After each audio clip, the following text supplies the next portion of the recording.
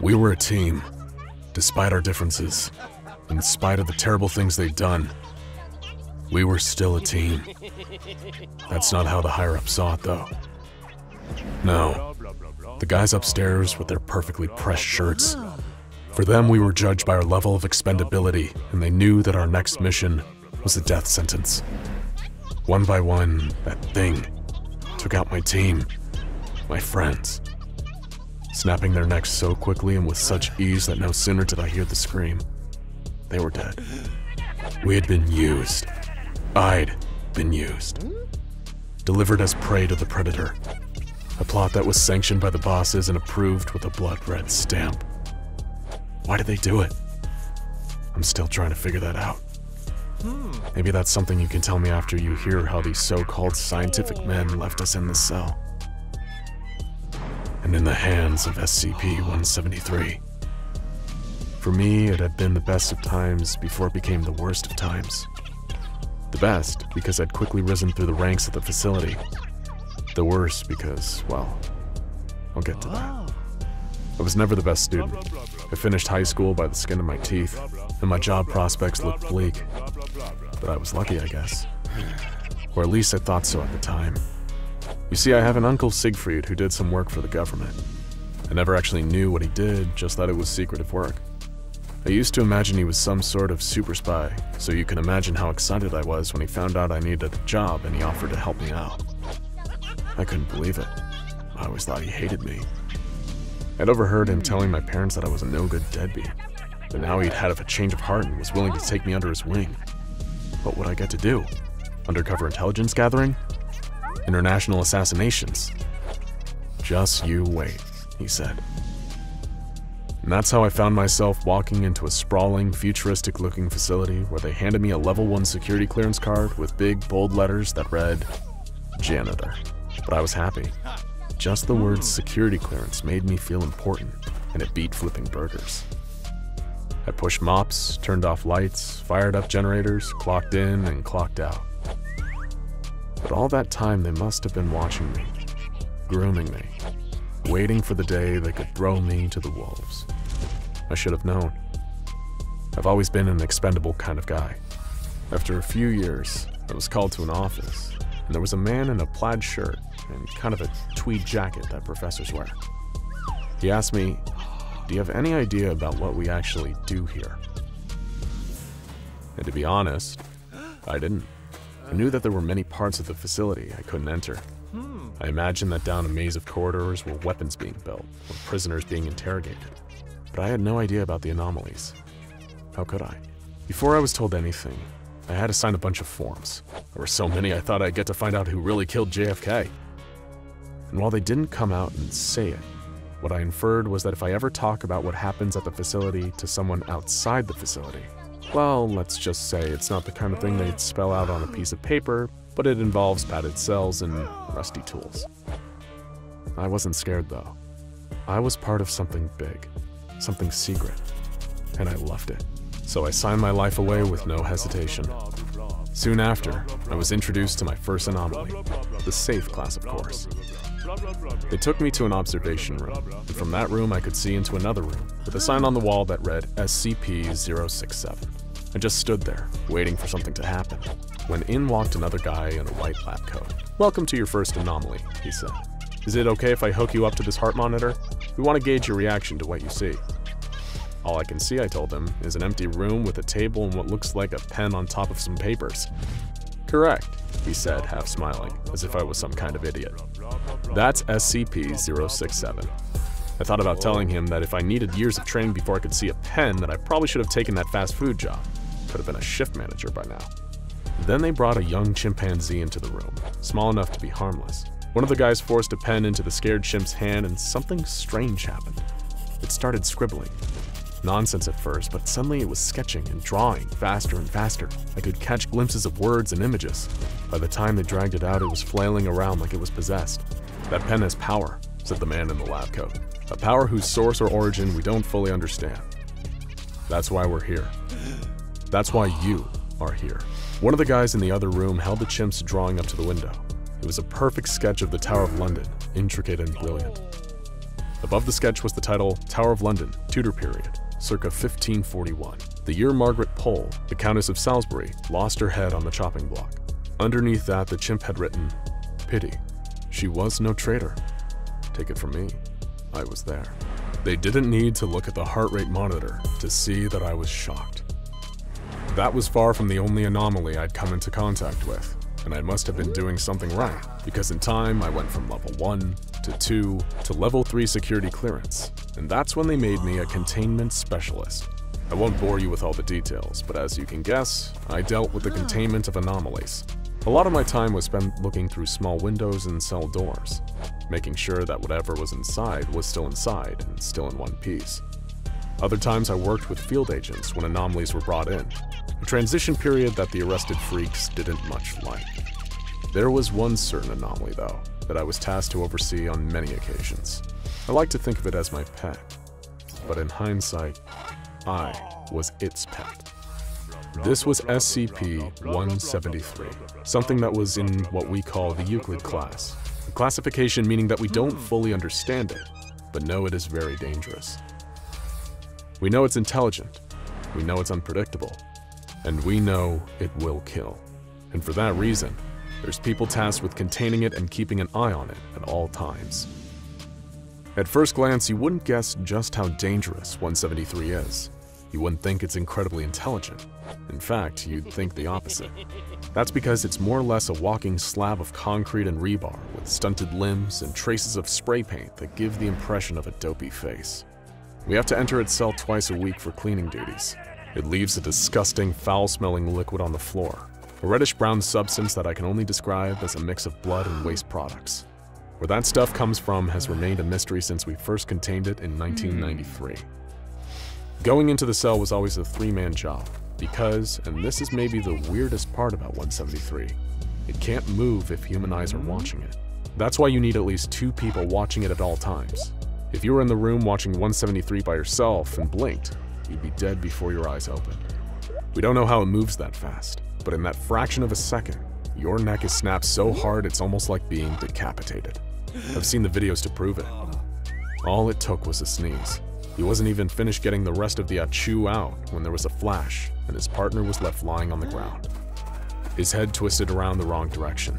So, you can understand why we now require 3 men for any time we must enter 173's cell. Then, a few months ago, I was told that a long process would begin to train and re-educate some future Class Ds.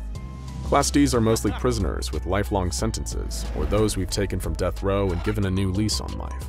We were apparently understaffed, so why not employ these men whose lives had pretty much ended anyway? That was the rationale, or at least that's what they told me. I was told to train them on their new job, mopping up 173's mess, so that me and the rest of the containment specialists could focus on more important tasks. They hadn't been through the training I had, seen what I had seen. But after showing them the video of 173 nearly taking off a man's head, they were more than willing to follow the rules. They understood not to blink, or turn away or sneeze, and that any lapse in focus could lead to a violent death. So I started to show them the ropes, how we move as a team into the cell, and always keep the others informed on what we're doing. 173 was always sitting in the corner of a cell, no expression on that crude face. But when we walked in its cell, I got the feeling it knew something had changed. I felt almost as if it was communicating with me, but I couldn't tell what it was trying to say. And then, it happened. It was a Tuesday afternoon, 3 days from the last time we'd cleaned. As usual, 173 had covered the floor with that horrible liquid. We headed in to clean, my new team alert as always, and some of them cleaned while others kept their eyes focused on the thing in the corner. Things were going smoothly when we heard a noise I knew very well. It was the sound of the cell door locking. Someone must have screwed up. "Hey guys, we're locked in here," I shouted through the intercom. Nothing. "Guys, the damn door is locked." Nothing. I lost it a bit. "Open the door, will you?" Nothing. My team looked at me. The ones not on eye contact duty, that is, as if I should know what to do, hoping that this had happened before and that there was some kind of standard plan to deal with it. There wasn't. We were always observed when in the room, and I knew that a technician couldn't accidentally lock the door. It was impossible. There were protocols. Someone had done this on purpose. The four of us sat in the corner of the room as far from 173 as possible, our eyes locked on it. It didn't move an inch as usual, just stood, staring at the wall as it always did. We stayed awake through the night, talking a little, holding on to the slim hope that something had gone wrong. But as night turned to day again, we all began to lose hope. We weren't sent here to clean. We were a test, totally expendable. Lab rats. But I wouldn't go down without a fight. We couldn't just stay up forever. That was a death sentence. I suggested that 2 of us stand, 1 sit and rest, and 1 get some sleep. We'd take shifts. A couple hours on, a couple hours off. Maybe we could show that we wouldn't give up. They'd have time to realize what they were doing was insane, call off the test, and come free us. We made it through a couple of shifts like this, and it seemed like we'd actually be able to make it another day or 2 when everything went wrong. It was my turn to sit and rest when I heard the worst possible noise. Snoring. The con next to me was sleeping quietly, so it must be one of the standers. I glanced over for just a split second and saw both of them, leaning against the cell wall dozing. At the same time, I saw the flash. Crack, snap, pop. One after another, their necks were snapped. I'm not sure how it happened, but I was standing again, staring at 173, who was now in the corner. Dead bodies with their heads twisted around piled up in front of it. I couldn't take it anymore. I couldn't stare at this thing forever. I felt myself giving up. I lowered my head to the ground and then finally broke my gaze, ready to die. And then, nothing happened. I slowly raised my head back up and there it was, its hideous face inches away from mine. It was then that I understood what we'd been containing, what we'd underestimated. I felt it again, like it was telling me something. It was telling me to close my eyes, to sleep. So I did. But as my eyes closed, I didn't see darkness. I saw 173, or something like it, but not in the cell. I saw it outside, in the world, standing over children sleeping in their beds, watching. I saw them hiding in the shadows, staring out at passers-by. Then I realized they weren't watching, waiting to pounce. No, they were hiding. My eyes popped open as the door opened and in rushed 6 security personnel. They took me outside, jabbed my leg with a syringe, injecting me with something as the world faded away. Incident report. Time and date redacted. Following the experimental forced interaction with Euclid class anomaly SCP-173, subject has ceased responding to external stimuli and appears to have taken on the traits and behaviors of the anomaly. Subject now spends entire day sitting in corner of cell staring at the wall. Staff are advised to proceed with caution when dealing with subject, as the only behavior they engage in is an attempt to strangle anyone who enters the cell. No treatments have shown any effectiveness, and subject will unfortunately require incarceration, likely forever. The fabric of our world is littered with strange doorways if you know where to look for them. Tears, portals, anomalies, all leading to places and planes beyond human imagining and understanding. And SCP-2317, otherwise known as a door to another world, certainly fits that description. Contained and kept at all times under the watch of armed guards, SCP-2317 appears to be a simple and unsuspecting wooden door in its frame. It hardly looks like it requires such extreme round-the-clock security, or needs a strange, secretive ritual that the Foundation performs, presumably to keep the door closed. But of course, sometimes the most interesting thing about a closed doorway isn't where it leads, it's what it keeps out. Even by the Foundation's already high standards, the requirements and regulations for personnel who are assigned to SCP-2317 seem oddly specific. Psychological testing is standard practice to work for the Foundation, but an additional hurdle that anyone has to clear before even getting to glimpse at this unassuming wooden door is having a score of at least 72 on the Milgram Obedience Examination. It is also mandatory that personnel assigned to maintaining it are both unmarried, with no children or next of kin, as well as an unwavering, unquestioning loyalty to the Foundation, pure devotion to its code and objectives. These may seem like strange requirements. After all, SCP-2317 is just a door, isn't it? Perhaps there's a reason that the Foundation keeps so much of the information about SCP-2317 buried deep under layers upon layers of security, with only the Overseer Council privy to the full details of its strange nature. Knowledge, as they say, is power. But maybe knowing too much about whatever is behind that door can prove deadly. Still, if SCP-2317 is a door to another world, an alternate dimension, or parallel reality, it must be safe enough to visit. After all, the Foundation has been sending personnel in there on a regular basis. Daily, in fact. According to the O5 Council, this is done as part of a procedure to maintain active containment of something lurking beyond that old wooden doorframe. But what could possibly warrant such constant maintenance and surveillance? In accordance with the Foundation's guidelines, all staff are required to rotate out of observing SCP-2317 after every 2 months, and spend the following 3rd month in full psychological counseling before they are permitted to return to the containment unit housing the door to another world. It was after one of these month-long periods of evaluation that a Foundation guard was informed that his security clearance has been raised to level 3, and that he'd been selected for the duty of carrying out 220 Calabasas.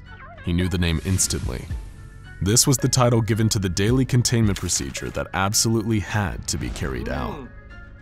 The guard didn't question these orders. After all, he'd been selected precisely because of his loyalty to the Foundation. He did make one request to his commanding officer, however. He wanted to know what had happened to the last guard that had performed the procedure.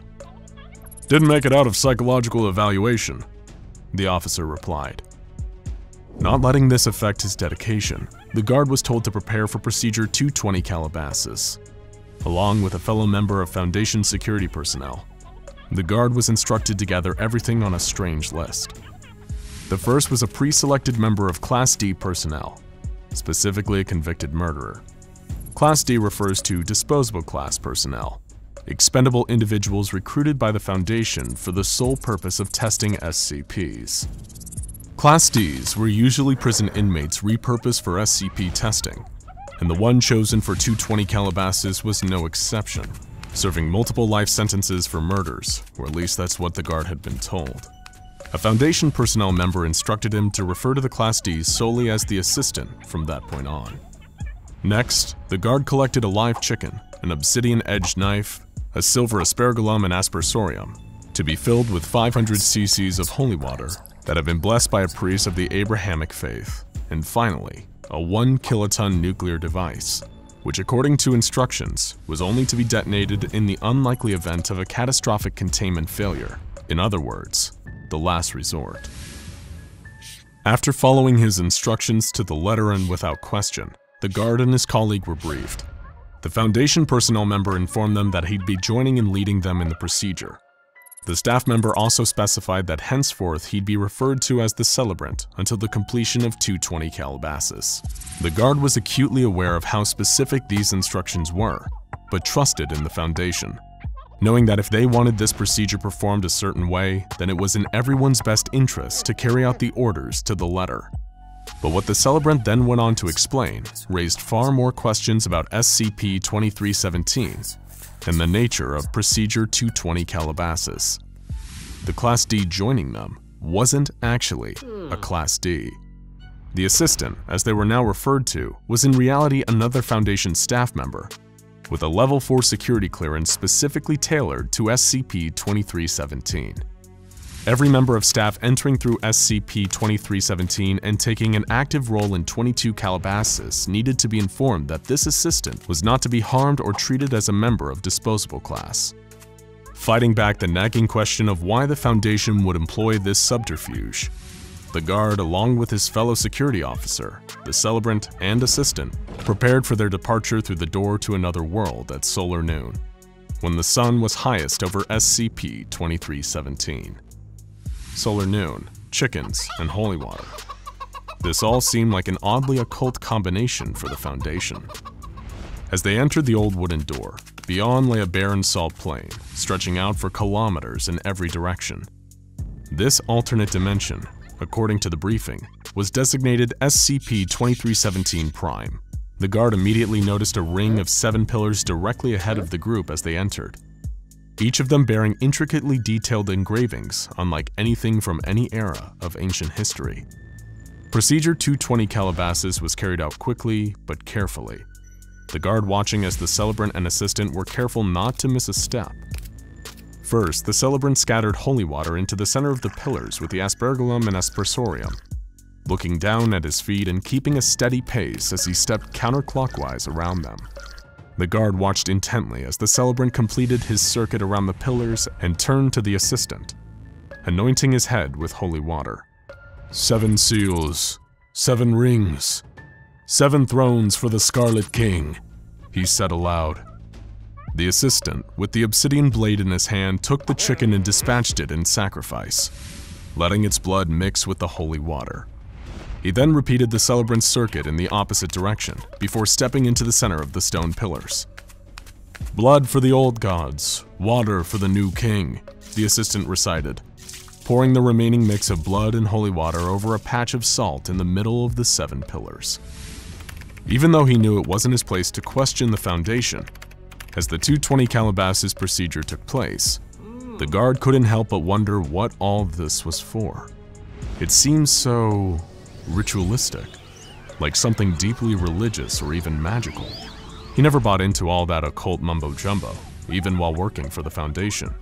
But he had learned not to question anything, even the strangest and most inexplicable of sights. Little did he know that beneath his feet was an ancient and unknowable horror, a beast chained and lying in wait. Contained in a chamber directly underneath the pillars sat an impossibly large creature. Humanoid and obese, its body covered entirely in scales thicker than armor plating.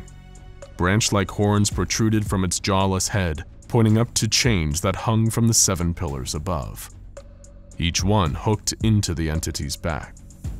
All but one of the chains was broken, a final withering shackle keeping the Devourer of Worlds in its underground prison.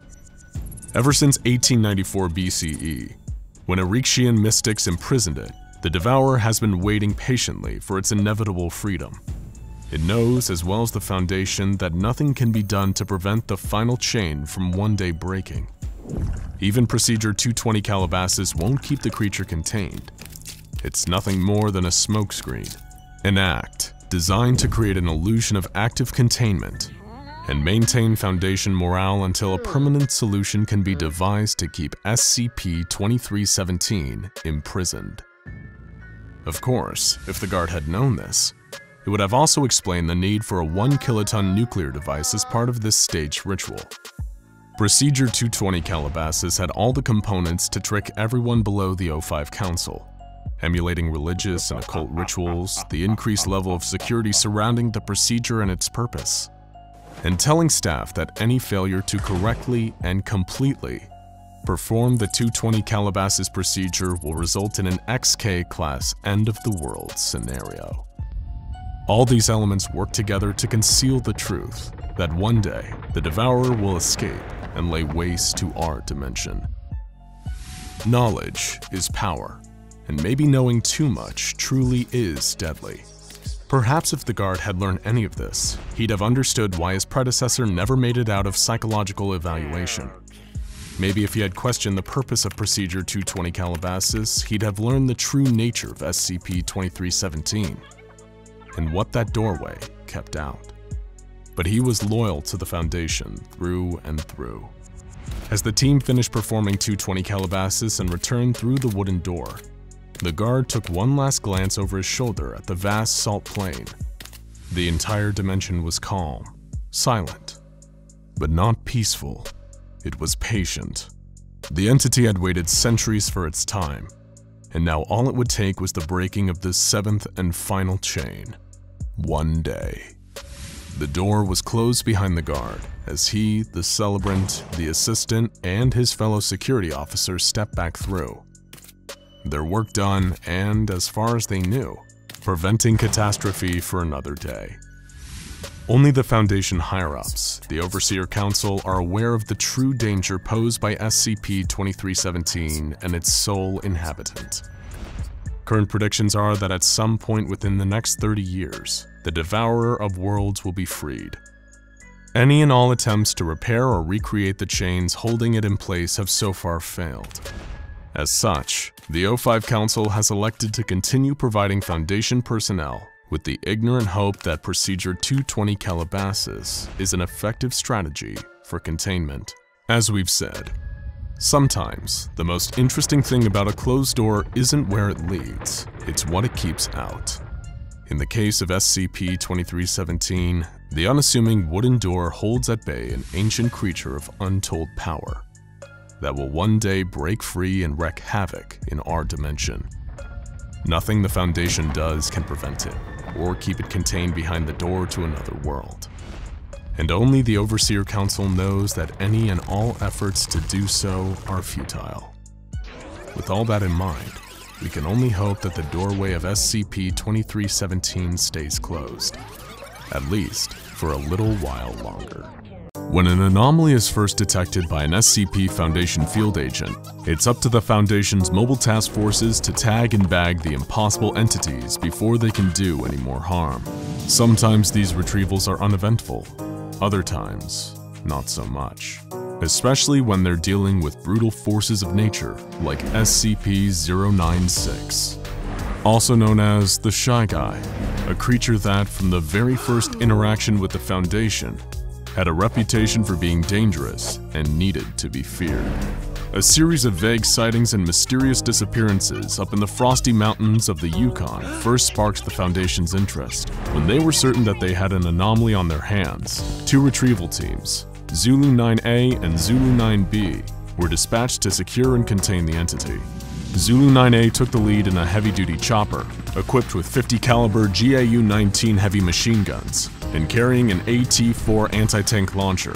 They were prepared for anything, or so they thought, as they established a visual on SCP-096 while 2 clicks away from the target. They couldn't get a clear line of sight on the creature, but it appeared to be stationary, docile, and was making no attempt to flee. Piece of cake, right? Little did they know that SCP-096 was just looking away from them. If it was facing towards them, it'd be a whole different horror story, as Zulu 9A were about to find out. The team landed their helicopter next to the creature and were shocked to see that it was completely naked, in spite of the sub-zero temperatures all around them. The creature was unnaturally thin, as though it had been starved for weeks, with bone-white skin and unnaturally long limbs. The team guessed that the creature's arms must have been at least 1.5 meters long, but its docile nature and insubstantial body mass gave the impression that it wouldn't prove too difficult to contain. That is, until they saw its face. Zulu 9A's captain was the lone survivor of the incident, as he was lucky enough to be looking away when the creature turned towards his team. The rest of the squad ended up staring eye to eye with SCP-096, and from that moment on, wasn't docile anymore. The creature began to whimper, then cry, then sob uncontrollably in a way that sounded eerily human. This sudden change in temperament startled the rest of Zulu 9A, and they opened fire on the creature. Under the hail of gunfire, SCP-096 entered a murderous frenzy and began tearing into the hapless squad of soldiers. While its flesh and organs did seem to take damage as a result of the barrage of 50 caliber rounds from the helicopter-mounted machine guns, its skeletal structure remained intact, and it continued its onslaught, tearing the team limb from limb, even after they'd blown practically all the flesh from the creature. The AT-4 anti-tank launcher proved equally ineffective at stopping SCP-096 while it was in attack mode. And it was only after slaughtering the entire team that it returned to its docile state. Nobody knows exactly what the creature did to Zulu 9A after the gunfire started, but no trace of the team was left behind. Zulu 9B touched down soon after, and with a grave warning from the captain not to look at the creature's face, they were finally able to subdue it. A bag was placed over SCP-096's face, which seemed to soothe it enough to move it to a nearby Foundation facility. Little did they know, they just obtained one of the deadliest SCPs of all time. And while it may have been under lock and key for now, it seemed inevitable that it would get out and cause more violence and chaos. Research and containment procedures for the SCP-096 were put under the command of Dr. Dan, a senior researcher at the site. It was his job to find out exactly what this being was capable of. The more he tested, the more he realized that they were dealing with something truly terrifying. Disposable D-Class personnel were used to figure out exactly what it was that caused the creature to enter its attack mode. just as it had during the initial retrieval mission. SCP-096 went berserk when any of the attending personnel saw its face. In this stage, it would enter a period of considerable and unstoppable distress for 1 to 2 minutes, covering its face and wailing loudly. When the period of distress ended, the creature would mercilessly slaughter every D-class that had seen its face, and just like with Zulu 9A, no trace of their bodies would be left behind. Dr. Den was horrified and intrigued by this phenomenon. The creature killed anyone that saw its face directly, but could the same be said for indirect depictions of the creature's face, such as images and videos? Dr. Dan was desperate to find out. More D-Class personnel were brought in to test this, to frightening results. Dr. Dan found that the creature did indeed still enter attack mode when people saw pictures and videos of SCP-096's face. The creature seemed to have an innate sense of when people were viewing these representations, even when it should have had no conceivable way of knowing. It didn't matter how far away or how many barriers were in place between the viewer and the creature, the attack mode would still activate. And once it did, it seemed as though nothing could stop the creature from hunting down the one who saw its face. With all of this new data, special containment procedures were devised to keep the creature safely under lock and key. Its cell was a 5 meter by 5 meter by 5 meter airtight steel cube, fitted with advanced pressure sensors and laser detectors to ensure that SCP-096 remained in its cell without risking anyone having visual contact with the creature's face.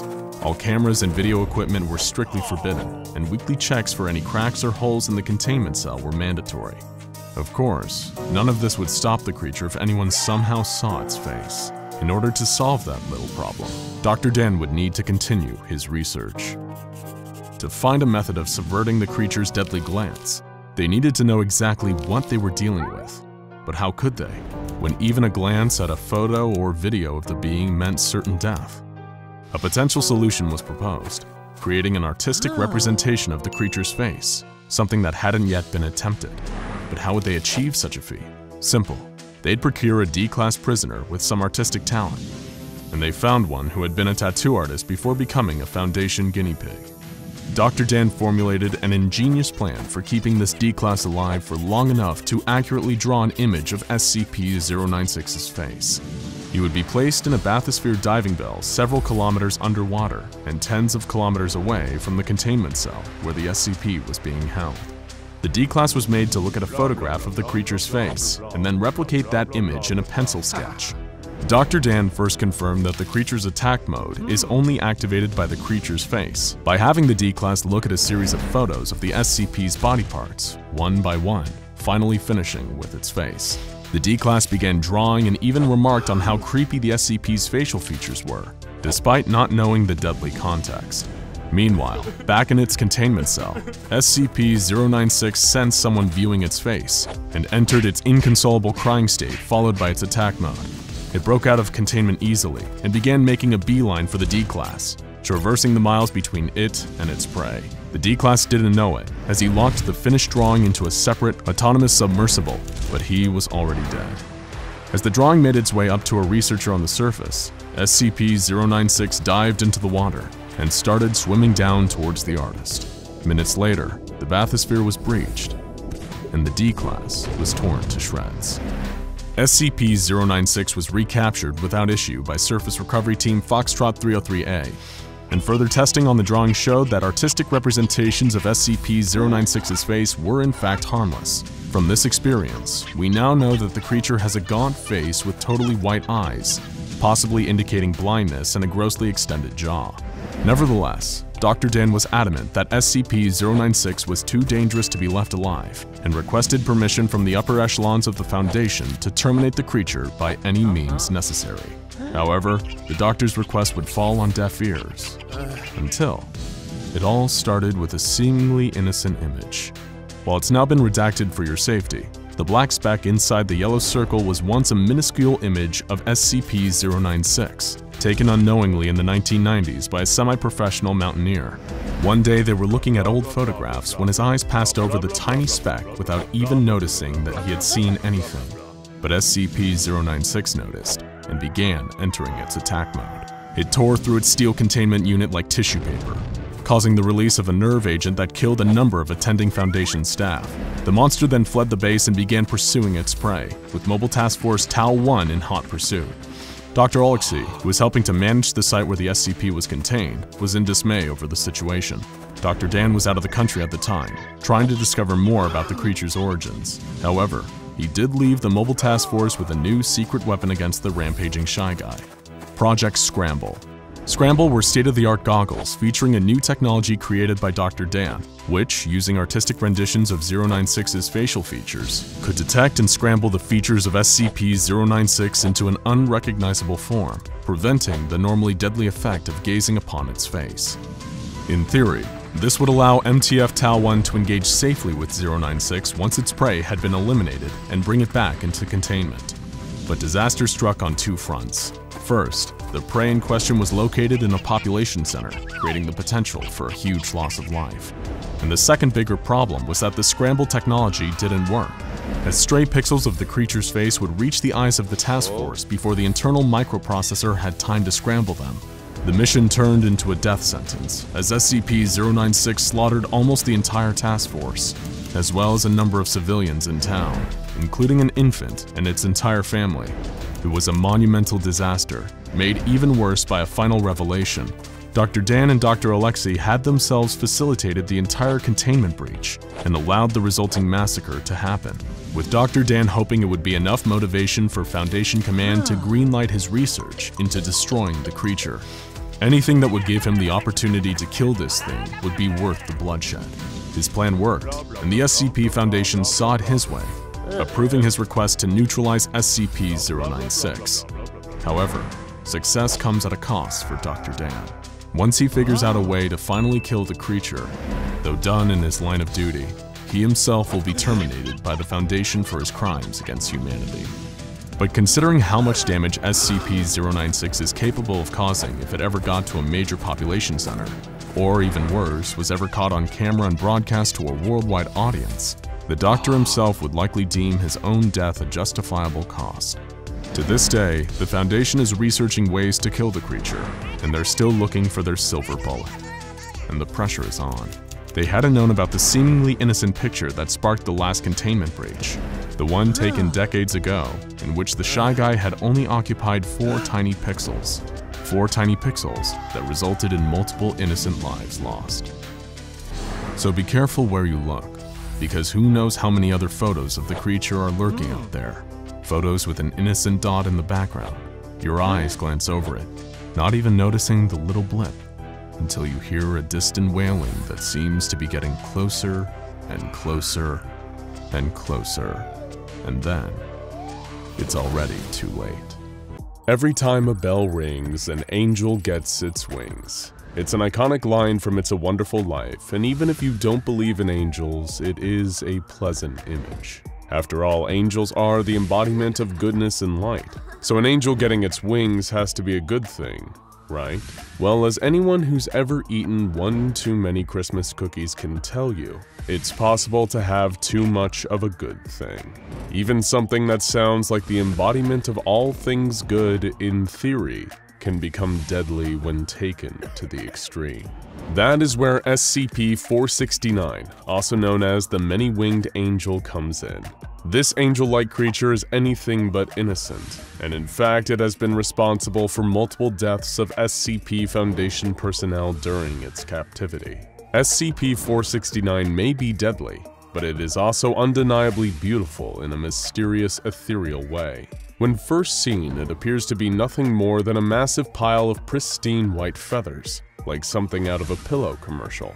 The pile measures 24 feet in diameter and weighs at least 2 tons. However, like many of the entities contained within the walls of the Foundation's countless containment sites, all is not as it seems with 469. What looks at first glance to be a pile of feathers is in fact a dense, curled mass of giant wings. The wings vary in size from the tiny wingspan of a sparrow to the staggering 3.6-meter wingspan of the wandering albatross. The one thing they have in common is their plumage, with each wing being covered with the same glossy white feathers. The Foundation was able to perform a series of X-rays on the massive wings, revealing a skeletal structure beneath the feathers. Like those of a bird, the wings' bones are hollow. However, they are unnaturally soft and flexible, allowing for a range of motion that no known bird possesses.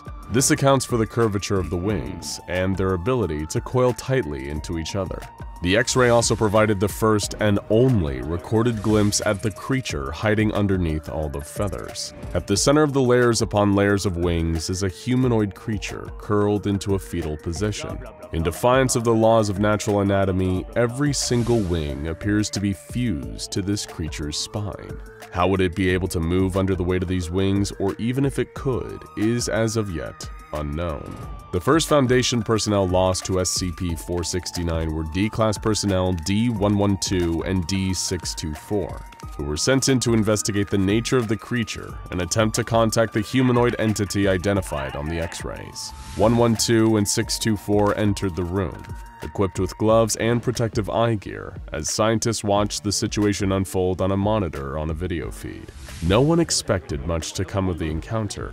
The working hypothesis was the layers of feathers would simply be too thick to get through without seriously damaging the bones. It would be a fairly uneventful experiment, or so they thought. 112 approached SCP-469 first, and attempted to part a section of its feathers with his hands as 624 stood back and observed. The moment his fingertips touched the feathers, a rustling sound filled the room. The feathers began to quiver, shaking as if all waking up at once from a deep slumber. Suddenly, in the blink of an eye, the hundreds and hundreds of wings unfurled and pulled 112 into their depths. He was swept into a swirl of feathers, and within seconds, he had disappeared from view completely.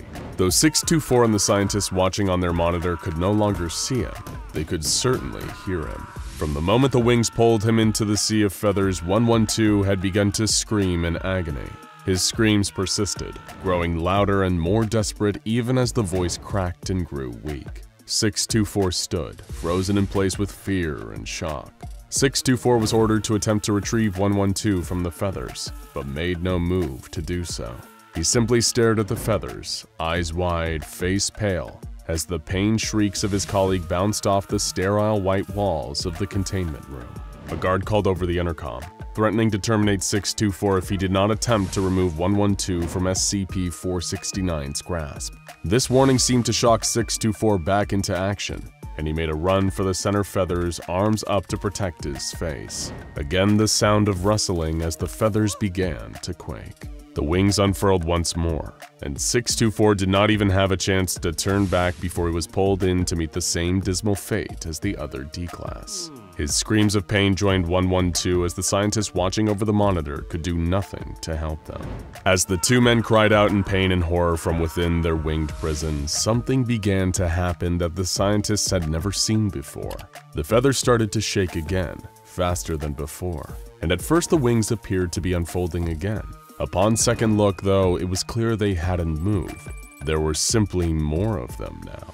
As the men continued to scream, more feathers appeared, the wings stretching out and elongating as new wings sprouted as if from nowhere. SCP-469 appeared to be feeding on the sound of their screams, and using that energy to expand. It was only after several long minutes when the screaming finally stopped that the growth of the wings did too. At this point, the wings shifted again, expelling the bodies of 112 and 624 from within its folds, dropping them limply on the ground. Though their deaths were unfortunate, the loss of 112 and 624 did reveal some new information about SCP-469. First, that it could grow, and apparently needed to feed on sounds in order to do so. Second, that it was deadly to humans, and most likely to other living things as well. Autopsies of 112 and 624's corpses would later reveal exactly what happened to them, and how SCP-469 kills its prey. Though 469's feathers may look as though they would be soft to the touch, each feather is actually made up of sharp barbs that are capable of piercing clothing and skin. These barbs release a neurotoxin into the system that activates every pain receptor in the body of the victim. The neurotoxin present in these feathers has not been identified anywhere else in nature, but is somewhat similar in structure and function to the neurotoxins excreted by the cone snail and in the bite of the blue-ringed octopus. In addition to the pain-inducing neurotoxin, the feathers also carry several unidentified stimulant compounds, where the neurotoxin on its own would induce enough pain for the affected party to pass out almost immediately. The stimulants serve to keep the victim conscious. SCP Foundation scientists posit that this is so that 469 can get as much noise, in this case in the form of screams, out of its pain as possible, and achieve maximum growth before the captive creature dies or goes into shock. Further experiments confirm this theory, and show that SCP-469 will react similarly when exposed to any living creature capable of making a sound and experiencing pain, not just humans. Non-living matter, though, including dead animals, elicit no response from 469. Additional experiments were then undertaken that involved applying various different sounds in order to test their effect on SCP-469's growth. Though it feeds on any sounds produced in its presence, it seems to respond most strongly to musical sounds, exhibiting a particularly strong response to classical music. No sound elicits a stronger reaction from this creature, however, than the sound of ringing bells. It is rumored that when a bell was rung in the presence of 469, the humanoid at the center of the feathers is said to have moved for the first time on record. Apparently, whatever is at the center appeared to wake up and unfurl its wings, revealing itself. But unfortunately, all security footage of this incident has been wiped, and the data has been expunged from the record, leaving the creature's true form a mystery. You may be remembering that 4 members of Foundation personnel on record were lost to SCP-469, and that only 2 have been mentioned so far. The second pair of casualties resulted when the Foundation attempted to terminate SCP-469, believing that there was no more scientific benefit to keeping it alive, or at least that the possible benefits did not outweigh the risks. It was ordered that SCP-469 be terminated by any means necessary. 2 skilled personnel, Dr. Jones and Dr. Smith, were sent into the containment facility in hazmat gear, armed with several sharp instruments. They were to attempt to use these to cut through the forest of feathers and soft bones until they could reach the humanoid at the center. It was presumed that once they did, and the creature no longer had the protection of its poisonous feathers, that it would be relatively easy to kill. They could not have been more wrong. Dr. Jones approached the dense cover of feathers with a pair of sharpened gardening shears, while Dr. Smith opted for a machete. At first, the strategy appeared to be working. Dr. Jones made several quick cuts, with feathers fluttering to the floor and sticking to the hazmat suit as Dr. Smith slashed into the feathers with his machete, making similarly promising progress. However, the situation quickly took a turn for the worse when Dr. Jones dropped her shears and let out a blood-curdling scream. The feathers had taken a little longer to get through the suit to her skin, but somehow they managed to find a way just the same. Smith grabbed Jones and attempted to make a break for it, but he was too slow and far too close to the feathers already. The wings wrapped around them and swallowed them both up, leaving the researchers outside helpless to do anything but listen to their screams and wait for them to go quiet. After several minutes, they finally did, and now larger SCP-469 had officially claimed another 2 Foundation personnel. Obviously, 469 could not be terminated using any methods that would place the responsible personnel within its grasp. That was simply too risky. So the Foundation selected a team of D-Class personnel to attempt to burn the feathers with an array of flamethrowers. Though the feathers were vulnerable to fire and began to blacken and disintegrate on contact, the sound of the flames being expelled was loud enough to feed SCP-469. Its growth was so quick in response to the noise that the fire could not keep up with the amount of new feathers and wings being produced. By the same time the flamethrowers ran out of propellant, 469 was the same size it had been when they started. Other terminations have been discussed, including the possibility of submerging the entire creature in a highly corrosive acid, but so far this has not yet been attempted. Whatever they end up trying, it is clear that nothing that produces a significant amount of noise will be able to kill 469. So where is it now? What's become of this perverse angel with the never-ending wings? Currently, it is kept in an airtight, soundproof chamber where nothing can trigger the growth of any more wings. So, what is it? An angel? A demon? A twisted, mutated bird of some kind? It is entirely possible that we will never know. But It's a Wonderful Life had something right even by accident. Every time a bell rings, something, twisted and deadly though it may be, gets its wings. It's 3 a.m. and the facility is quiet. Office workers and administrators roam the halls. Security officers stand at their posts, clad in advanced tactical armor and carrying standard-issue M4 carbines. 3 Foundation employees sit at flickering monitors watching a live feed of footage from the containment cell of the infamous SCP-106, or as it's referred to by all staff, the Old Man. No Foundation personnel are permitted to travel within 60 feet of the cell for security reasons, and nobody is permitted to physically interact with the anomaly without the approval of 2/3 of O5 Command. The observer's eyes itch and sting from hours of unending blue light exposure, but they can't look away. The Old Man is crafty. He might have the insatiable bloodlust of a hungry great white shark, but he's not mindless. He's a calculating predator, more sadistic than the worst human serial killer, and he's always searching for the next opportunity. According to the Foundation records, he's been active since at least World War II, and it's estimated that he has hundreds if not thousands of victims to his name, and many of those made simple but extremely foolish mistakes of underestimating him. After all, it only takes a few seconds of inattentiveness and the briefest moment of distraction to give him the window he needs. To do what, you ask? Oh, don't worry, you'll find out, just like they did. The Old Man has his nickname for a reason. Most of the time, he really does look exactly like that, an old man, or more specifically an old man's decaying corpse, his body covered in rotten, dark, grayish-black flesh that looks like putrid meat. Though the creature has been observed being able to change shape, the rot seems to run too deep for the Old Man to ever hide it. Foundation employees that have observed SCP-106 for extended periods of time have reported seeing it assume the form of grinning, decayed children and women whose rotted flesh barely hangs on their creaking bones. Just seeing the images through a video feed is enough to cause a lifetime of insomnia and other sleeping issues. Still, they have a job to do and the cameras remain fixed on the Old Man. He's been completely motionless for 3 months, just sitting there like a Buddhist monk in deep meditation. A novice might see this period of inactivity as a cause for celebration, but those with experience know that this is merely the calm before the storm. SCP-106 can remain in a dormant state for months at a time. Described by the Foundation scientists as a lulling state, it's believed that the Old Man is simply waiting for its captors to get soft, make a mistake, or simply have a momentary lapse in concentration, which is all it needs to make its move. It had happened so many times before, and it was about to happen again. One of the observers must have felt an overwhelming wave of anxiety as he saw the creature ever so slightly twitch. Just a tiny quiver in the shoulder muscles, but that was enough to tell the observer that their day had just taken a terrifying turn. He grabbed the emergency phone fixed to his desk and practically screamed into the receiver that 106 is moving, that they need a tactical team stat. But it was already too late. He and the other 2 observers stared into the monitors with their mouths agape as a gooey, rust-like substance began to pool around the creature on the floor of its cell.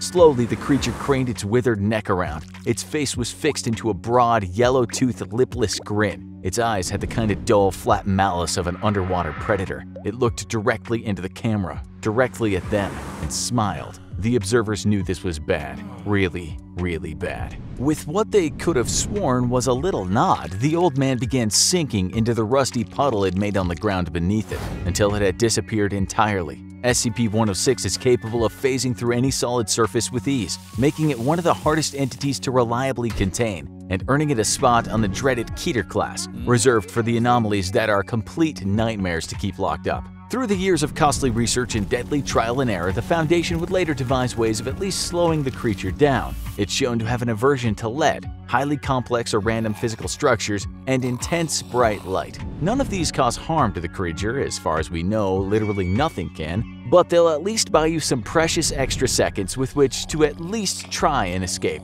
Seconds the 3 observers didn't have. One of them grabbed an emergency line again and barked into it that they had lost visual on the anomaly. Just then, the observers heard a faint crackling sound behind them and the hissing of a chemical burn. They turned in horror to see a huge rusty burn mark expanding across the wall, right next to the door, which was their only escape route. They backed as far away from the door as they could as a rotten hand began reaching out of the mass of corrosive black sludge, followed by the grinning face of SCP-106, ready to have some fun. Meanwhile, 2 heavily armed security officers, Agents Goodwin and Resnick, came charging down the corridor toward the observation rooms. It became a bleak slogan during SCP-106 escape attempts that all you need to do is follow the screams, and that motto was proven true that night because awful things were happening to the observation personnel. They were certainly screaming about it. Of course, even with the top-of-the-line firearms, there was little they could do to harm the rampaging old man. He seemed immune to all forms of physical damage. All they could hope to do was keep the thing distracted until the scientists and containment specialists finished the preparations to lure him back into his containment cell.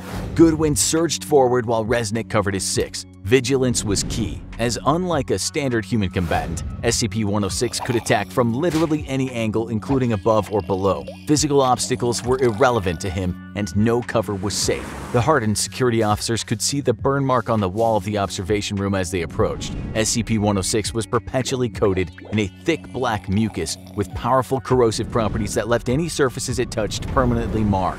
Foundation scientists speculated that this mucus served as a kind of pre-digestive substance that tenderizes meat and bone alike. But to what purpose this serves is a mystery, as the old man has never been observed eating. It's postulated that the only purpose is causing additional pain.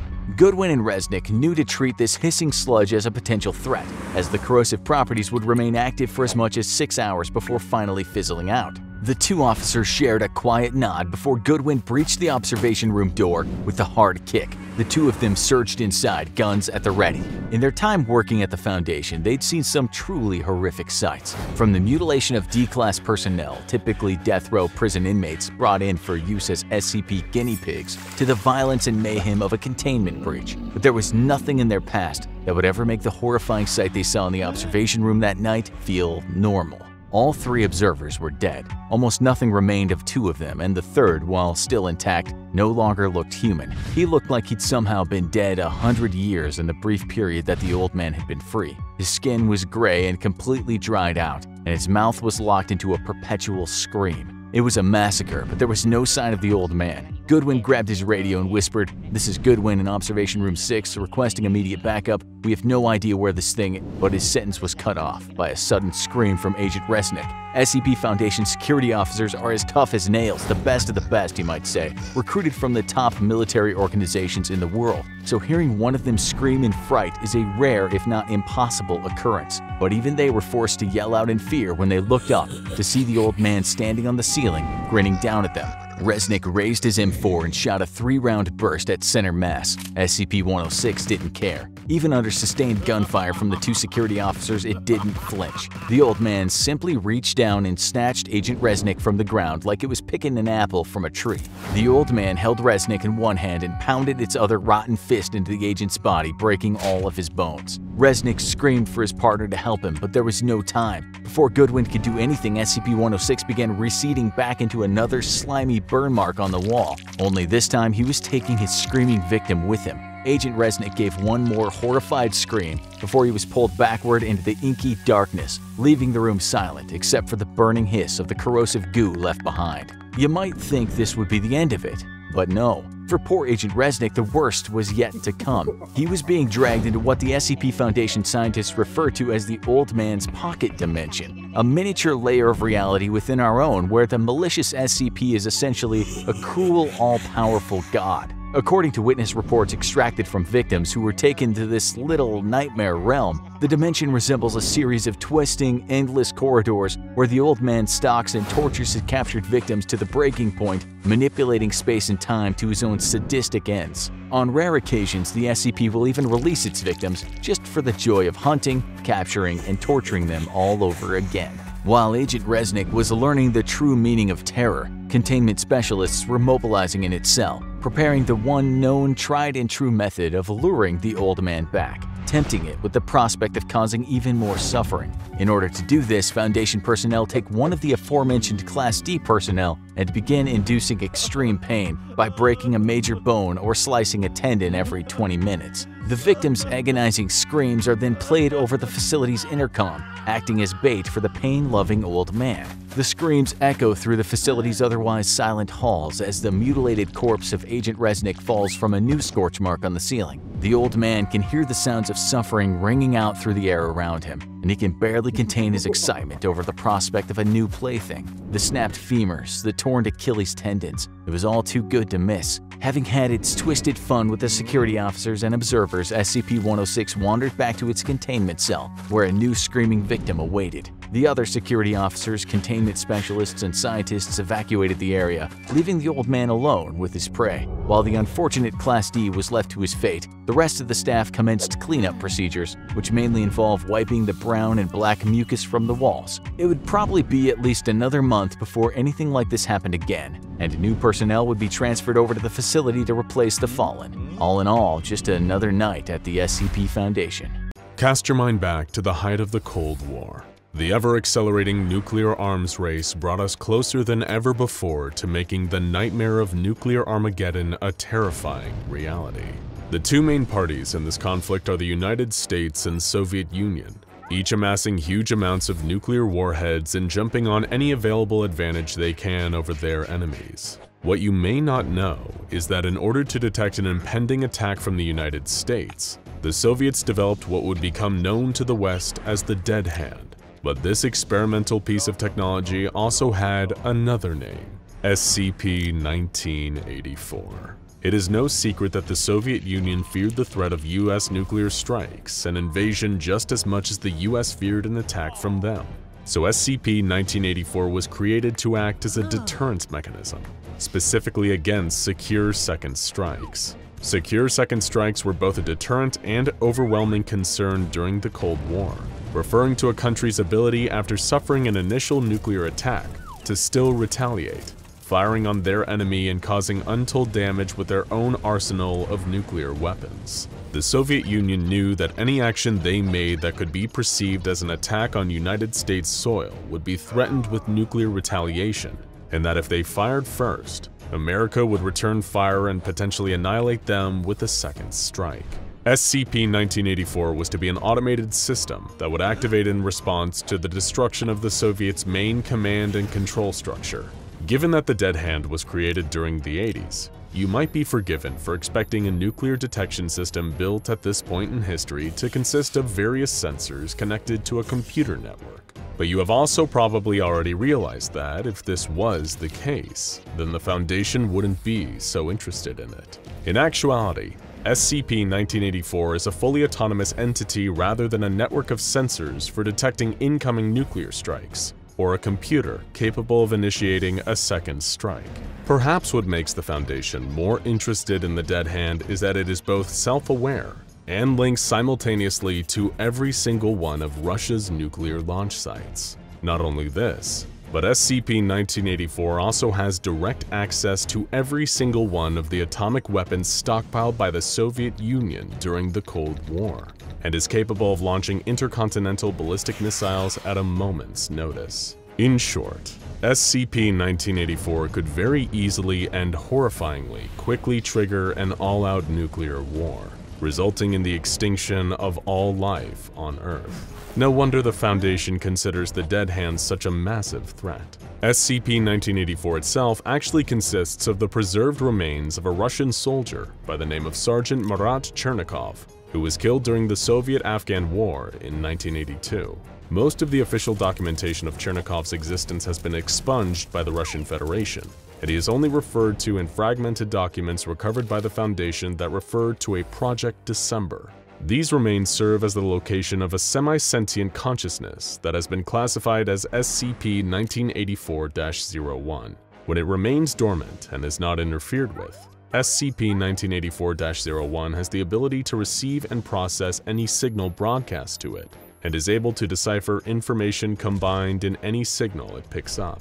However, when global military tensions start to climb, especially when those tensions affect the Russian Federation, or what were once the satellite states of the former Soviet Union, the entity begins to manifest itself in the physical world, and usually in various strange and different ways. SCP-1984-01 has been known to appear in the real world in forms such as a humanoid outline, or a bright red specter taking the shape of a child with its legs cut off. Regardless of which shape it appears in, it is when the Dead Hand manifests in a more physical form that the wider scope of its abilities become clear.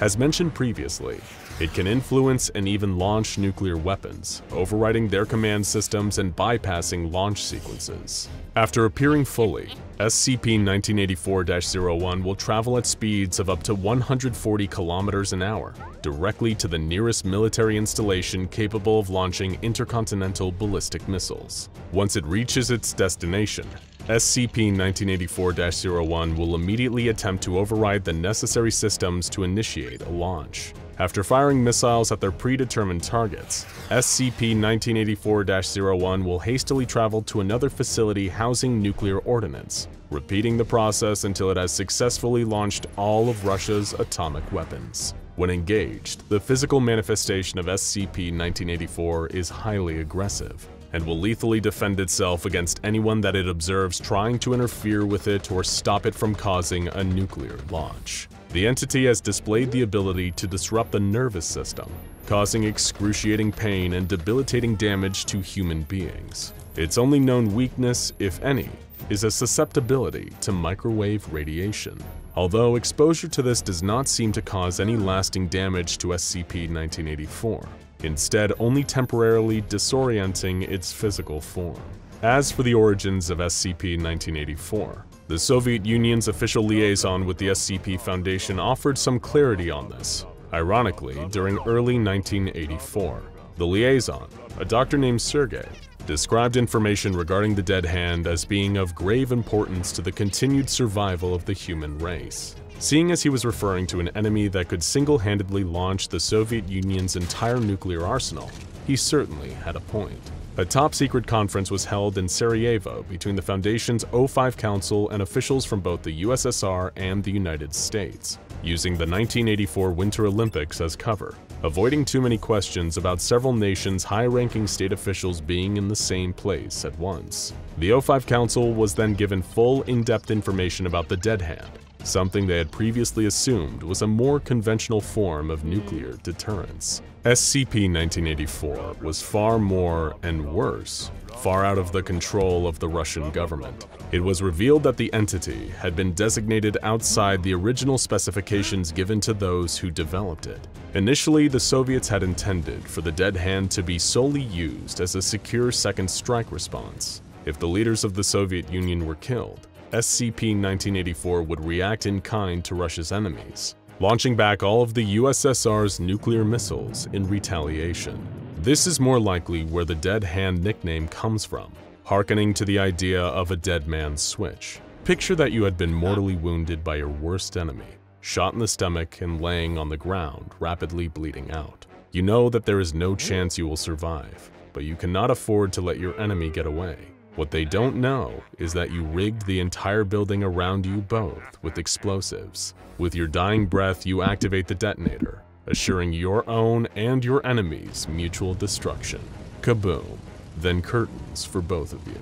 The pressing issue, and the reason this secret summit between the USSR, USA, and SCP Foundation was held, was that SCP-1984 was no longer interested in just waiting for Russia to be attacked and only reacting after the fact. Instead, the entity's physical form was trying to preemptively strike at the enemies of the motherland, attempting to activate nuclear launches and send atomic weapons to destroy the United States, France, West Germany, and the People's Republic of China. In other words, the Dead Hand was eager to get a head start at causing total nuclear annihilation, not to mention potentially killing millions and reducing target countries to little more than irradiated craters, awash with deadly nuclear fallout. Both the Soviet Union and the United States begged the SCP Foundation to intervene and contain SCP-1984, and under the direction of the O5 Council, they stepped in to take direct control of the situation, establishing new containment procedures in the hopes of keeping SCP-1984 from hitting as many launch buttons as it could find. The embalmed remains that seemed to create the manifestations of the Dead Hand entity were held securely in an armed containment complex near Verkhoyansk, part of the Sakha Republic within the Russian Federation. SCP-1984 was placed within a standard humanoid containment cell, which was itself held within a Faraday cage, a type of enclosure constructed with or covered in conductive material designed to block electromagnetic fields. This was done to block any external broadcast signals from reaching SCP-1984, and thus causing it to manifest its other form if it learned of an impending attack on Russia, even a fictional one, perhaps as a part of a television broadcast. As part of the Dead Hand's containment, all signals broadcast near its cage are to be monitored, and only broadcasts featuring doctored information would reach the entity.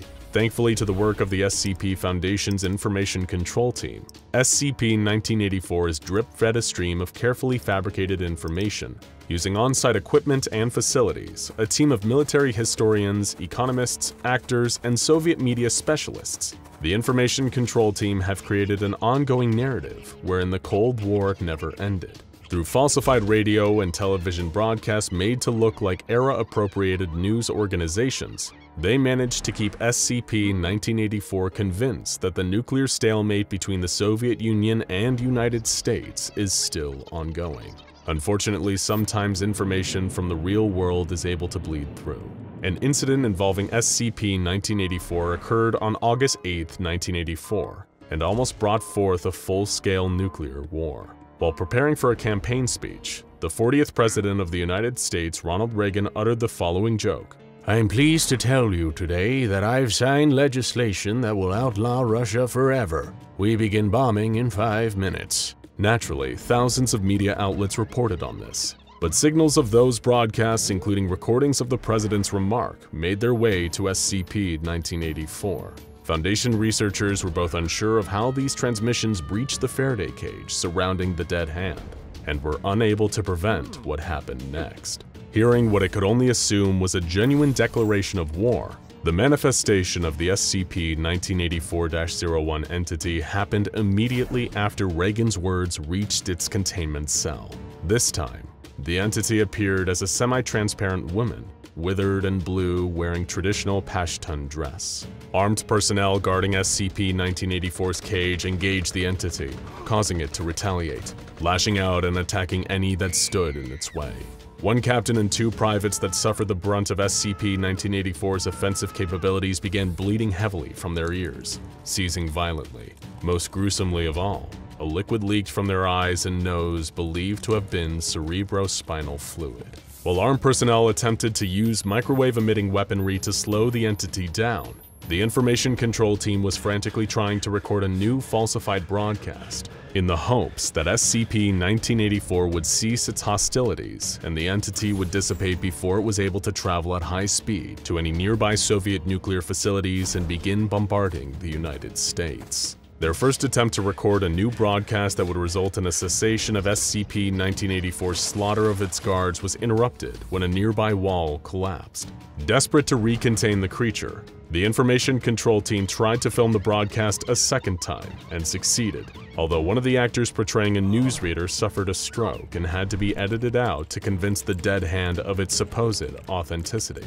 What followed was a short news clip clarifying that Russia's Politburo was in on President Reagan's joke, including old footage of the USSR's General Secretary Konstantin Chernenko, confirming that the Soviet Union's nuclear forces were not on high alert. Miraculously, after 15 more minutes of sustained fighting with guards, SCP-1984's physical manifestation began to disappear, gradually dematerializing while it seemed to attack with far less intensity.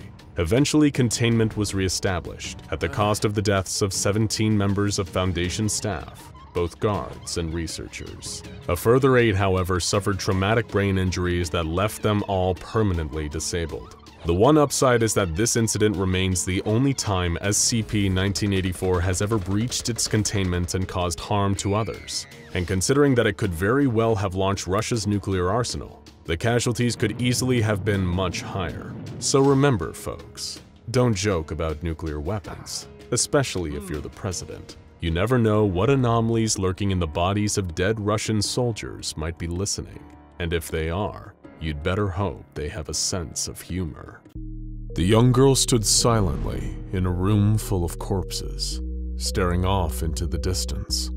She was in a trance, seemingly unaware of the carnage that had just unfolded around her.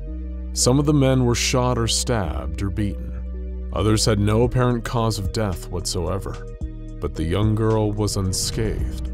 She was wearing a yellow summer dress and looked like she couldn't have been more than 3 years old.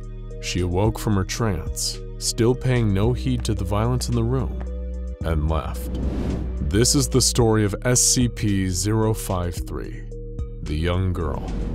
Her strange and terrifying life before containment, her thrilling capture, and the part she played in one of the most dangerous SCP Foundation cross tests of all time.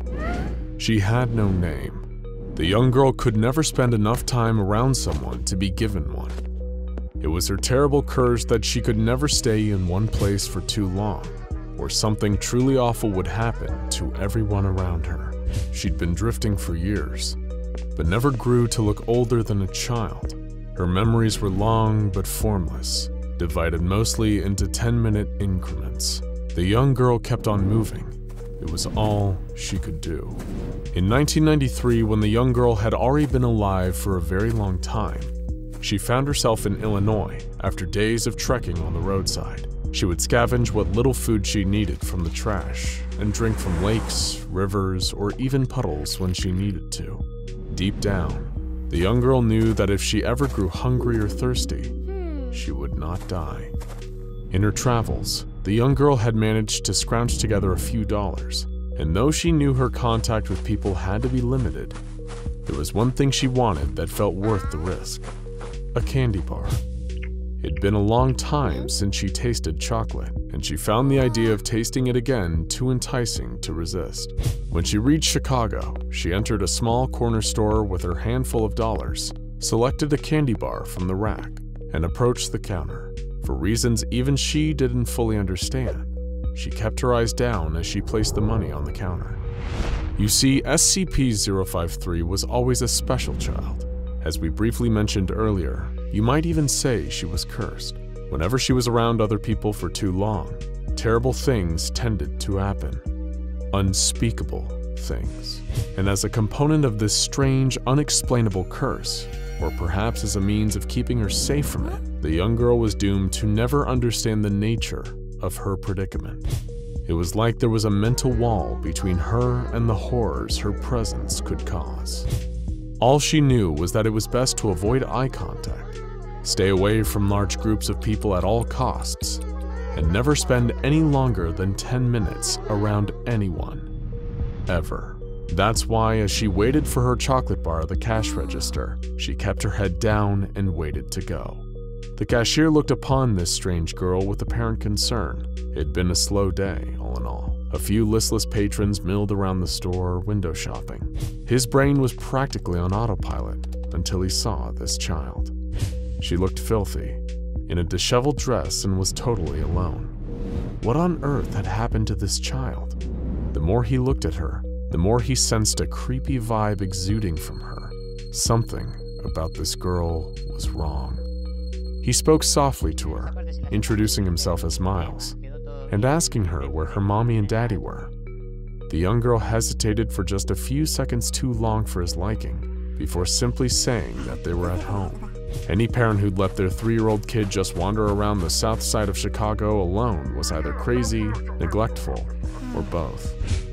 He asked her politely to remain in the store while he gave the police a quick call.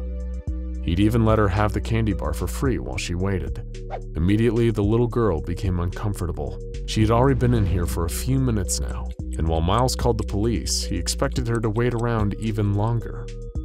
Again, she couldn't even tell you why she knew waiting around like this would be so dangerous, but she had a nagging, instinctual awareness that she needed to get out. Around the store, the few patrons still inside started to get a strange feeling, like someone was watching them. Soon, what seemed like mild paranoia was quickly becoming white-hot anger. Pure rage. They felt almost like they had to kill someone, but not just anyone. Someone particular. They had to kill the little girl. It wasn't long until the police arrived. 2 officers, Holiday and DeWitt, entered to collect the apparently neglected little girl. It was a story they'd sadly heard all too often, a tragically common occurrence in the big city. When the 2 of them approached the young girl, she was looking down at the ground. They tried to speak to her, but she was unresponsive. Miles looked on, concerned, but deep down, he felt the same bizarre progression all the other store-goers were feeling.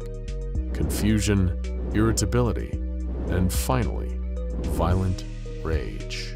The corner store was a powder keg. All it needed now was a spark. And that spark came when Officer Holliday reached down and took the young girl by the arm. His bare skin touched hers, and it was all over. The cop twitched. His mind washed out in murderous insanity as he reached for his sidearm. Officer DeWitt opened his mouth to protest, but he didn't manage to get a syllable out before Holliday turned and shot him. In a fraction of a second, the quiet corner store exploded into a violent bloodbath as the patrons and cops slaughtered each other. All the while, the young girl just stood there in a trance. Everyone was dead within minutes, except Miles and the young girl. He shakily rose to his feet, his mind carved out by madness, and reached for Officer Holliday's discarded pistol. Outside of the store, the young girl appeared, walking out as if nothing had happened. Inside, Miles's body was sprawled over the counter, clutching his chest as if his heart had just exploded. This was the true nature of the young girl's curse.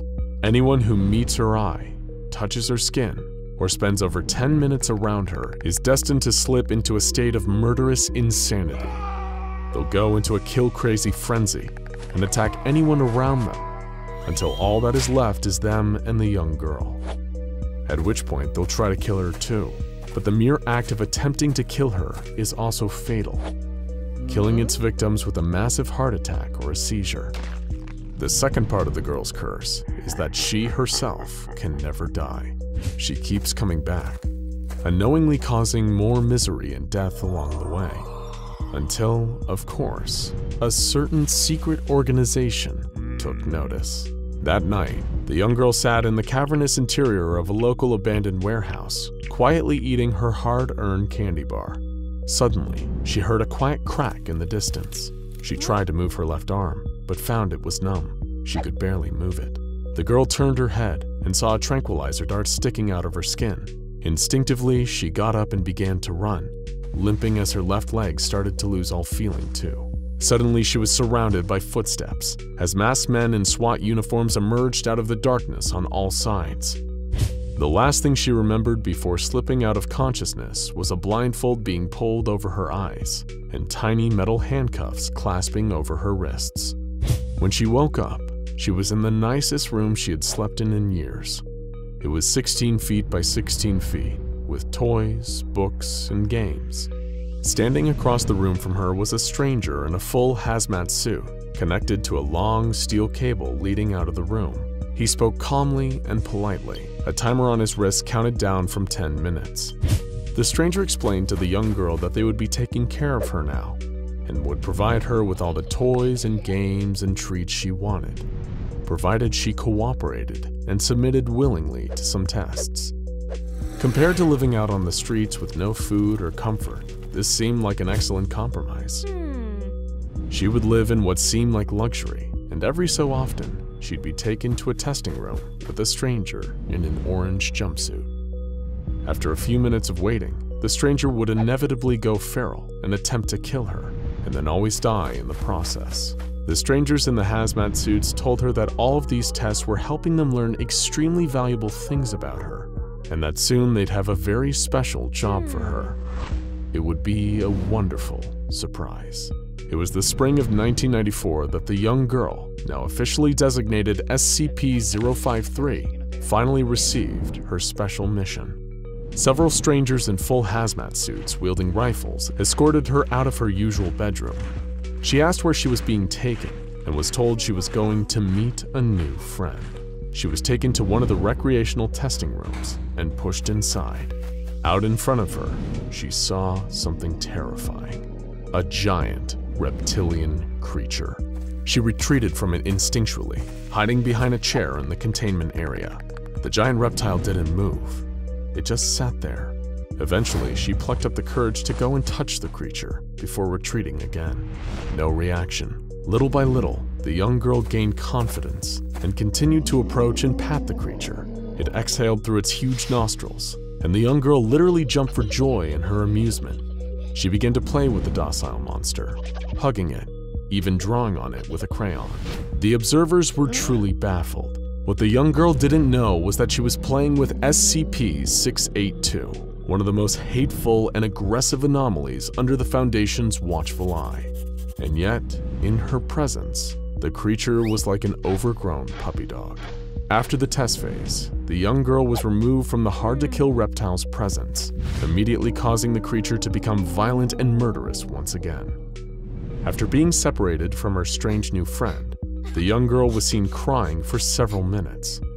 According to all accounts, the young girl is eager to see her friend again someday, though considering the reptile killed several guards after their separation, the Foundation isn't eager to grant her that wish. SCP-053 was classified as Euclid and continues to be held in containment, with her toys, books, and games rotated out on a regular basis. Seeing as she shows no sign of aging, this ongoing containment is likely to be the sad, strange fate of the young girl, an anomaly that never wanted to hurt anyone, but an important and cruel reminder that what we want doesn't always influence the world in the way we want. One of the primary aims of the SCP Foundation is to contain the anomalies that they discover. Secure, contain, protect is their mission statement after all. However, there are some forces so unknowable and malevolent that there is no way to truly contain them. SCP-4205 is one such force. Very little is known about SCP-4205, even compared to other SCPs, many of which are mysterious by their very nature. We do not know what it is, we do not know what it wants, and we do not have any meaningful way to stop it. The best that can be done to protect yourself from it is to implement the few known preventative measures available and pray that it doesn't set its sights on you. The little information that exists on SCP-4205 was recorded by Wade Dalitz, a former junior researcher at the Foundation. He wrote the initial report on SCP-4205 on a computer, Terminal 4. Though his work was highly valuable and provided many previously unknown insights about the nature of the SCP, sadly his knowledge could not save him. The official entry on SCP-4205 was his final act before his death on December 11, 1992. Before we get deeper into that entry and Wade's final day on Earth, it's important to understand what SCP-4205 is, or at least understand the little we know about what it is. 4205 is a Keter-class SCP, meaning that it's incredibly difficult or complicated to contain. It also shows extreme hostility toward all life. It is described as an amber-colored pair of human-like eyes, with the ability to appear spontaneously in windows, mirrors, or any other glass or glass-like surface. One of the reasons so little is known about these eyes is that anyone who sees them dies within seconds. Much like the mythical basilisk, the gaze of SCP-4205 is deadly and inescapable. The eyes only seem to appear to people who are alone in a room, and never in places where there's more than one person. But aside from that, there is no way to predict where the eyes will appear. Since it is unknown if the eyes are part of a corporeal body or even present on this plane of reality, there is no way to contain them or stop them from killing. This brings us to that fateful day, December 11th, 1992. The day that the SCP Foundation would finally be given some tangible information on the mysterious amber eyes, at the cost of one of their researchers' lives. Wade Dalitz, a young man fresh out of his university studies, was brought on board as a junior researcher by Dr. Mark Forsyth, a senior researcher. Dr. Forsyth recruited Wade after giving a guest lecture at his university, and being impressed by Wade's keen observational skills, thirst for knowledge of the unexplained, and determination to understand that which seemed to defy explanation. After Wade graduated, he was recruited by Dr. Forsyth and given the position of junior researcher at the SCP Foundation, where he assisted Dr. Forsyth, now a site supervisor, in his research. After several months of working under Dr. Forsyth with minimal responsibilities, Wade was finally given the opportunity to write his first SCP report on SCP-4205. Following some initial documented appearances of 4205, Dr. Forsyth approved further research into the anomaly, with Wade appointed as the lead researcher on the subject. According to Wade's entry, he was responsible for the discovery of SCP-4205 when he spotted the anomaly in a window. Though later reviews of security footage determined that he was not the first person to observe the eyes, he did claim to be the first to observe them and live to tell the tale. In his writing on the subject, Wade is puzzled by the fact that he survived his encounter with SCP-4205 and wonders what could have set him apart from the others that fell victim to its gaze. He found himself frustrated as he documented SCP-4205, his rough drafts of reports dissolving into angry rants about his own incompetence. Wayne had difficulty adjusting to his new responsibilities, especially with the added element of his assigned subject's mysterious and volatile nature. In between his reports on SCP-4205, its previous appearances, and its effects on its victims, he wrote letters to his father, desperate for reassurance that he was not messing everything up, letters that would sadly go unsent. In his coverage of SCP-4205, Wade made note of a troubling reoccurring element in each victim's death. When medical professionals attempted to revive the victims, it was always noted that their brain activities stopped much more quickly than in cases of death by natural causes. When examined, all aspects of the body aside from the brain were completely unharmed. The brain, however, showed massive nerve damage in the amygdala, hippocampus, medial temporal lobe, and occipital lobe. The appearance of this brain trauma had been compared to the effects of electrical shock or a severe head injury. In addition to Wade, 6 other people on record encountered SCP-4205. Every encounter ended the same way, with sudden brain death and severe nerve damage immediately after viewing the eyes in a reflective surface. The first encounter occurred on January 5, 1990, when Deputy Liaison Genna viewed the eyes in a reflective glass one-way window. Security tape reveals that the eyes appeared in the window 8 minutes before the Deputy Liaison spotted them. As soon as he did, he fell from his chair and immediately died. Though the specifics varied from case to case, the end result of every encounter was the same, with none surviving long enough to relate what they had experienced, every encounter except Wade's. As he continued his documentation of SCP-4205, Wade's mental state quickly began to deteriorate, the process of his mind coming apart and his thoughts giving way to confusion, fear, and anger at his own survival is documented in his reports on the SCP. He agonized over the questions of why he was able to survive gazing into the eyes of SCP-4205 when so many others had not. The question consumed him until he was unable to eat, sleep, or do anything but obsess over the SCP he was tasked with researching. As he became more agitated, he began to write about the eyes appearing to him again. On one occurrence, he attempted to touch them, and described the sensation like touching a balloon to your arm after it had been charged with static electricity. He continued to report seeing the eyes. The worst was when trying to sleep, during which he was overtaken by violent sleep paralysis and plagued with visions of the amber eyes. The only comfort Wade seemed to find was in memories of his loved ones. He wrote about his mother and his father, even as their memories grew foggier to him. He also mentioned a man by the name of Theodore Quayle, who he claimed was a researcher at the Foundation. Later fact-checking determined that this was not the case, and that Quayle must have been someone from Wade's past. He wrote about Quayle wistfully, mournfully, with words of love and loss, tormented by the sense that he was losing his grip on reality and everything he once held dear. As Wade descended deeper into a hell inside his own mind, he continued to mull over the questions of SCP-4205. Was there more to it than what was visible? Did it have a body? Why had he survived the encounter with it? And what did it want from him? He decided that those who had perished immediately were the lucky ones. They had escaped the torture that had overtaken his life. The eyes were everywhere now, watching him even as he attempted to unlock their secrets on a Foundation computer. He spoke to the eyes at one point, but refused to write down what they said to him.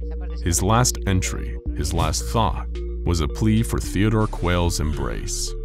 There is no more written about the research or about the eyes, only a simple, desperate need for a comfort that is long lost. Now is the part of our story where terror meets tragedy.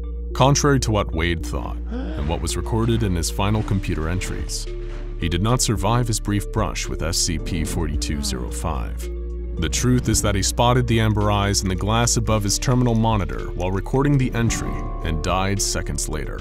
Though his death was swift, it felt agonizingly slow, as revealed by his descent into panic and paranoia recorded in his writings. The entries recorded as a result of the connection Wade and the computer, his physical contact with it at the moment of exposure to SCP-4205's anomalous effects, allowing the terminal to archive his final thoughts before he succumbed to the deadly nature of the eyes. The entries were never physically typed, but rather jumped from his dying mind into the mainframe. His entries, the echoes of a dying mind, offer a glimpse into the way that SCP-4205 kills its victims. In the seconds leading up to death, the Amber Eyes fast-forward a person's mind, feeding on the electrical impulses that it gives off as it speeds through what seems to be days of fear and of a loosening grip on reality. The death may be swift, but the suffering is long. Wade left the Foundation with a digital fingerprint, an echo of the person he was at his core, in addition to his experiences with SCP-4205 itself. Wade spent his final moments terrified for his life, dreaming of a father that he missed and a long-lost love from his college days. His sacrifice must not be forgotten, because no one ever survives an encounter with SCP-4205. His documented final moments are the only first-hand account in existence. Junior researcher Wade Dalitz gave us a gift in death. He allowed the SCP Foundation a glimpse into the true horror of the Amber Eyes and a reminder of what they are capable of stealing from us. So be careful of windows, mirrors, screens, and all reflective surfaces. When you look into them, you never know what you might see looking back.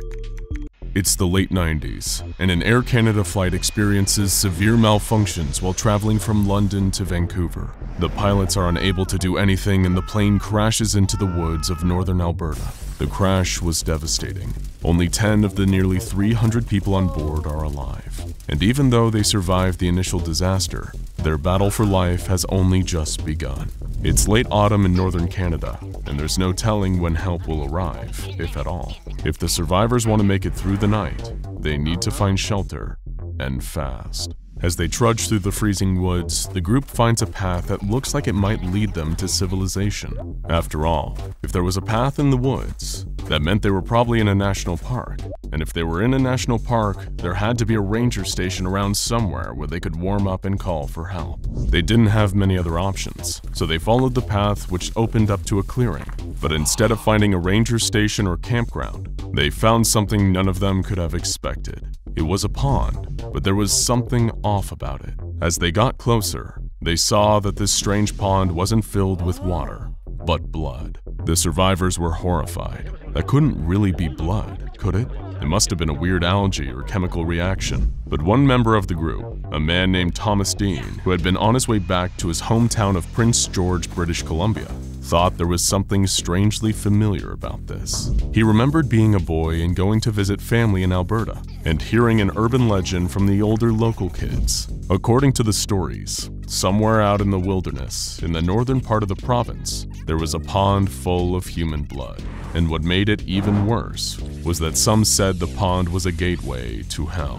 The SCP Foundation was also aware of this legend and had been trying to pinpoint the exact source of it for decades prior to the Air Canada crash. They would finally receive definite confirmation of the blood pond when Foundation personnel intercepted a radio transmission from a ranger station located within the Wood Buffalo National Park. It was the survivors of the crash who had managed to make it through the night, and they were about to be escorted out of the park by rangers. The Foundation mobilized quickly to cordon off the pond, as at the time they were unsure of what potentially harmful properties the pond might have had. They set up Watch Station Epsilon 38 and put staff on guard to deter travelers from the area. The pond was given the designation of SCP-354 and classed as Euclid. Foundation scientists made a number of interesting discoveries about SCP-354 when they collected samples for testing. First, the pond was not in fact full of blood, merely an inorganic liquid that closely resembles blood in color and consistency. Second, and even stranger than the red liquid, is that the pond doesn't seem to have any definite banks or a bottom. Instead, the liquid in the pond increases in density as the radius away from the center increases. The liquid congeals at the edges, becoming more solid and blending into the surrounding soil. It also becomes thicker as one descends deeper into the pool, and the bottom of the pond has not yet been reached, if it even exists. Initially, the Foundation found no signs of life within the blood pond, but that would all change at 2:03 p.m. on the day following the opening of Watch Station Epsilon 38, when the science team noticed an unusual level of activity on the pond's surface. Security footage feeds showed a shape rising out of the pond, followed by a deafening shriek. After that, the feed was cut and Foundation lost all communication with Watch Station Epsilon 38. Fearing the worst, a mobile task force was dispatched to the location. When they got there, all personnel at the watch station had been killed by what could only be described as a gigantic bat. The task force was able to neutralize the entity, and as soon as they could, the Foundation moved in to increase security around the SCP, creating Area 354 and installing a permanent security detail. After this point, the pond started to regularly spit out a variety of monstrous entities, almost as if it was reacting to the SCP Foundation's increased security measures. After SCP-354-1, the giant bat, came SCP-354-2. 354-2 was an echidna-like monster the size of a bear that was virtually bulletproof but unable to escape Area 354. The Foundation neutralized this anomaly with napalm. SCP-354-3 was a floating black sphere capable of firing deadly beams of concentrated energy. The area's head scientist was able to hit it with a sledgehammer, causing the sphere to malfunction and self-destruct before it was able to escape the area. The Foundation wasn't as lucky with SCP-354-4. This creature was a reptilian humanoid that stood roughly 15 feet tall and was unable to be put down with gunfire. This was the first creature from the pond to successfully escape containment, and was only able to be neutralized when the Foundation sent in Mobile Task Force Omega-7, also known as Pandora's Box. The data on pond incursions is partially corrupted, so a complete list of creatures is not available. But some of the other monsters that came out of the blood pond include a killer robot, a set of gigantic tentacles that drag several D-Class personnel into the pond, a pair of panther-like creatures, one made of ice and the other of magma, that ignored Foundation staff and instead fought each other, and one seemingly normal human man who was executed as soon as he emerged from the pond. Tests on his body revealed that he was, in fact, totally normal and would have posed no threat.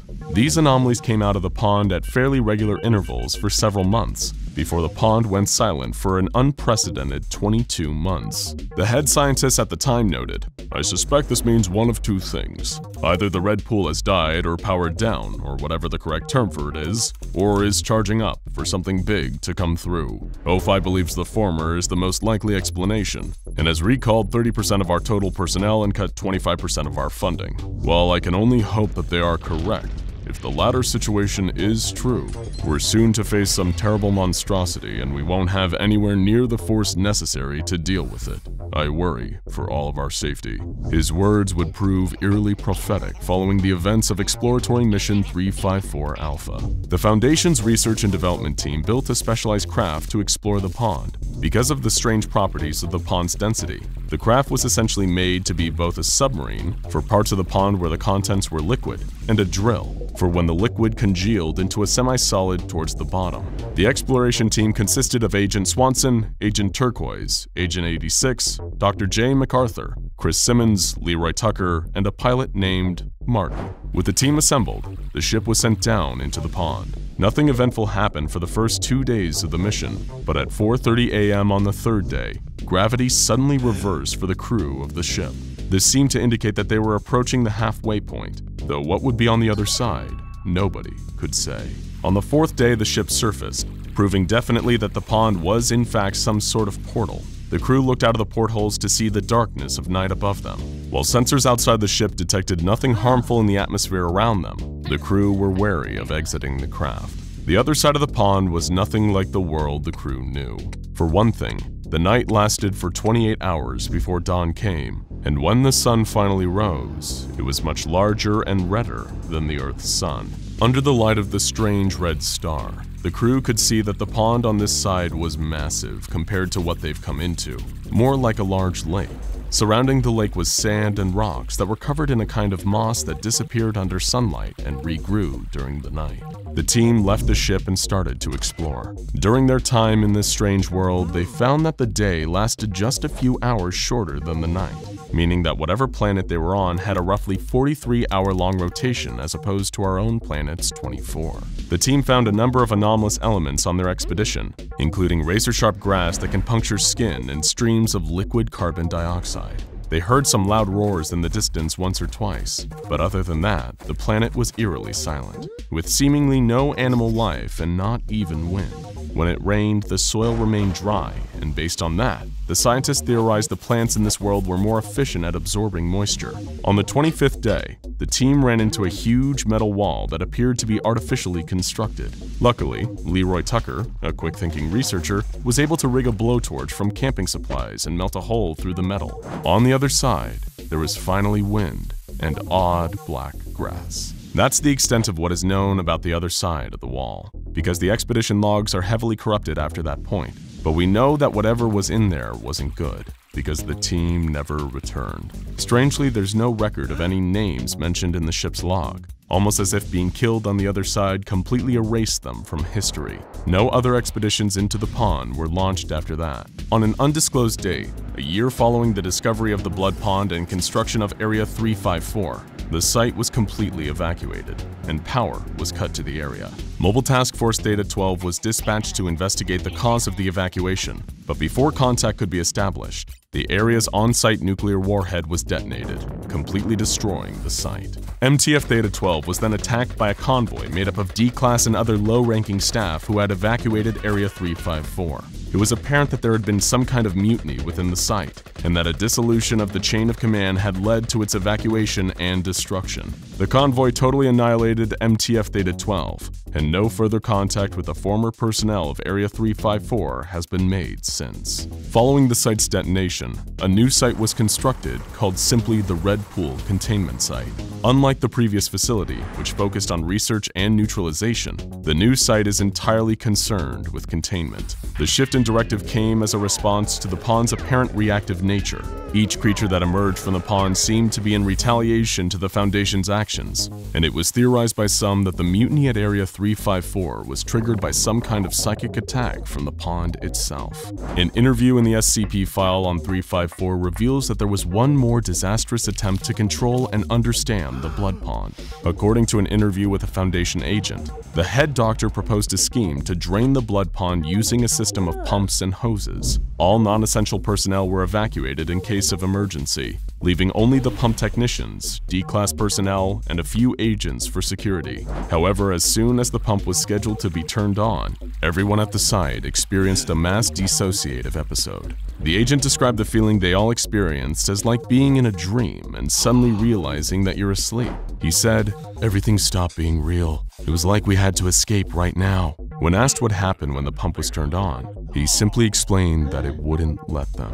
This interview confirmed the theory that the pond is not only capable of releasing monsters out into our world, but also that it's capable of powerful but much more subtle psychological attacks. This suggests a chilling possibility, that the pond isn't just blindly reacting to being attacked, but it's fully sentient, and the actions of the SCP Foundation have only served to annoy it. And worst, studies of the pond's banks have proved evidence that the area of congealed liquid around the perimeter of the pond has been steadily expanding. That's right, the pond is getting bigger. The last thing the Foundation agent stationed at the site said before being dragged out of the interview and sedated was, "It gets bigger and stronger every day, and now we've made it angry." Mobile Task Force Edna 84, also known by the codename and thus upon his crucible, is on one of the strangest missions they've ever been sent on. They sit in a darkened room, beads of sweat trickling down their brows. The lights of computer monitors shine upon their faces. They're tackling a monster that, if it escapes, will literally devour all of creation. It has no fear, it has no remorse, and if it isn't kept contained by Edna 84, it may escape and wreak havoc across the world. Oh, and did we mention it's trapped in a Minecraft server? You heard us right. SCP-4335 is a cognito-hazardous extra-dimensional being of pure terror. trapped inside a procedurally generated world in the immensely popular game Minecraft. You hear about a lot of horrifying monsters being described as Lovecraftian, but only this monster is Minecraftian. There's a lot that needs explaining here, and we intend to get to all of it. But let's start with how the Foundation keeps this truly exceptional beast contained. The Foundation first discovered SCP-4335 back in 2010, shortly after the alpha version of Minecraft was released. Because of the online nature of the game, it's proven to be impossible to contain 4335 externally, seeing as it isn't confined to any one physical location. Shutting off the server 4335 is found in is not an effective containment method either, as this just causes the entity to simply hop to a different server. The Foundation's greatest fear is that 4335 will one day make the leap out of Minecraft and cause chaos in our world. That's why it's imperative to draft containment procedures for SCP-4335 within the game. This led to the creation of a containment site unlike any other. Site M1, the first official Foundation site made entirely out of Minecraft blocks. Everyone who was originally involved in the server has been removed and amnesticized. Since then, elite SCP Foundation containment specialists and gamers have been constructing the perfect prison for SCP-4335. Site M1 is a large stone complex built into the side of a mountain.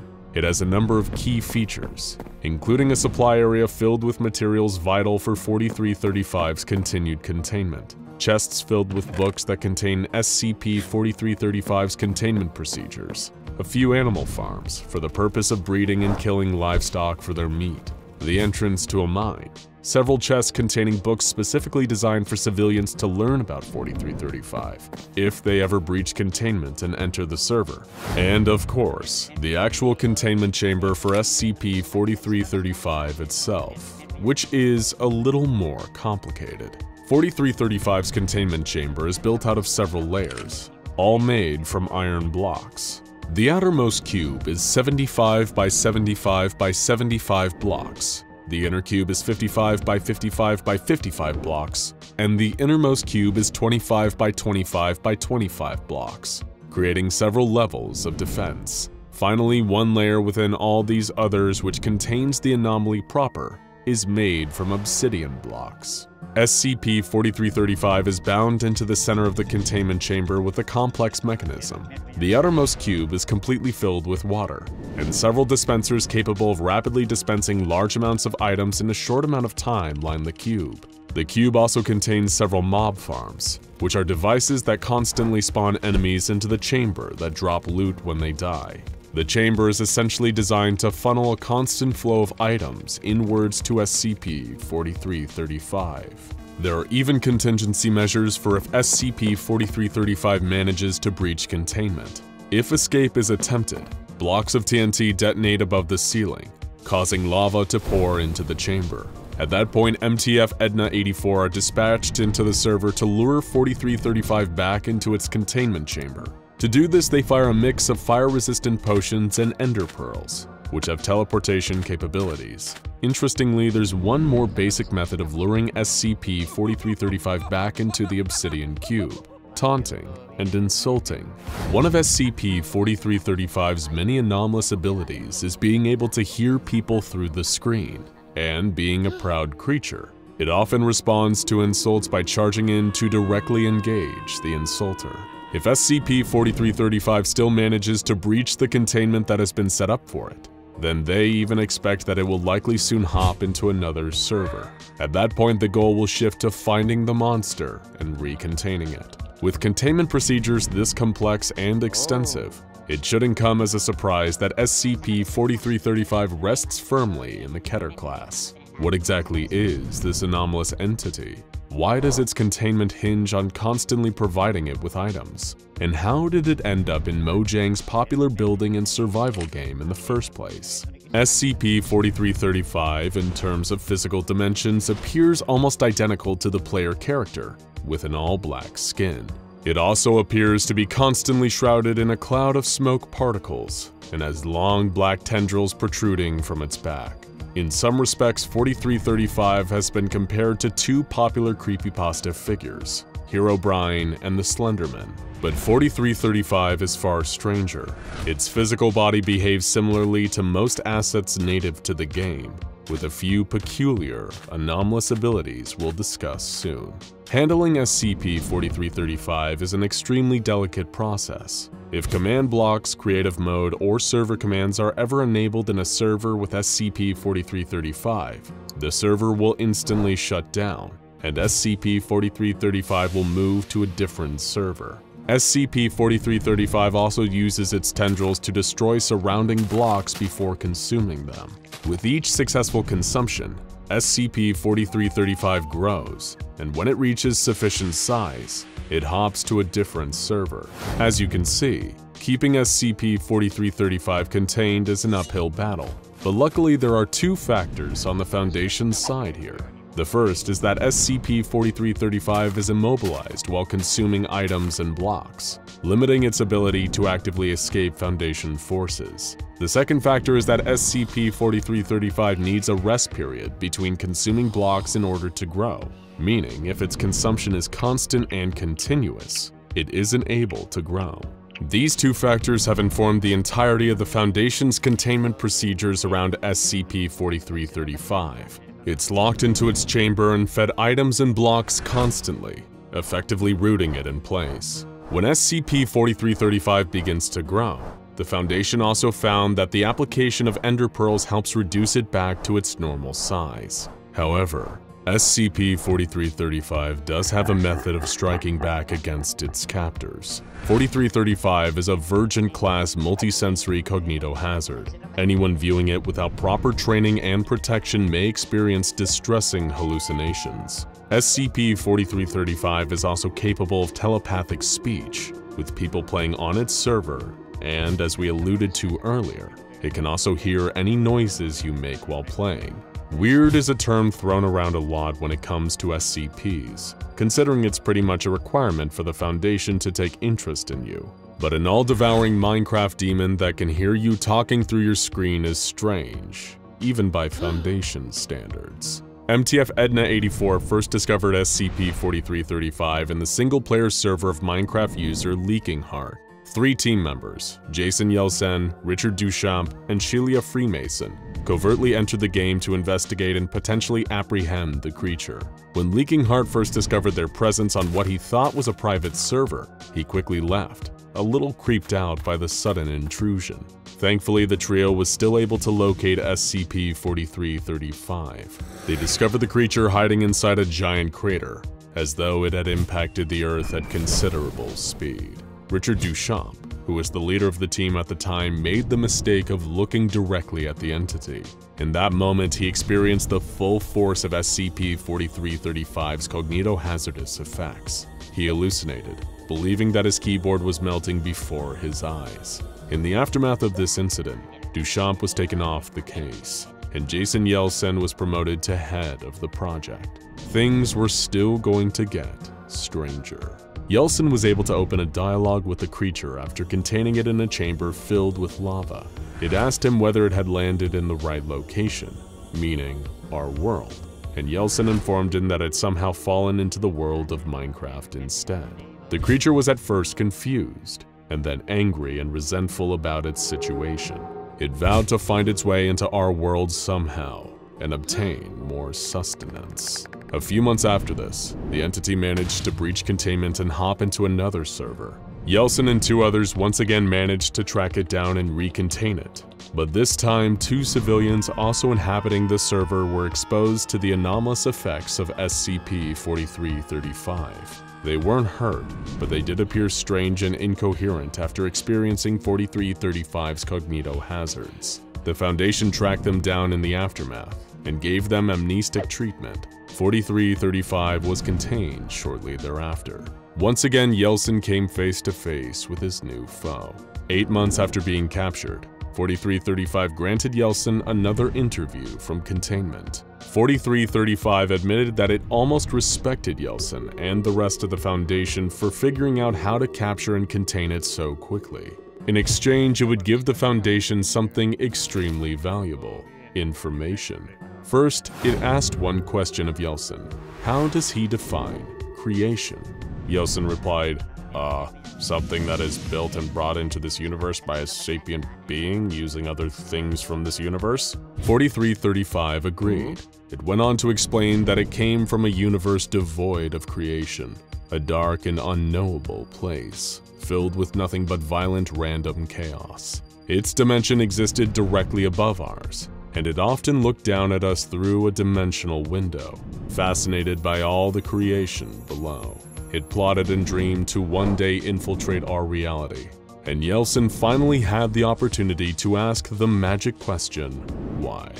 Though he wasn't quite ready for the brutal honesty of SCP-4335's reply. I do not like to lie, so I will tell you now. I wish to suck it dry of the toys of whatever force controls your universe. Destroy the light, destroy the earth, and destroy humanity. It reminded me of me, a blubbering mass of intelligence and order. It sickens me in ways I cannot comprehend. I hope you understand. SCP-4335 was a connoisseur of creation, and it sought to devour all of it. In this moment, Yeltsin realized what an incredibly dangerous entity he was dealing with. The only mystery was why this creature had somehow landed in Minecraft instead of our world, which appeared to be the only thing that saved us. But Yeltsin didn't have time to think. 4335 was about to stage another daring escape attempt. One of its tendrils reached out and attacked Yeltsin's player character. In that moment, the real-life Yeltsin began to hallucinate and panic. Suddenly back in the game, a series of abnormally tall, slender black figures appeared and began deconstructing the containment chamber around SCP-4335. It had somehow summoned new minions into the game to assist in this containment breach. Jason Yeltsin entered cognito-hazard quarantine following this incident and was removed from the project. And he wasn't the only one affected by this incident. Following the first appearance of these long, dark figures, players across the globe began to experience them appearing in their own games. The Foundation managed to find a solution. They contacted Mojang and had the creatures patched into the game during the next update, as a new non-anomalous entity, which seemed to stop 4335 from being able to use them as its own tools. They're now known as the Endermen, and are beloved among fans for being one of the creepier enemies. To this day, containment efforts continue for SCP-4335, but there's only one question left. Why did the entity fall into Minecraft rather than our world? The file posits the most likely answer, because 4335 defines creation as elements made by sapient beings. In Minecraft, the most popular game in the world at the height of 4335's power, everything that exists is the product of code made by humans. Creation is truly abundant there. As for our world, in SCP-4335's extra-dimensional eyes, there is no creation, no intelligent design, no soothing piano soundtrack, just frightening, chaotic randomness which is too unlike its own dimension. So even if SCP-4335 ever did arrive in our reality, it would likely be disappointed by how little there is to eat. Ask yourself a simple question. Is the world around you real? It seems like the answer should be pretty obvious. Of course the world as you know it is real. How else would you be able to interact with it? Perhaps a better question would be this. How much do you trust that the world you know is real? How much do you believe that reality, as you experience it, is constant and cannot be changed by external forces? Now imagine, if you can, an entity to which the very fabric of reality is like clay, able to be shaped and molded at will. Then imagine that this entity, this malicious, twisted, and unknowable horror, has taken a special interest in you. If you can picture such a scenario, then you may as well be standing in the shoes of James Talleyrand, a Foundation researcher assigned to SCP-3999. Talleyrand could only have imagined what the Foundation kept contained in an airtight cell all the way at the bottom of a kilometer-long shaft, and never expected that this was where his lifeless body would be found. Despite having the entity contained, the Foundation's only knowledge of SCP-3999 came from a text document discovered on Talleyrand's phone after his demise. Even their own records indicated that no such creature ever existed. Why? What could possibly shape reality in such a way that it could hide its own existence from the Foundation? And where was it now? The document on Talleyrand's phone yielded some evidence, seeming to be a long, rambling, and confused account of some sort of battle between a reality-shaping entity and the ill-fated researcher sent to examine it. Unlike many of the Foundation's documents, the entry for SCP-3999 is riddled with contradictions and strike-throughs, a confusing mess of information that makes piecing together the mysteries of Talleyrand's fate all the more difficult. Beneath the strange formatting and uncertainty surrounding SCP-3999 lies the tale of one man's torture for the amusement of an impossibly powerful and eternally sadistic creature. Based on the information available, it appears that SCP-3999 was fixated on Talleyrand. Upon his arrival to the entity's cell, the researcher had no idea how long he would spend in the company of SCP-3999, or that he would never emerge alive. Many SCPs contained by the Foundation require their own specially made prisons in order to hold them and maintain the safety of Foundation staff as well as the outside world. But imagine if an SCP could turn the tables, bending the world around a single member of the Foundation, using all of reality as their own personalized torture chamber. The list of horrors endured by Talleyrand is both exhaustive and incomplete, given the length of time he spent with the creature. Shortly after James Talleyrand was assigned to Site-11A, where SCP-3999 was contained, the entity was somehow able to breach containment and began to twist the world around it in the name of a singular, cruel objective: the torture of James Talleyrand. The creature, while having no physical description, possessed the capability to cause either a CK-class reality restructuring event or a ZK-class end-of-reality event. SCP-3999 was somehow able to both destroy reality itself while simultaneously rebuilding it around its prisoner, Researcher Talleyrand. Every creature, person, and machination that SCP-3999 created was done so with the express intention of making Talleyrand suffer horribly over the course of millions of years, according to the researcher's own writings. The exact details of how SCP-3999 tortured Talleyrand are littered throughout the document he was found with, but it is apparent that the entity was able to use its reality-altering abilities to continually revive the man after killing him as a way to prolong his pain. SCP-3999 seemed to be able to use its powers however it pleased, but focused all its attention and actions on causing misery for one man. It simply enjoyed inflicting suffering. One of the examples of the atrocities James Talleyrand suffered at the mercy of a cold, remorseless creature was witnessing the deaths of others. Although they were constructed and controlled by SCP-3999, Talleyrand saw trained Foundation security personnel drag 3 people into the cell. He recognized them instantly as his own family.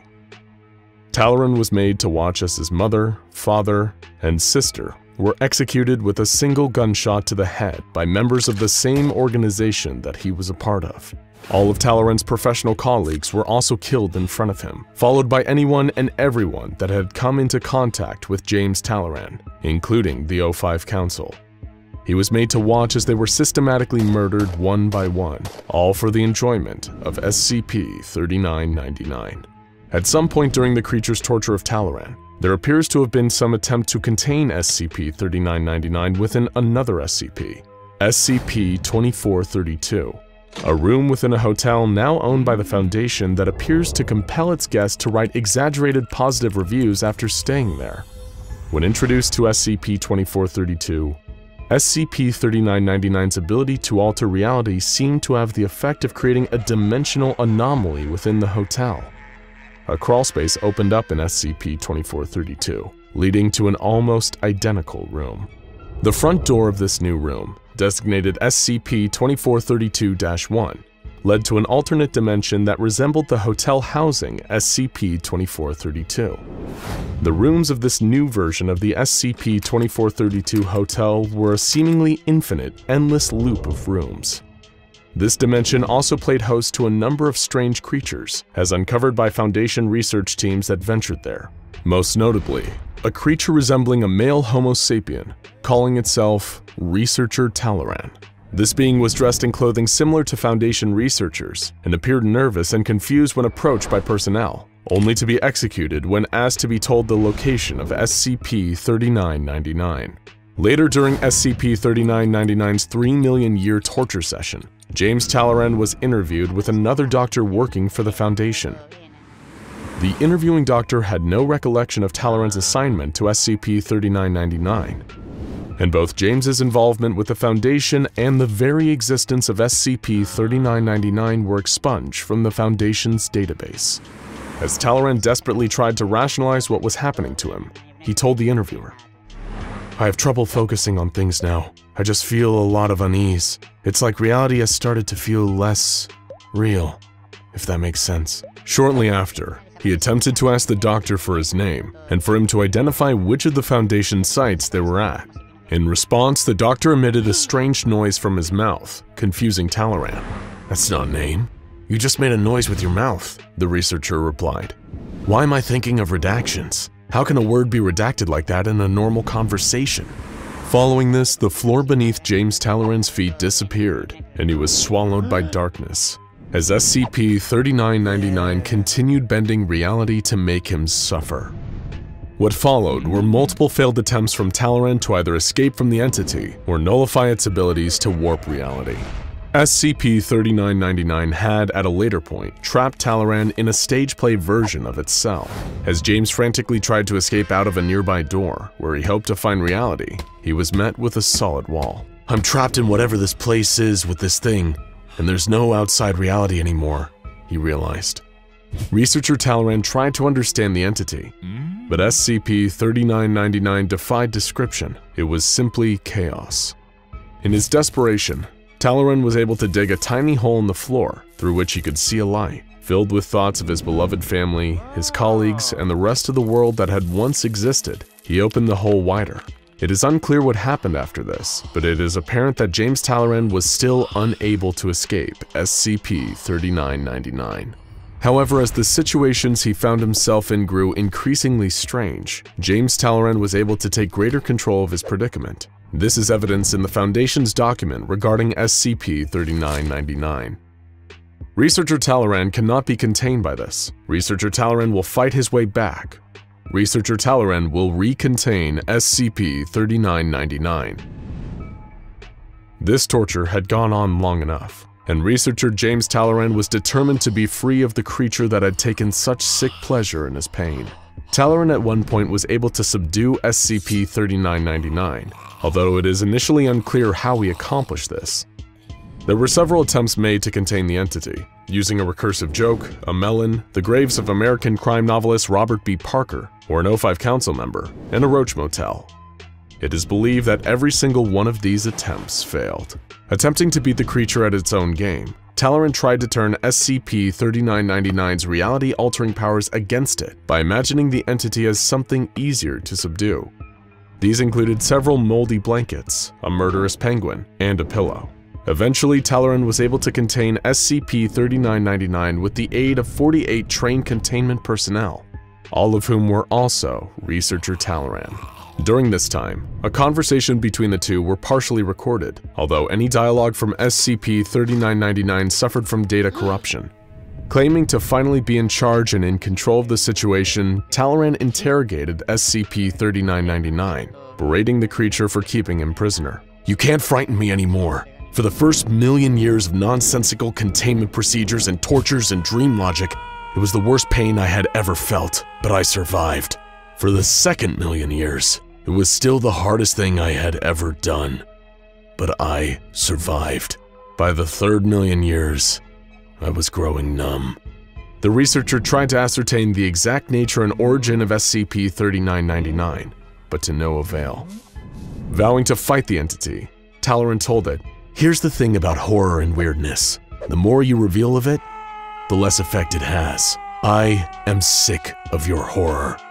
I am sick of you. Afterwards, he was melted into goo for 5 years. It appears that shortly after this, researcher Talleyrand managed to understand how to destroy SCP-3999. While the entity was immortal and virtually unstoppable, he realized its weakness, that it had to bond to another being in order to survive. Upon discovering this, Talleyrand took his own life, causing all that SCP-3999 had done to disappear. After Foundation researcher James Talleyrand committed suicide, reality reverted to its original state, before SCP-3999 had heavily altered it. His death freeing reality from the evil entity once and for all. The Foundation remains unaware of what SCP-3999 was or indeed is, and one can only guess as to why the entity subjugated Talleyrand to such terror and horror. What made this powerful reality bender hold such a perverse fixation on one man? Some have likened the creature to a horror writer, continually subjugating a character to all manner of nightmares before deciding to redraft and try something new. Whatever it was, SCP-3999 carries with it a warning that reality isn't always as it seems. Joseph and Frank were 2 lifelong Squatchers. No, that isn't an insult. That's a self-given title for Bigfoot enthusiasts who are willing to head out into the woods and search for the legendary Sasquatch firsthand. While most Squatchers will go their whole lives without ever encountering one, Joseph and Frank were about to get lucky. They just didn't know what kind of luck. During a journey through the forests of the Pacific Northwest, Frank spotted something moving in the distance. A huge ape-like creature with grayish fur and human-like movements. Frank thought he was finally laying eyes on the mighty Bigfoot after decades of searching. What he didn't know was that he just made a deadly mistake. He had looked directly at SCP-1000, and there would be terrible consequences. Frank was excited. He just achieved the life goal of any Squatcher. He tapped Joseph on the shoulder and directed him to look in the direction of the creature. Joseph followed Frank's direction and stared into the distance. When his eyes finally came into focus on the ape-like beast, he froze. His brain just short-circuited. One second he was about to encounter the holy grail of his hobby, and the next, he was literally brain dead. Joseph collapsed. In the distance, the ape-like creature disappeared back into the woods. Not that Frank even noticed. He was too busy trying to wake Joseph, but it was no use. Joseph was gone, and Frank had no idea why. The headlines read, "Bigfoot killed my friend." Most people either ignored it or laughed it off. Just a couple of cranks goofing off in a forest and one of them had dropped dead. Who cares? Well, one organization cared. The SCP Foundation. Mobile Task Force Zeta 1000.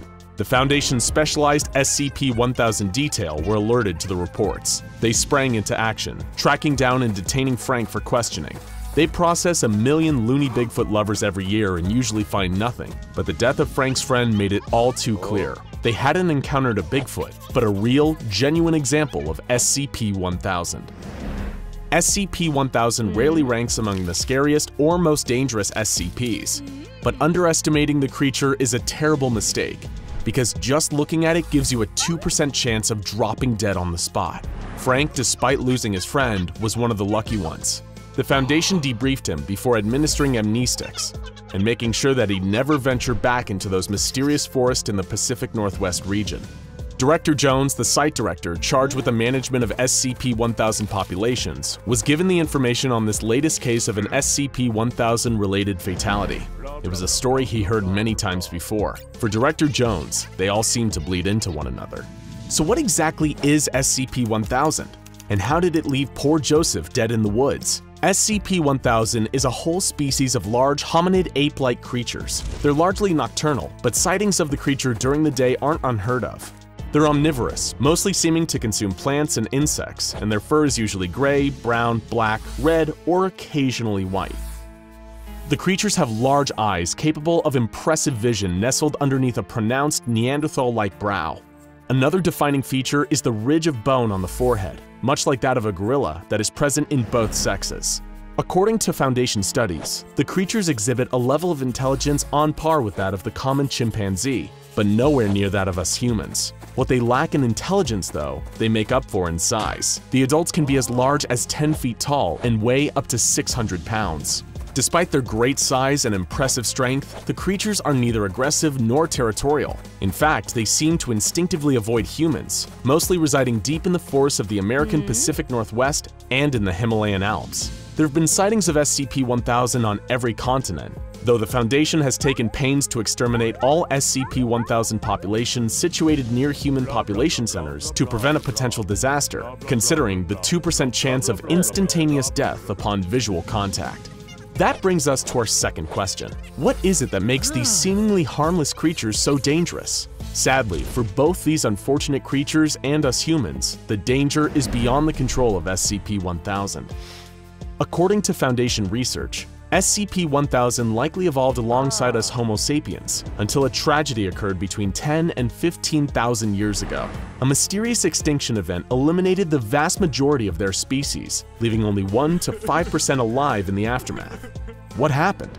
It's believed that around this time, SCP-1000 contracted what the Foundation refers to as an anomalous pseudo-disease. Meet SCP-1000-F1. A disease that is passed along at the genetic level and is so durable that it persists in the species to this day. The tiny fraction of the population that are immune to its effects manage to survive, but the majority who aren't immune die shortly after birth. This is why the overall population remains relatively low to this day. It's a disease that only appears to affect hominids, including humans, chimpanzees, bonobos, and non-immune instances of SCP-1000. Any hominid that lays eyes on a carrier of the disease has a 2% chance of experiencing immediate brain death. While a 2% chance of instant death may not seem all that threatening, at least when compared to some other nightmare-inducing SCPs, the truly scary part is that the percentage is cumulative. In other words, the longer one observes a carrier of SCP-1000-F1, the higher that percentage rises, the greater your chance of experiencing an abrupt death. According to Foundation studies, the percentage rises by around 1% every 20 minutes, and the percentage also varies between specimens, with some exhibiting a terrifyingly high death chance of 90% upon viewing. This death chance continues to occur in dead specimens if they carry the anomalous pseudovirus while alive, though thankfully the risk doesn't appear to apply to small fur or tissue samples. The Foundation's true concern actually goes far beyond SCP-1000 themselves. Because of the species' close relation to Homo sapiens, there's a worry that SCP-1000-F1 could transmit to humans, causing our own species to meet a similar fate.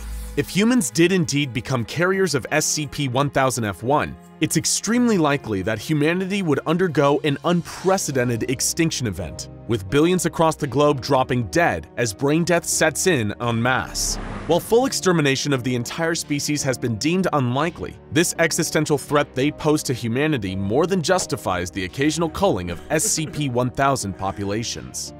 That was a lot to take in, right? First, the creature we thought was Bigfoot was actually a new species of SCP out in the wild. And second, these creatures could end human life as we know it if they made it into a population center. But what you're about to hear next, a dark secret only available to people with Level 3 SCP Foundation clearance, is the most shocking SCP-1000 fact of all. Are you ready? The true secret of SCP-1000 is that what you've just heard is a lie. There is no anomalous pseudo-disease, and SCP-1000 poses no pathogenic threat to humanity whatsoever. Who would spread such a thing? The SCP Foundation, of course. Strictly speaking, the Foundation has disseminated two direct lies about the nature of SCP-1000. The first is that of the disease, which does not exist, nor has it ever existed. The second lie is about the creature's intelligence level. They're far smarter than the average chimp. In fact, they're every bit as intelligent as human beings. These were all lies formulated by Director Jones and the Foundation, as was the very existence of the Bigfoot myth. The Foundation has been spreading information that makes the very concept of the Sasquatch out to be a joke for decades, all to discredit and further push the very concept of SCP-1000 into the shadows. But why? The Foundation is no stranger to coming up with cover stories, but why would they put intentional lies into their own files to anyone below a Level 3 clearance? Well, that all comes down to the horrifying truth behind the origins of today's SCP-1000 population. The creatures were first brought to the attention of the Foundation by outcast members of the Serpent's Hand, an organization dedicated to defying the Foundation's activities. These members, known as the Children of the Sun, told them the secret history of SCP-1000. Well, at first, Foundation personnel like Director Jones didn't want to believe what they were hearing. They soon came to terms with the horrifying truth. Humans and SCP-1000 did evolve alongside each other, with humans occupying the day and SCP-1000 the night. However, while humans were still basic hunter-gatherers, SCP-1000 were undergoing vast intellectual and societal development. They were able to create tools, weapons, agriculture, stable settlements, domesticated animals, and eventually even fully developed cities. It was like nothing the world had ever seen, and wouldn't see for thousands of years to come. Their numbers swelled into the tens of billions as they created culture and technology hitherto unimagined, including weapons of devastating power. Meanwhile, humanity was pushed to the brink of destruction by their competitors' rapid and seemingly unstoppable growth. It looked as though the human species had lost the evolutionary arms race and would have to bow out. But according to the Children of the Sun, a trickster forest god smiled upon humanity and gave them the power to use SCP-1000's weapons and technology against them. 70% of SCP-1000's population were wiped out in a single horrific day, known to the Children of the Sun as the Day of the Flowers, as every flower supposedly bloomed that day during the massacre. Humanity destroyed the entire civilization, and with the same technology they stole from these unfortunate creatures, the vengeful humans drove the apes mad. Their higher consciousnesses were blocked out, reducing them back into the states of mere animals. Once the massacre was done and everything that was built had been destroyed, we, the human race, used the SCP-1000 weapons to wipe any memory of the atrocity from our own minds. The advanced civilization of SCP-1000 had been wiped from history. Humans returned to their plodding path of evolution, none the wiser. For thousands of years, all the way up until today, this time remained a mystery to us. So again, why did the Foundation lie to us? What did they have to gain by convincing us all that it was dangerous to even look at these creatures? Well, as the frequency of sightings and the attempts of communication increased, people like Director Jones became aware of a frightening possibility. What if the pendulum was swinging back? What if the apes were regaining their lost intelligence and, worse, still harbored feelings of revenge for what we did to their species thousands of years ago? Even the mere possibility that they could do to us what we once did to them is a chance that the Foundation simply cannot take, and thus, limiting contact between humans and SCP-1000 at all costs is an absolute must. However, in spite of the Foundation's fears, one intercepted message from the apes suggests that their paranoia may be misplaced. This message, translated from an attempt at communicating with Foundation personnel, reads simply as follows: "We forgive you.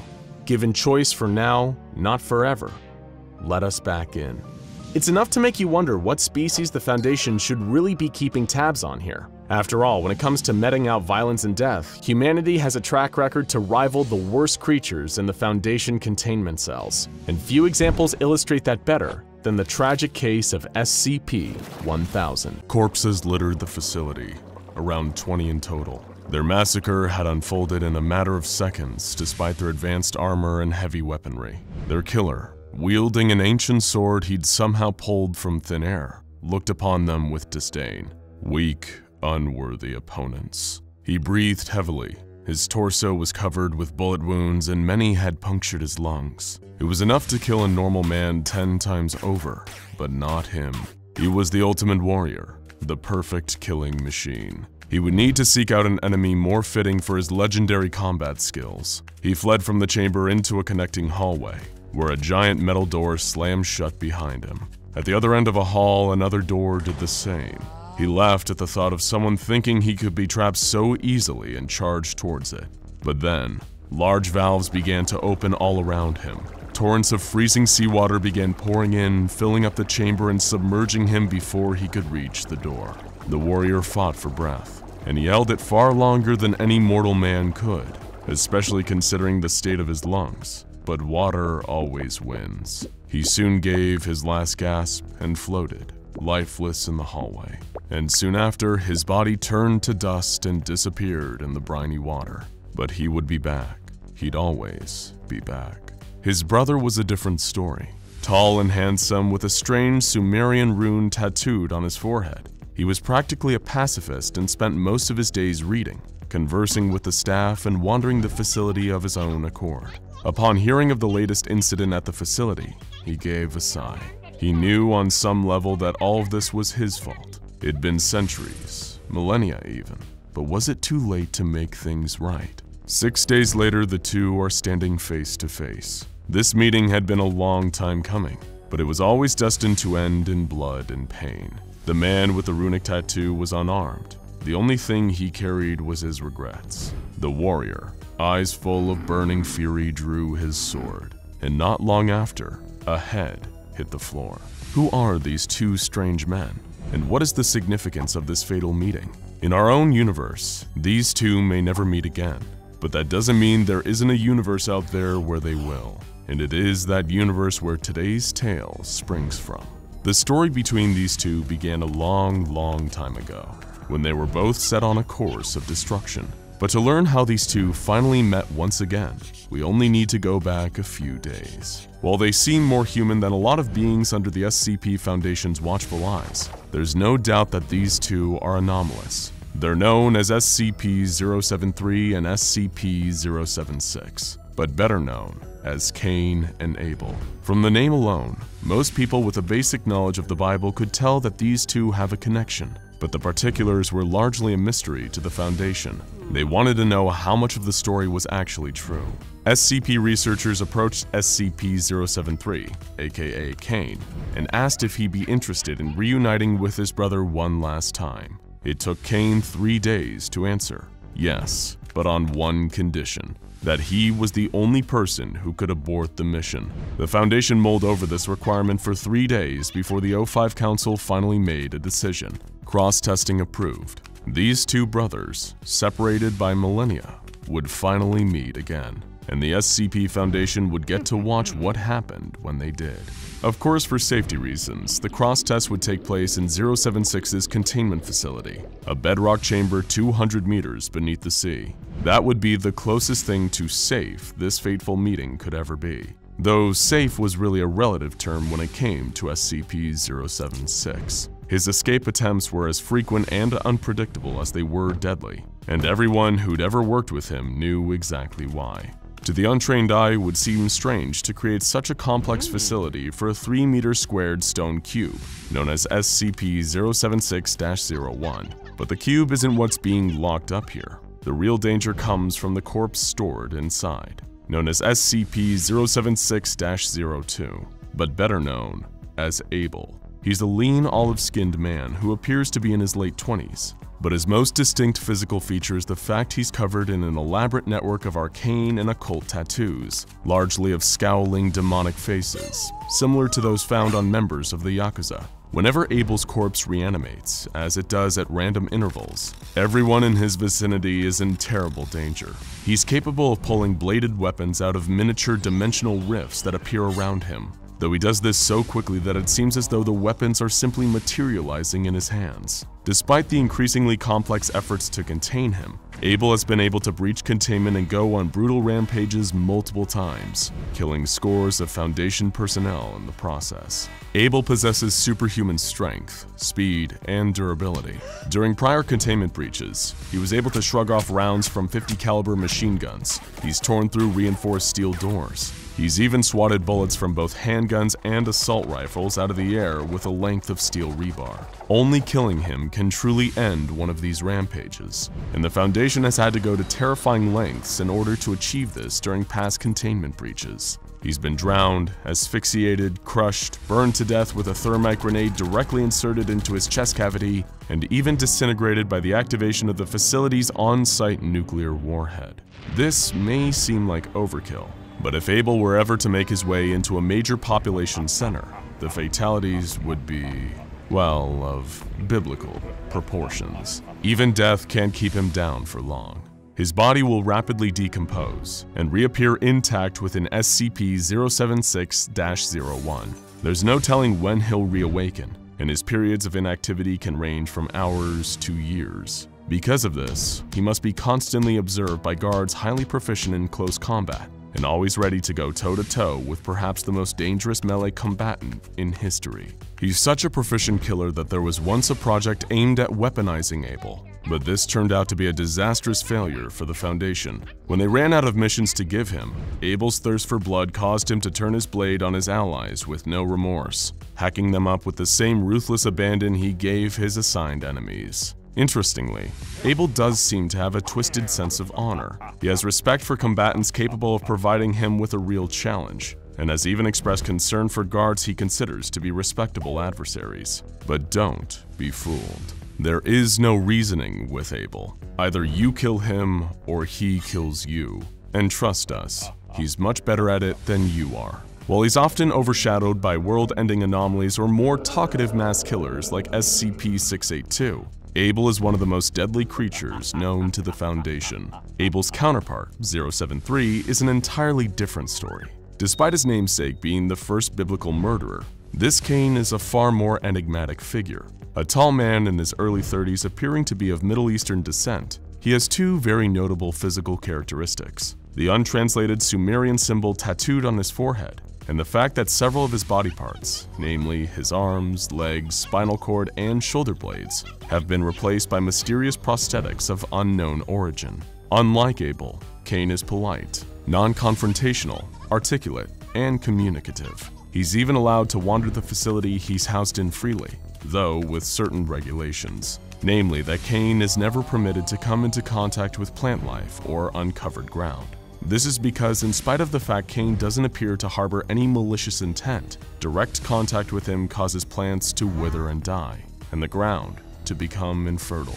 If Cain was ever introduced into a natural environment again, he could unwittingly cause an ecological catastrophe with his mere presence. In that sense, he could almost be as dangerous to large populations as Abel. However, Cain's danger to flora is only one of his several anomalous qualities. Another is extraordinary mental capabilities and a near-perfect memory.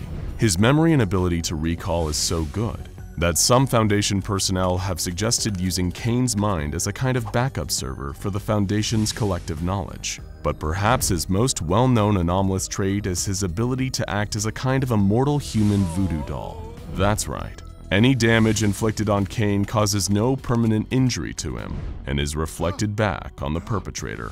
While Cain has remarked on still being able to feel the pain of these assaults, he's functionally immortal. This damage-reflecting ability has even made performing certain kinds of tests impossible, as doctors attempting to draw blood from Cain have found that their sample was actually their own blood, and their skin exhibited the telltale bruising and puncture marks of blood testing. But of most interest to the Foundation right now was the fact that Cain has shown prior knowledge of Abel. However, he was cagey when questioned. He refused to add any additional information and commented that it would be best if he and Abel were never brought into contact. But what does never really mean when you live forever? Cain finally did agree to the test, and while nobody knew what caused Cain's change of heart, the Foundation knew better than to push him and potentially get the entire mission scrapped. Cain was taken from his facility and transported to the access point of Abel's underwater prison. The experiment's design was simple. Cain would occupy a temporary residence in Abel's containment facility until he next reanimated, at which point the interaction between them would be closely observed. Perhaps it would take weeks, months, or even years before Abel once again awoke and left his cube. But when he did, Cain would be there. Thankfully, as Cain whispered soothing words into Abel's tomb, the resurrection took only minutes. If you were expecting a heartwarming reunion, think again. Cain tried to apologize, but Abel immediately struck him with a decapitating blow, which, due to Cain's damage-reflecting properties, caused him to sever his own head instead. Cain remained at Abel's side as he regenerated, and as soon as Abel did, he immediately tried killing Cain again. It went on like this again and again and again. It was an arduous process, and eventually, even Abel began to tire of it. The duo fell into a tearful embrace. Abel asked his brother why he killed him so long ago, and Cain apologized, saying it was the actions of a younger and more foolish man. In that moment, the two finally reconciled, and having fulfilled their bargain with their creator, both finally crumbled into dust. Peace at last. As we said, this didn't happen to the Cain and Abel of our universe, but when universes are more numerous than grains of sand in an endless desert, such a thing has indeed happened somewhere out there. Perhaps in a kinder universe than our own, we can only hope that Cain and Abel may someday get to meet and find the same resolution. But until then, these brothers will remain one of the most dangerous and fascinating duos in the Foundation's catalog.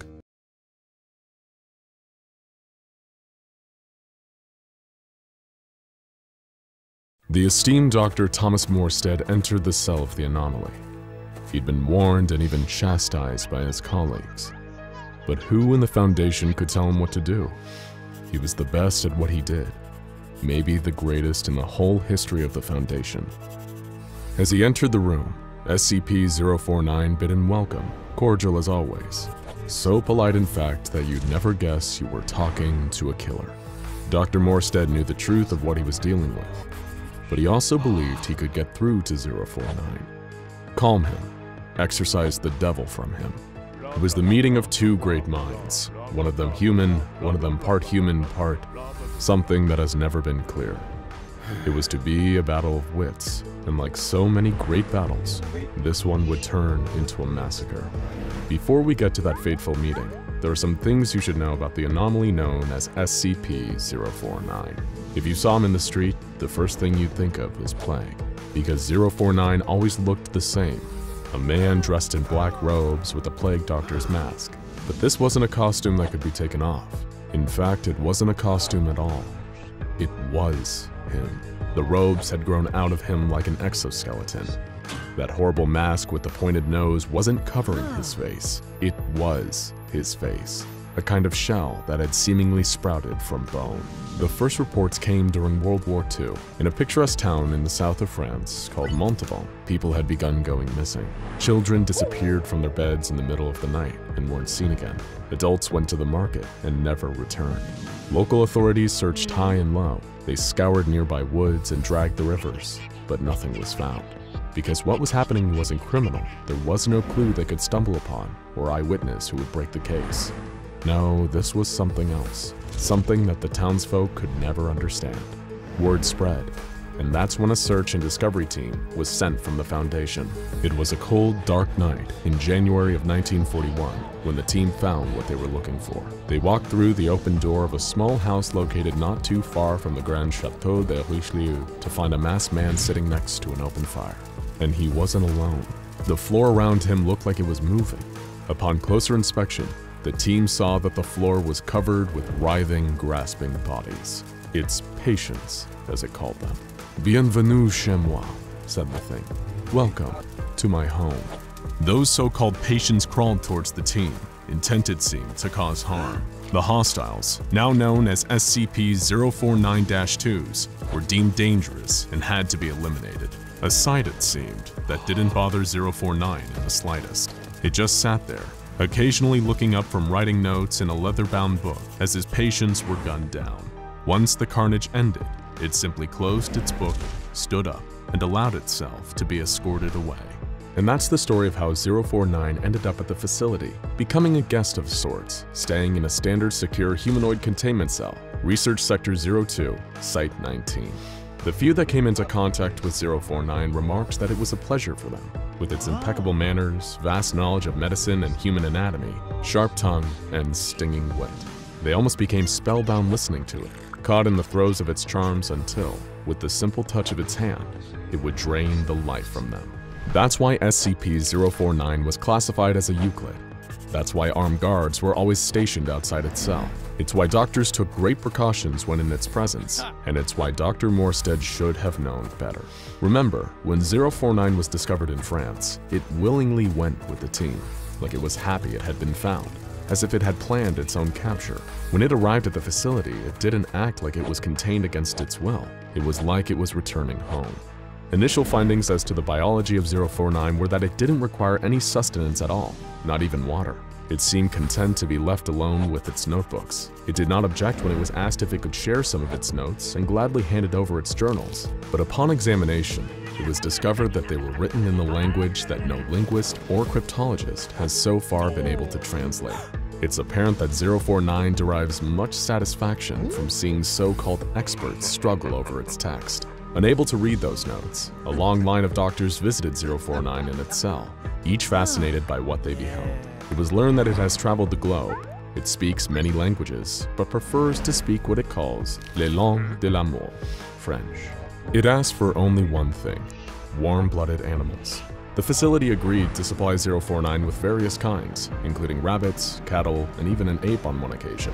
Just like with humans, it could kill the animals with a mere touch of its hand, sucking the life right out of them. But that wasn't even the most incredible part. Soon those animals would rise again, as if reanimated by 049. They would become, for all intents and purposes, the living dead. And they were hostile. After several unfortunate incidents, they were taken from the cell the moment they arose and disposed of in the incinerator. This was not to the liking of 049, who would claim it had cured the animals. For it, the world was sick. It saw plague and pestilence everywhere, and the meaning of its existence was to rid the world of disease. Humans, it said, contained a virus and had to be cleansed. In the first days after arriving at the facility, 049 didn't seem to pose a threat to humans. It was quite friendly, in fact. It seemed aware of the fear it caused in staff and would often go out of its way to make them feel comfortable and safe. This was a ruse, of course, or a canard, as 049 liked to say. It had no intention to help humans. No, it had come for humans. It wasn't trapped. It had set a trap. One of the first people to truly upset 049 was Dr. Raymond Ham, a well-respected physician that had twice been a contender for the Nobel Prize for his more mainstream work. What had confused Dr. Ham the most was not 049's clothes-like exoskeleton, or even his ability to reanimate the dead, but the bag that it used. 049 was somehow able to pull a seemingly endless supply of surgical tools from that bag. Sometimes it would even pull out objects that were somehow larger than the bag itself. It was as if the bag connected to somewhere else. And that's what Dr. Ham wanted to talk about on that fateful day. With 049 on one side of the cell and Dr. Ham on the other, he asked, "How is it that you can produce a great quantity of tools from that bag? I've observed you, and it seems to me that you are doing the impossible." "Dear doctor," replied 049, "the scourge, the great dying, cannot be fought with a handful of toys. My bag is merely the product of my imagination. It gives me what I require. You, dear sir, it seems, are limited by your imagination." It stopped for a second or two and stared at Dr. Ham. "I detect you are unwell," it said, in a voice not as amiable as before. "It's just a cold," said the doctor. "Ah, just a cold. If you had seen what I have seen, you would not utter such insulting words." Dr. Ham pulled out some papers from a briefcase and approached 049, holding them close enough so it could read them. "You see," said Dr. Ham, pointing to the results on the paper, "those animals you say you cured, they were not diseased. They were perfectly healthy before they died, and your so-called cure, it turned them into something quite terrible. We found that if they were left alone, they began to eat each other, and then themselves." 049 did not respond, and after a brief pause said only, "A good day to you, doctor. Please close the door on your way out. You should get some rest." Ham refused to go, and instead turned the conversation to this real interest, the bag, demanding that 049 let him see inside of it. "Very well, doctor," 049 said. "In private." 049 began to pull a series of long metal poles out of its bag, followed by a rolled-up curtain that it hung between them, creating a kind of medical tent around Dr. Ham. It seemed to stare for just a moment into the observation camera outside of itself before whipping the curtain shut. Dr. Ham was discovered 3 hours later, crawling around the floor of 049's cell, now another mindless undead. When he was retrieved by security, 049 didn't even look up from his notebook. Dr. Ham didn't get the incinerator treatment, but he did receive a fatal dose of drugs, a mercy. A removal team was sent to 049's cell, but it had said there was no need for special extraction techniques. It would go willingly, wherever they wanted to go. It was not, it said, an enemy of the people. "The Hippocratic Oath forbids me to hurt a human being," it said while walking to the interrogation center. "My only desire is to offer you my services and expertise." The floors and walls of the interrogation center room were painted a bright white. Even the table was white, which contrasted with 049, a mass of black sitting in the middle of the room. During the interrogation, it refused to admit or even accept that it had killed Dr. Ham. "I cured him. I removed the pestilence from his body," it said. It was later asked if it regretted its actions. to which it replied, "Well, good sir, one always regrets the loss of a colleague for any reason, but I stand by my actions. The pestilence must be abated before it is too late." Every 2 weeks from that point, 049 was given animals. The scientists at the facility observed it time and again, touching the animals, killing them, before producing a saw or scalpel and opening them up. Organs would be carefully removed with perfect precision. It was astounding to even trained surgeons just how talented 049 was. "I require a close relative of yours," said 049 one day to a young doctor, who expressed shock that it was asked for one of the doctor's family members. "I mean a great ape," said 049, "not your dear aunt." There were several instances of 049 displaying a crude sense of humor. Staff would almost forget that the thing that they were talking to wasn't human, almost. And it was Dr. Thomas Morstead that had supplied the great apes, orangutans in fact, that had been rescued from the rainforests of Borneo, only to be taken to 049's cell. Then one day something changed. 049 told Dr. Morstead that its work was done, that it accomplished what it had wanted to do, and could someone remove the cured animal from its cell? "I think you'd find that it's quite the work of art. A triumph," 049 said through the intercom. When the removal team entered the cell, they found the orangutan, or what was left of it. It was lying in the corner of the cell. The top of its skull had been removed, leaving its brain exposed. On its face was the expression of relaxation, and from its mouth it issued very soft squeaks, like that of an infant. 049 said, "Tell Dr. Morstead that its rage mechanism no longer exists. I've removed the amygdala and made some changes to the hypothalamus and limbic system. It is cured and quite harmless." The next day, Dr. Morstead announced that he wanted to visit 049's cell himself, after which he heard a chorus of disapproval from his colleagues, all telling him that 049 was now too dangerous. "Dr. Ham was sick," replied Morstead, "and 049 has assured us that he would never take another human life. He's never lied to us, and I'm going to take him at his word." It appeared that 049 had created the perfect specimen, so what was next? Dr. Morstead had to know. "Everyone is sick," 049 told Dr. Morstead after the two had talked for a couple of minutes. "The great pandemic has started. Fear not, doctor. I have a cure. No longer will you humans spread your disease." "I'm afraid you are wrong," replied the doctor. "This pandemic you speak of does not exist. We can happily live with our pathogens. We have done so for millennia." Dr. Morstead became angry that he couldn't get through to 049. "I'm afraid you are suffering from paranoia. It is you who need to be cured." "You have no idea," said 049, standing up. "What are you doing?" shouted Morstead. "You promised you wouldn't hurt a human again." "I'm not hurting you. I'm healing you," 049 said and leapt across the room in a flash, placing a hand on the doctor's head. Morstead slumped to the ground. They were being watched in the observation room, and this had gone too far. He had to be moved to the containment cells, permanently. Mobile Task Force Epsilon 11 was right on the scene and burst through the door. "No imagination," 049 said to himself. "Those humans have no imagination at all." He began walking towards the task force, who opened fire on the anomaly, but the bullets bounced off its black coat and mask. SCP-049 calmly touched each of the members of the task force, one by one, draining the life from them. The last one standing stopped firing and attempted to run, but again 049 leapt across the room, black cape billowing out behind him, and gently touched the man, causing him to drop to the floor. 049 stepped over the bodies of the fallen team and walked out of the containment cell. The full details of what happened next are available only to the O5 Council, what are sometimes called the Overseers. The redacted report that is available reads, Standard Secure Humanoid Containment Cell, Research Sector 02, Site 19, Subject, SCP-049.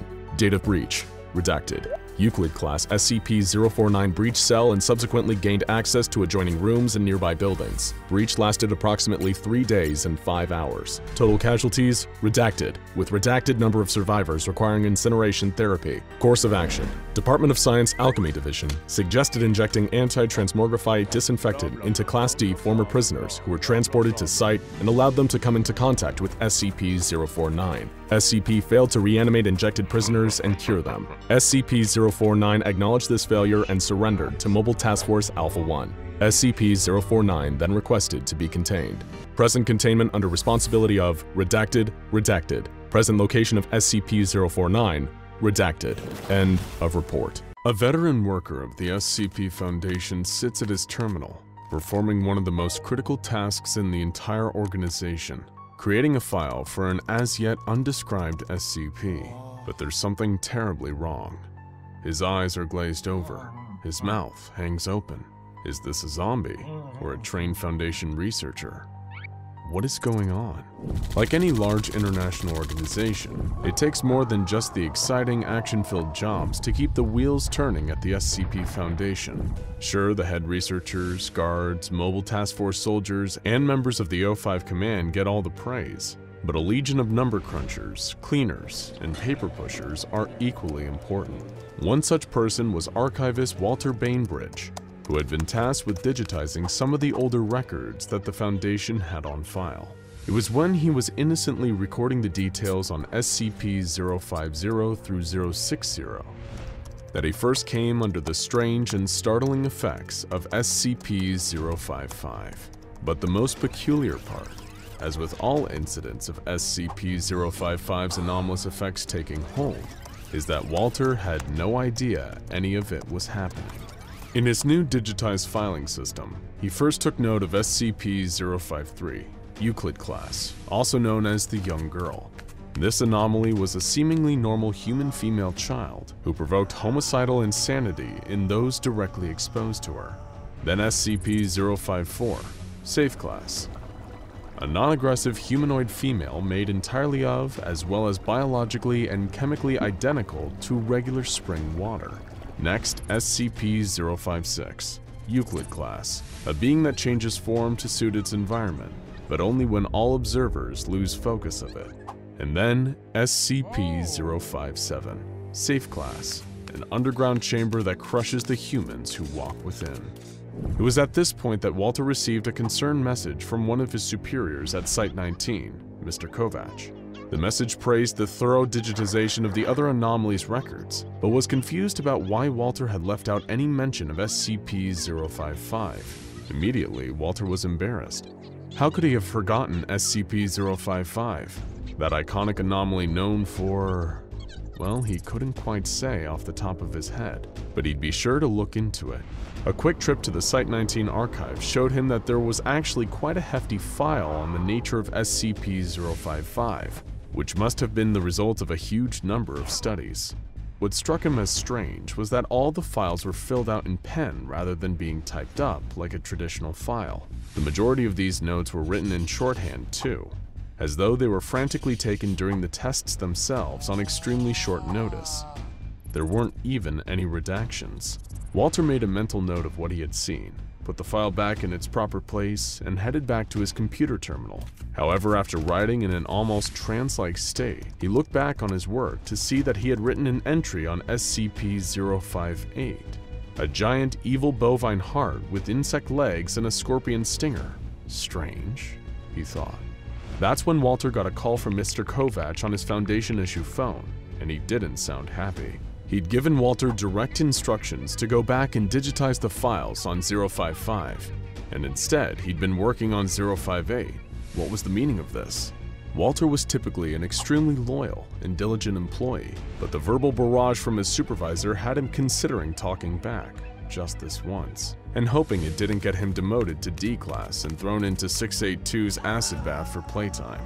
Walter gulped, picked up some courage, and interrupted Mr. Kovac's rant to ask if he had any idea what SCP-055 actually was. The line went silent for a moment, then his supervisor spoke again, this time with less confidence. Of course I can tell you about SCP-055. It's a classic, one of the first 100. How could you forget it's, I think it's the one with, Another long pause as Mr. Kovac seemed to search for the words, but instead just trailed off into silence. Knowing that some of the anomalies on file were dangerous mimetic hazards, Walter was worried for a moment that he may have accidentally killed his boss by getting him to think too hard about SCP-055. He asked if Mr. Kovac was okay, and finally got a reply. I'm sorry, I seem to have zoned out for a second there. What were we talking about again? But this time it was Walter who couldn't answer. He had no idea at all what the two of them were discussing just moments ago. He felt disoriented and kind of sick. like they'd taken some low-level amnestics. Mr. Kovac told Walter to get back to his filing duties, and they'd speak later. Walter then checked the messages he'd received from Mr. Kovac earlier, and there it was, plain as day. You missed 055. Go back and digitize that before proceeding, Mr. K. But Walter had never even heard of an SCP-055 if such an anomaly even existed. What was going on here? In that moment, Walter realized he was dealing with something much stranger than just a standard digitization job. After all, how could he properly complete his duties if SCP-055 seemed to be impossible to speak, write, or even think about, unless he were directly observing it at that moment? Walter had to know, and ask around the entirety of Site-19 to find the answers if he had to.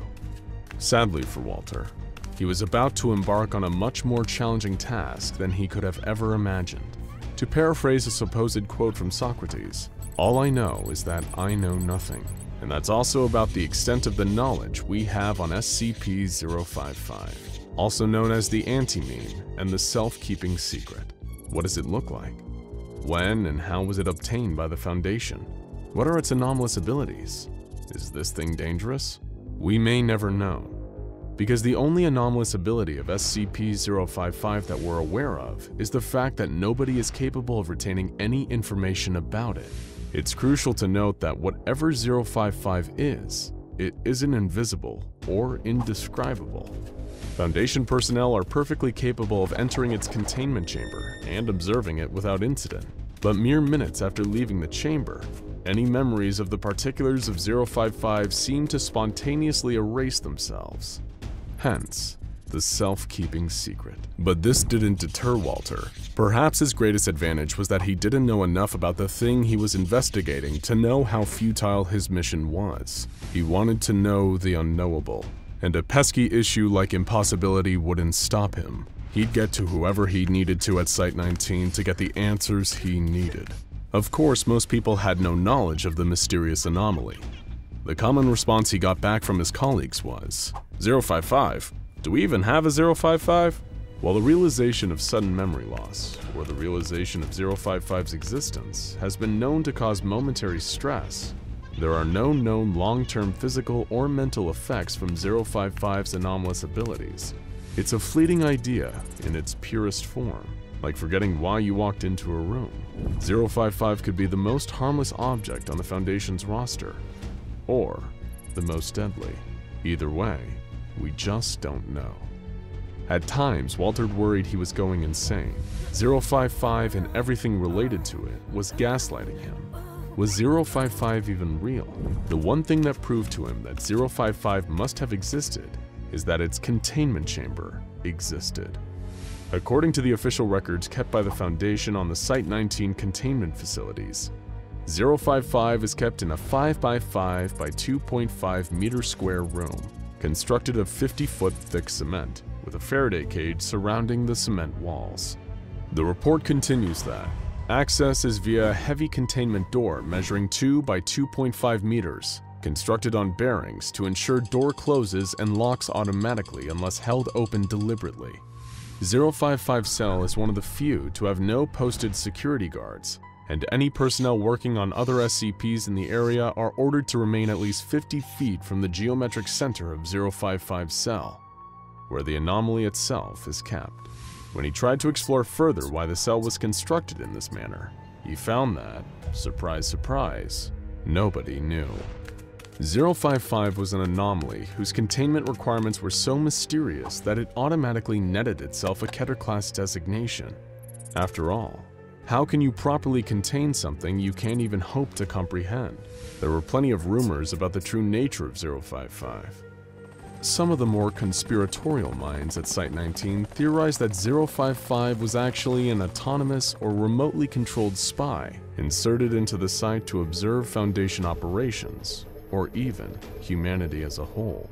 If you're on the more paranoid end of the psychological spectrum, this theory makes total sense. An anomaly that's physically impossible to remember, even when writings and pictures on the subject exist, would be a perfect spy. However, this was all ultimately little more than speculation. Walter was barely any further along than when he started. There were multiple points in his investigations where Walter seriously considered giving up, until finally, he had a major breakthrough. Dr. Bartholomew Hughes and Dr. John Marichek were two scientists that had performed extensive research into 055, and who, Walter hoped, might have the answers he sought about the self-keeping secret. These scientists were the first to discover the anti-memetic nature of 055, performing numerous tests on D-Class personnel to see if it was possible to create feasible written records, sketches, or any other records or impressions that could bypass its anomalous effects.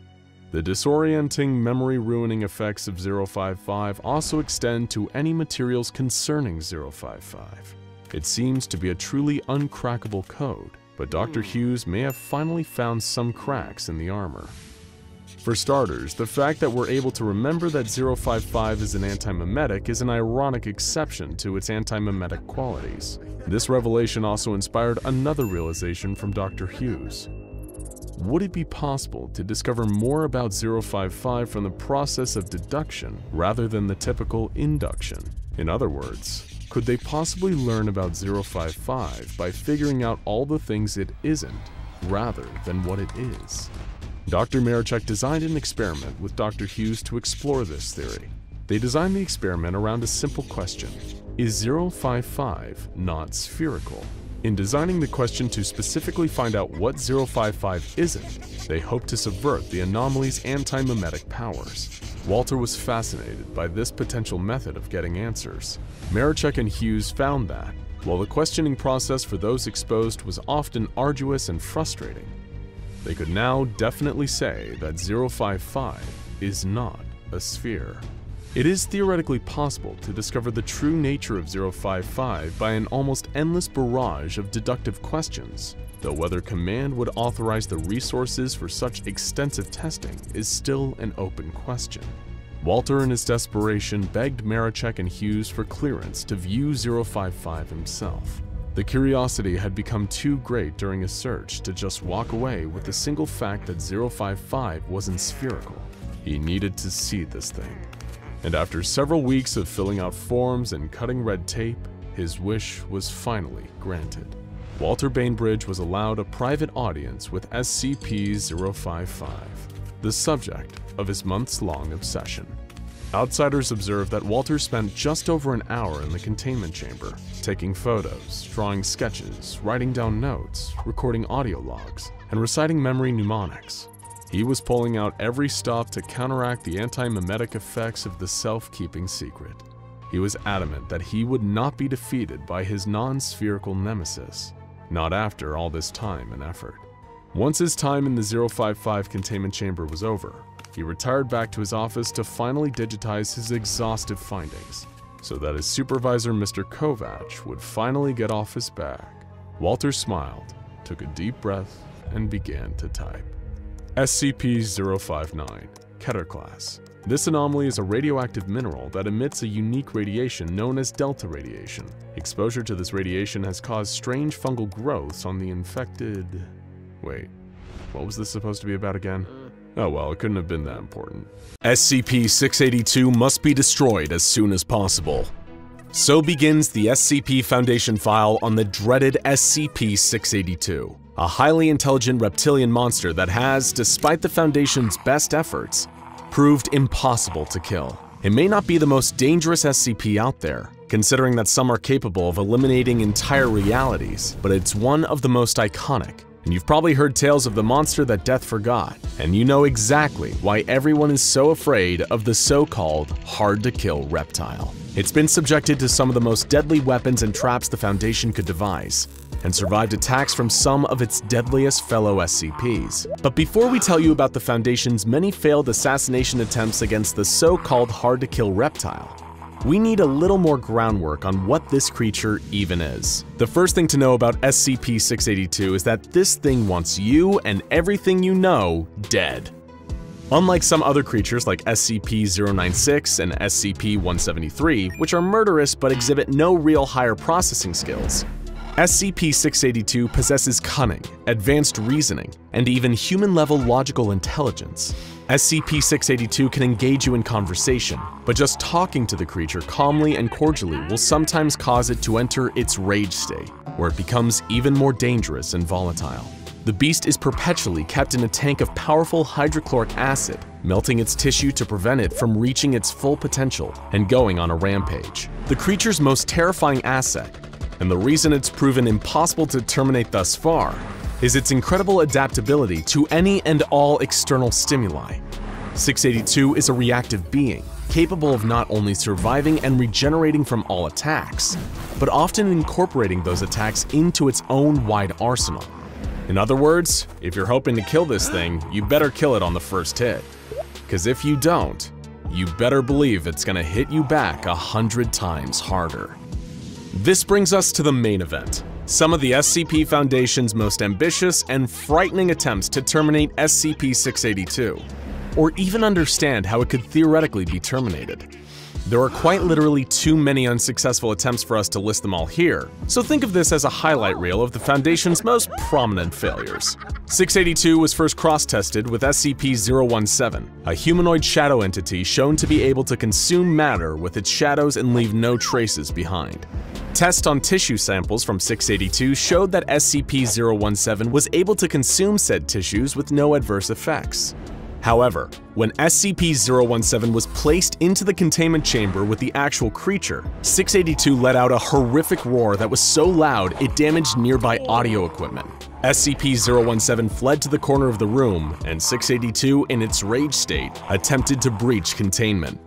Agents managed to suppress and remove the creature, but no meaningful damage was logged. Attempt failed. SCP-173, the killer statue, was later brought in, hoping that its thus far impeccable track record for killing would hold strong. The second that 173 was introduced into the testing area, 682 retreated to the far wall and began screeching intensely. It was intelligent enough to know what it was dealing with here. While the researchers and guards expected an instantaneous reaction, there was actually a stalemate for over 6 hours, as 682 stared at 173 continuously.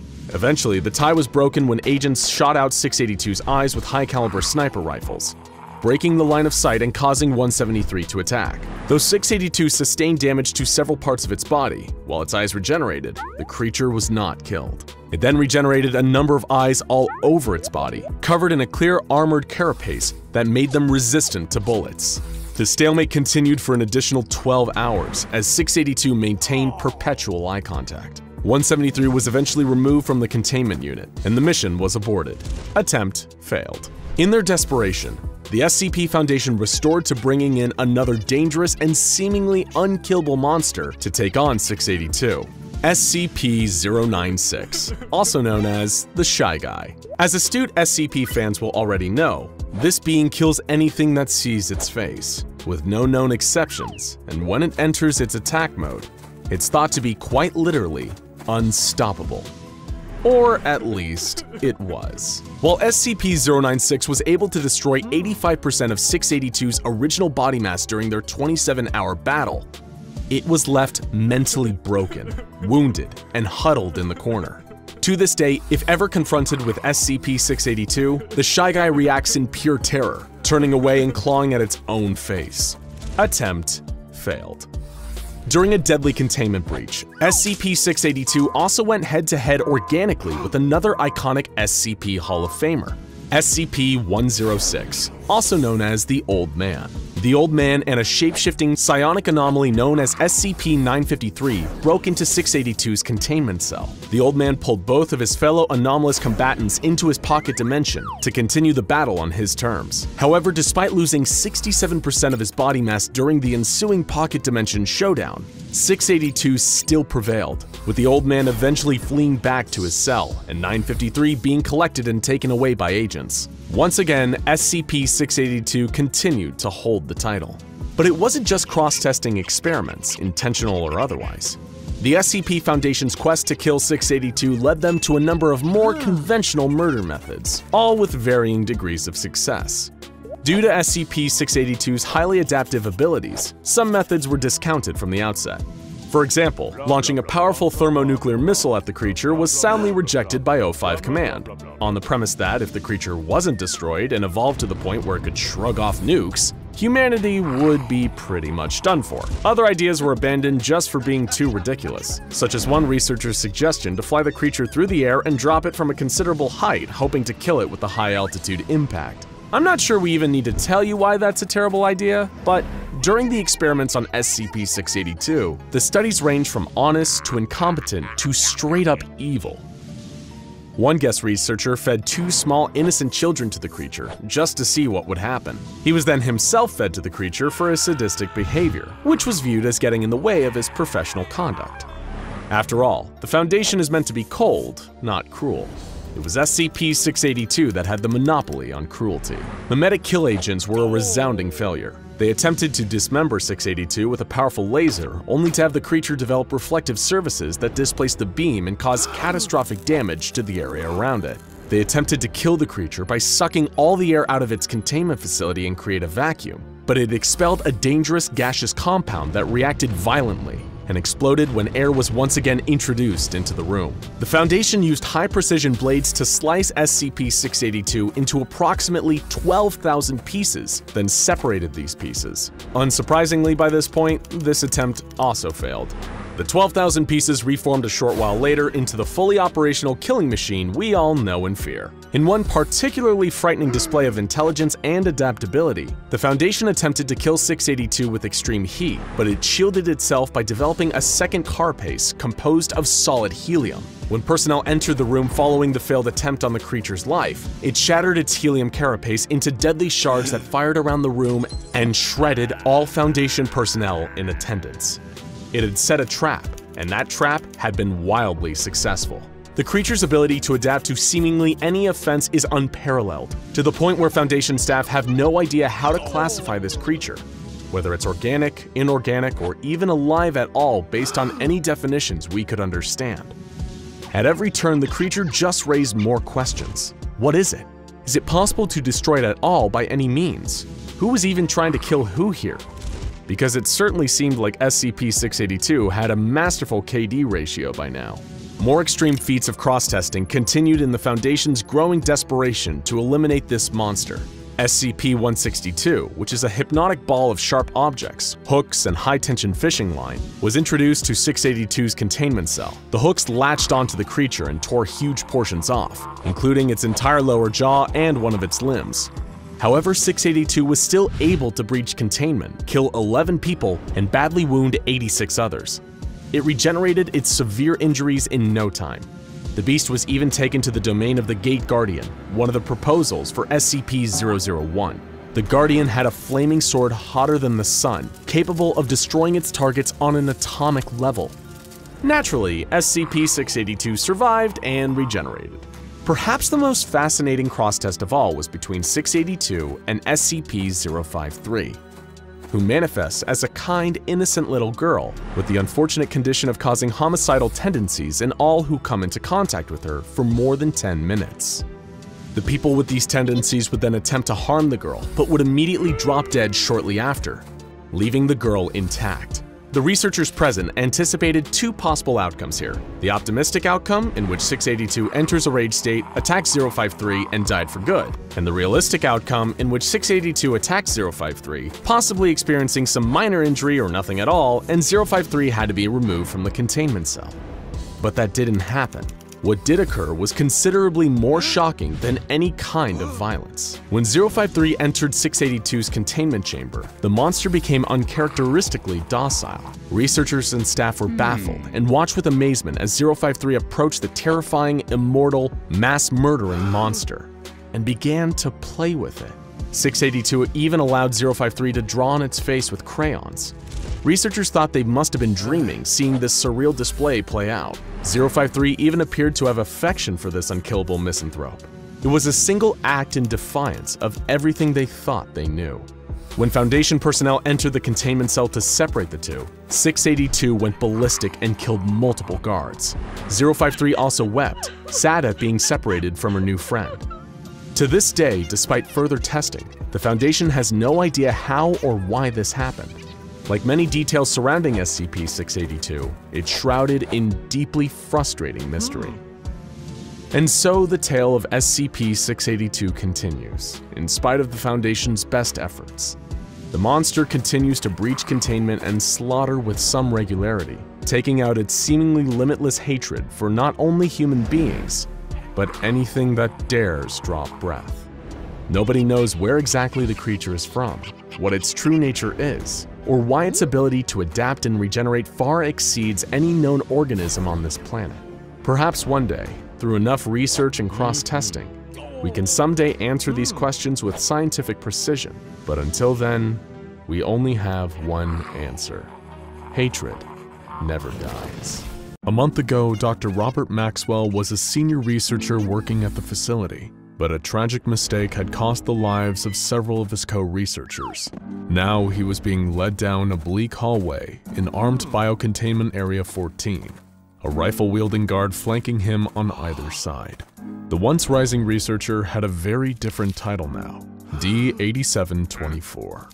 He had been made a D-class personnel, a death sentence. However, as the guards led him to his possible demise, he wasn't dressed in the typical D-class orange jumpsuit. No, he was dressed in frilly Rococo dining wear more typical of 18th century France. If anything, Dr. Maxwell looked like he was on his way to meet royalty, and in a sense, he was. The former researcher had begged for any other assignment, but the site director insisted on committing Dr. Maxwell to tea time with SCP-082. He'd always been the talkative type, so the two would make a perfect pairing, and if the creature found him sufficiently amusing, then Maxwell might even leave the containment cell alive. He had heard legends of the giant creature they called the Cannibal. Maxwell hoped they were just stories. Dr. Maxwell was pushed by the guards into a large, luxuriously appointed room, and the doors were locked behind him. He felt like a child, surrounded by freakishly large furniture and 10-foot-high ceilings. The fog of obnoxious floral perfumes couldn't fully cover up the pervasive smell of death that lingered in the cavernous halls of 082's palace. Thanks to an elaborate ruse conducted by the Foundation, SCP-082 believed he was the King of France, and that his containment cell was a palace where he remained for his own safety. The creature's continued good behavior and everyone else's safety relied on visitors keeping up that lie. Maxwell had never worked in this area of the facility, so a lot of the standard procedures were new to him. Still, his superior had given him a clear directive: talk to the monster, communicate with him, be cordial and friendly, see if you can find out more about his mysterious past, and most importantly, if you want to survive, don't annoy him. The down-on-his-luck scientist gulped inside, trying to steady his nerves in this oversized fake French palace. He just kept thinking, surely he can't be that big. He almost talked himself into believing that the accounts of the creature were just that, tall tales, until a huge figure began lumbering into the main chamber. It was him, SCP-082, also known as Fernand the Cannibal. SCP-082 was an 8-foot-tall hulking monster, built sturdier than the castles it likes to imagine are its true home. Swollen, bloated, and grossly out of proportion, the creature clocks in at over 700 pounds, most of which is pure muscle that's almost impossible to pierce with conventional weaponry. SCP-082 stopped just feet away and stared at Dr. Maxwell with its beady, sunken-in eyes like a hungry rat. Just the sight of it struck terror into Dr. Maxwell's heart, but he didn't dare show his fear. Instead, he remembered his brief training, bowing politely and forcing a smile, referring to the creature as Your Highness, and profusely thanking it for granting him an audience. The monster continued staring without saying anything, and then gave a wide, lock-jawed grin, showing off its huge teeth. It did everything through gritted teeth, except eat and sing. Dr. Maxwell hoped he wouldn't be a part of either activity. Fernand gave a low, booming chuckle. He thanked Dr. Maxwell for coming to give him some company, and invited him to come further inside and take a seat, adding, with a sly wink, that he won't bite. The monster complained that he so rarely gets visitors to the palace these days, but he omitted the fact that the main reason for this was his tendency to devour them. Maxwell nodded and followed the giant deeper into its oversized abode. He couldn't help but notice that the monster's arms looked like huge, fleshy punching bags. He knew that if Ferdinand wanted to, he could easily crush him flat, just like he'd done to so many unfortunate guards during containment breaches. Ferdinand told Dr. Maxwell that he was thinking of having some decorating work done. The walls of his palace were starting to look awfully drab, and he gestured to one covered with a rusty red streak. Maxwell remembered that D-class cleaners were sent into the containment cell twice a month to tidy any of Ferdinand's messes, but they often ended up becoming one of the messes themselves. The creature encouraged Maxwell to take a seat at his oversized dining table, while he tended to a pot of what he said was full of delicious onion soup.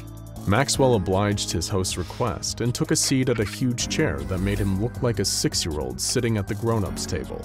Meanwhile, Ferdinand was using a huge machete-like knife to cleave onions in half for his bubbling pot of stew. Even though Ferdinand had shown no signs of outward aggression, as he watched the cannibal hack away at onions with his enormous knife, Maxwell could feel himself beginning to sweat. After all, they didn't call this creature the cannibal for nothing. This was a monster with a truly horrifying body count. During previous containment breaches, it had taken enough tranquilizer to put down 2 elephants to subdue the creature, but not before multiple agents quite literally lost their heads in the process. Ferdinand was able to bite them off with one huge chomp, like he was eating a drumstick, snapping right through the bone with his incredible tooth and jaw strength. Surprisingly, when he wasn't on a violent rampage, Foundation researchers had found SCP-082 to be unusually polite and forthcoming, offering the researchers plenty of information about himself and his past. The only problem was that almost everything the creature said was a complete lie. From his time as a researcher, Maxwell knew that there were only a few details about the creature that could be ascertained for certain. SCP-082 would reliably answer to the name Ferdinand, and genetically, Ferdinand was technically human. The means by which Ferdinand became so grotesquely huge, strong, and cannibalistic are still unknown. Foundation personnel are still looking into whether it's due to some kind of anomalous genetic mutation or by more supernatural means. All we know is that he's big, unpredictable, and extremely dangerous. Dr. Robert Maxwell sat terrified at the dining table of SCP-082, listening to Ferdinand's slightly dull blade chop through the final onion, which he then tossed into the boiling soup. Ferdinand had switched the topic of conversation to one of his favorite fictional characters, Hannibal Lecter. Of course, Hannibal the Cannibal isn't quite so fictional to Ferdinand. While he's been shown to be extremely intelligent in terms of puzzle solving and memory, he seems to have no understanding of the distinctions between fiction and reality. He assumes all movies and TV shows are a form of documentary or reality television. And ever since seeing The Silence of the Lambs, Ferdinand has been eager to meet with Dr. Lecter, which he emphasized to Maxwell over and over. Since trying to explain the concept of fiction to Ferdinand had never previously worked, Maxwell simply told him that Dr. Lecter is extremely busy at the moment, but will visit whenever he gets a chance. This seemed to satisfy Ferdinand, who placed 2 large bowls of steaming soup on the table before sitting down a little too close to Maxwell. He couldn't help but notice that the giant cannibal was now sitting within biting distance, and as a lowly D-class, nobody would be rushing in to save him if things went south. Ferdinand began ranting through his clenched teeth once more, occasionally stopping to consume a hefty spoonful of onion soup. Maxwell was sure to do the same, not wanting to seem anything less than polite. But soon the tenor of Ferdinand's rant began to shift. Typically, the monster spoke French or heavily accented English. Now he was affecting the accent of a Victorian gentleman, peppering his speech with tally-ho and the game is afoot. Maxwell was confused at first, but quickly realized the game Ferdinand was playing. It's well known that Ferdinand is a pathological liar who likes to play numerous characters, changing his mannerisms and clothes accordingly. These personas have included a vampire, Big Bird, Andre the Giant, Foundation researcher Dr. Bright, the Incredible Hulk, Alexander the Great, Captain Hook, Dr. Frankenstein, and Frankenstein's monster. And, of course, in this case, the iconic fictional detective, Sherlock Holmes. Fearing for his life in this strange situation, Dr. Maxwell did the only thing he could: play along. As Ferdinand reeled off his Holmesian delusions, Maxwell began to play the role of Dr. John Watson, asking follow-up questions and complimenting Ferdinand's impeccable deductive reasoning. And it seemed to be working. Ferdinand played along too, acting as though the two of them really were Arthur Conan Doyle's crime-fighting duo. Towards the end of their game, Dr. Maxwell was even starting to enjoy it, amazed that his quick thinking was actually keeping him safe. But just then, the cannibal froze, as if in a trance. He locked eyes with Dr. Maxwell, like a mad dog that you can't tell if it's going to bite you or not. He saw the creature's gargantuan teeth separating, its huge jaws stretching open. This could surely only mean one thing. Dr. Maxwell winced and prepared for death, cursing that all of his quick thinking had amounted to nothing. Ferdinand leaned towards him, his gaping maw with its hot onion-scented breath just inches away from Maxwell. And then, he began to sing. The cannibal broke into a raucous Victorian pub song, happy and jovial. In his moment of terror, Dr. Maxwell had forgotten that this was the other reason SCP-082 opens his nightmarish jaws. Relief washed over him, as he knew he was safe, at least for the moment. Not long after, Foundation guards arrived and escorted him from the cell, leaving the delusional giant to his own devices back in the so-called palace. The former researcher had done it. He had bested Ferdinand the Cannibal, and hopefully it would be the last time he'd ever be face to face with that deranged giant. Unfortunately for Dr. Robert Maxwell, in a performance review later that week, one of his superiors remarked that Ferdinand enjoyed his company and he had done a great job. Such a good job, in fact, that Ferdinand insisted he have Dr. Maxwell for dinner, or any other meal for that matter, sometime very soon.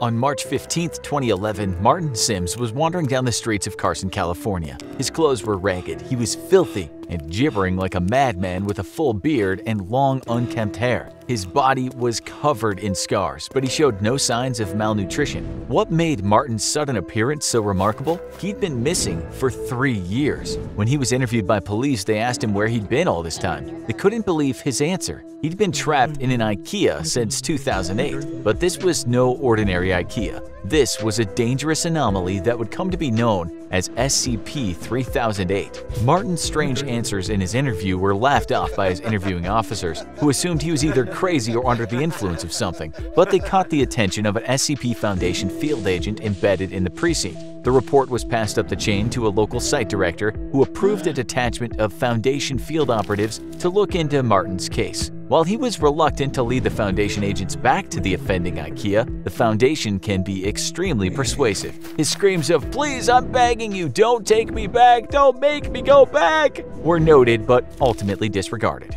When the SCP Foundation had triangulated the position of SCP-3008, which was indeed an active IKEA, the entire retail zone was closed and barricaded under the pretense of a severe black mold infestation. Armed Foundation personnel also arrived on the site shortly after, based on Martin's vague statements that there were creatures of some kind inside. Due to his deteriorating mental health, Martin was unable to provide a great deal of lucid information on the specific traits of SCP-3008. But one phrase he kept repeating was "bigger on the inside." Once researchers were satisfied that Martin had delivered all the pertinent information he was able to, he was administered Foundation amnestics to erase his memory of the last 3 years and return to his family. A cover story was formulated. Martin had been kidnapped and abused for 3 years by a mentally unbalanced stalker in downtown Carson. He'd been able to escape as said stalker took his own life out of guilt, a suicide that the Foundation expertly fabricated to make their cover story airtight. With the loose end of Martin Sims taken care of, the true observation of SCP-3008 could begin.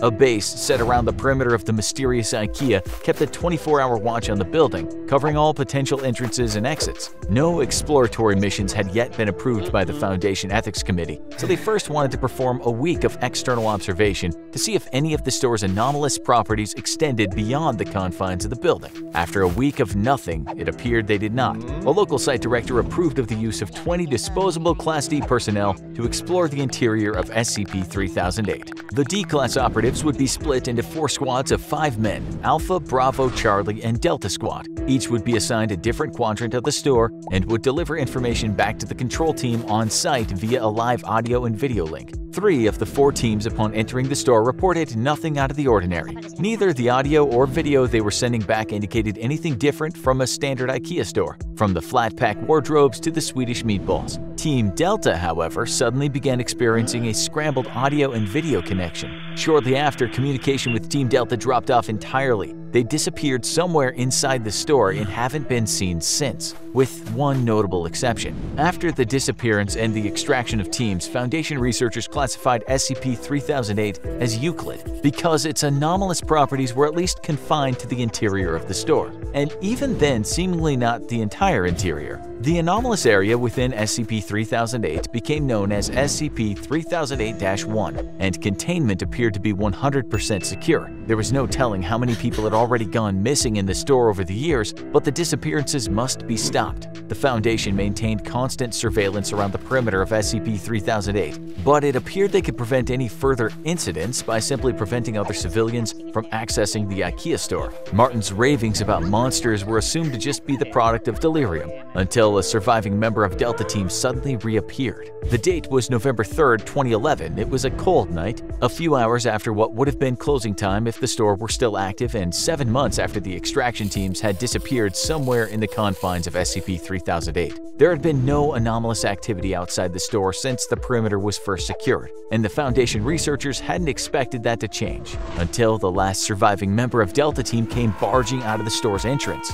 Startled field operatives were amazed to see him again, but they were even more amazed to see what was following him out of the store, repeating the same phrase: "The store is now closed, please exit the building." Despite the fact that the entity chasing the Delta Team survivor was wearing the yellow shirt and blue pants of an IKEA store employee, the being definitely was not human. It was around 7 feet tall with no visible face. The entity had grossly extended limbs, with each arm being around 5 or 6 feet long and ending in a huge oversized hand. The whole process was so sudden that the field agents present at the perimeter weren't able to save the Delta Team survivor, as the entity reached forward with his freakishly long arms, grabbed him and twisted his head off like a child with a doll. The field operatives present drew their weapons and peppered the entity with bullets. It would later be classified as SCP-3008-2. The being appeared to collapse and die from the physical trauma, at which point it and the body of the former Delta Team survivor were taken for an autopsy by Foundation researchers. There were no biological abnormalities of the body of the Delta Team survivor, so it did not appear that the anomalous properties of SCP-3008-1 had any effect on the physiology of its occupants. He was not malnourished despite being missing for months, and the contents of his stomach looked to be half-digested food consistent with the menu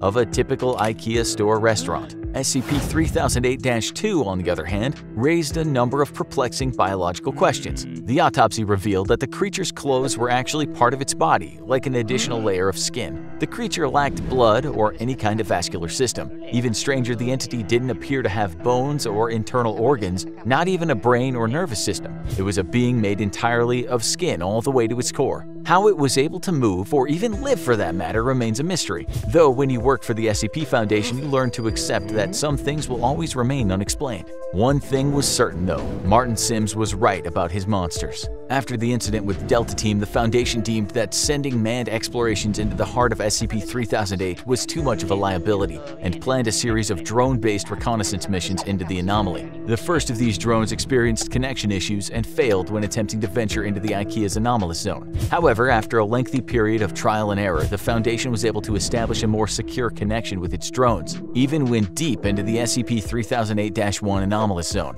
It was only then that some of the most extraordinary discoveries were made. SCP-3008-1 seemed to break the laws of spatial reality, as the area of the IKEA's interior was at least an order of magnitude larger than its exterior. Just as Martin Sims had said, it was bigger on the inside, but just how much bigger? The Foundation has yet to find evidence of any physical terminators within the store that might indicate SCP-3008-1 has an endpoint, while an area of at least 10 kilometers squared has been uncovered in SCP-3008-1. It could, in theory, be infinite. Laser rangefinder tests, which are normally very reliable, have only given inconclusive results. Interestingly, the anomalous area doesn't have any clear visual differences from the rest of the IKEA store, except that it extends forever. An individual trapped within the confines of SCP-3008-1 wouldn't even realize they've entered an anomalous zone until they tried to locate an exit and leave, at which point they'd find they were already hopelessly lost. The geography of SCP-3008-1 does at least appear to be consistent, so people trapped within are theoretically able to retrace their steps and escape if they haven't already ventured too deep.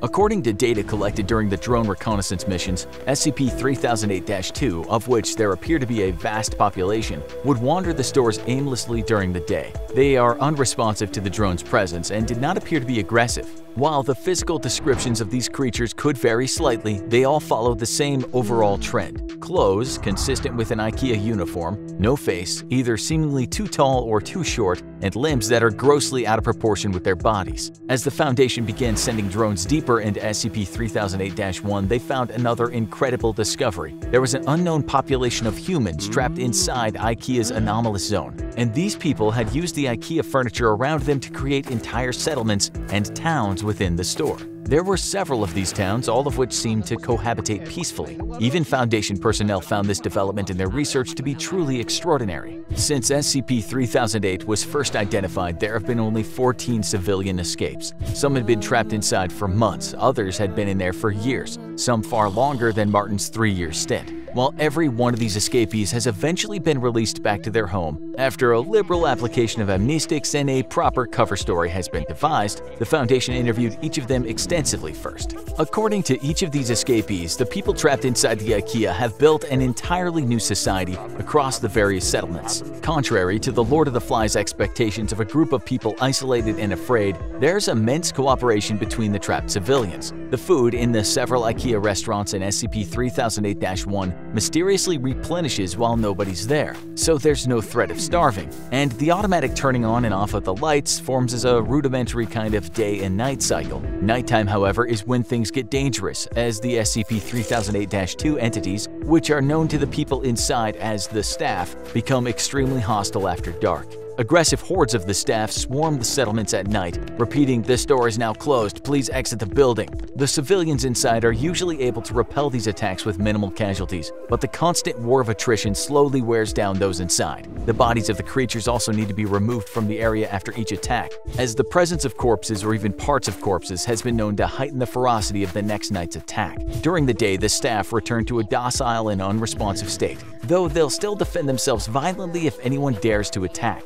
Over the course of the interviews with the 14 escapees, Foundation researchers were able to answer another of their key questions. How had so many people gone missing in the store for so long without being noticed? But the answer they received only raised many more unsettling queries. According to the escapees, there were people inside the settlements that, despite being otherwise of entirely sound mind and standard intelligence, seemed to lack very common knowledge that even a child should know. For example, some of them weren't aware of the International Space Station orbiting the Earth, or stranger still, the existence of the Statue of Liberty. This led the researchers to a frightening conclusion. SCP-3008-1 may not only be a nexus point of multiple IKEA stores in our dimension, it could be connected to IKEAs in every dimension where IKEAs exist. While it only abducts a handful of people from each store over an extended period of time, it suddenly becomes clear how this SCP was able to trap so many people without detection over such a long period of time, which in turn led to an even more terrifying revelation. The SCP Foundation may not have SCP-3008-1 as contained as they thought. It might even be tucked away in an IKEA store somewhere near you,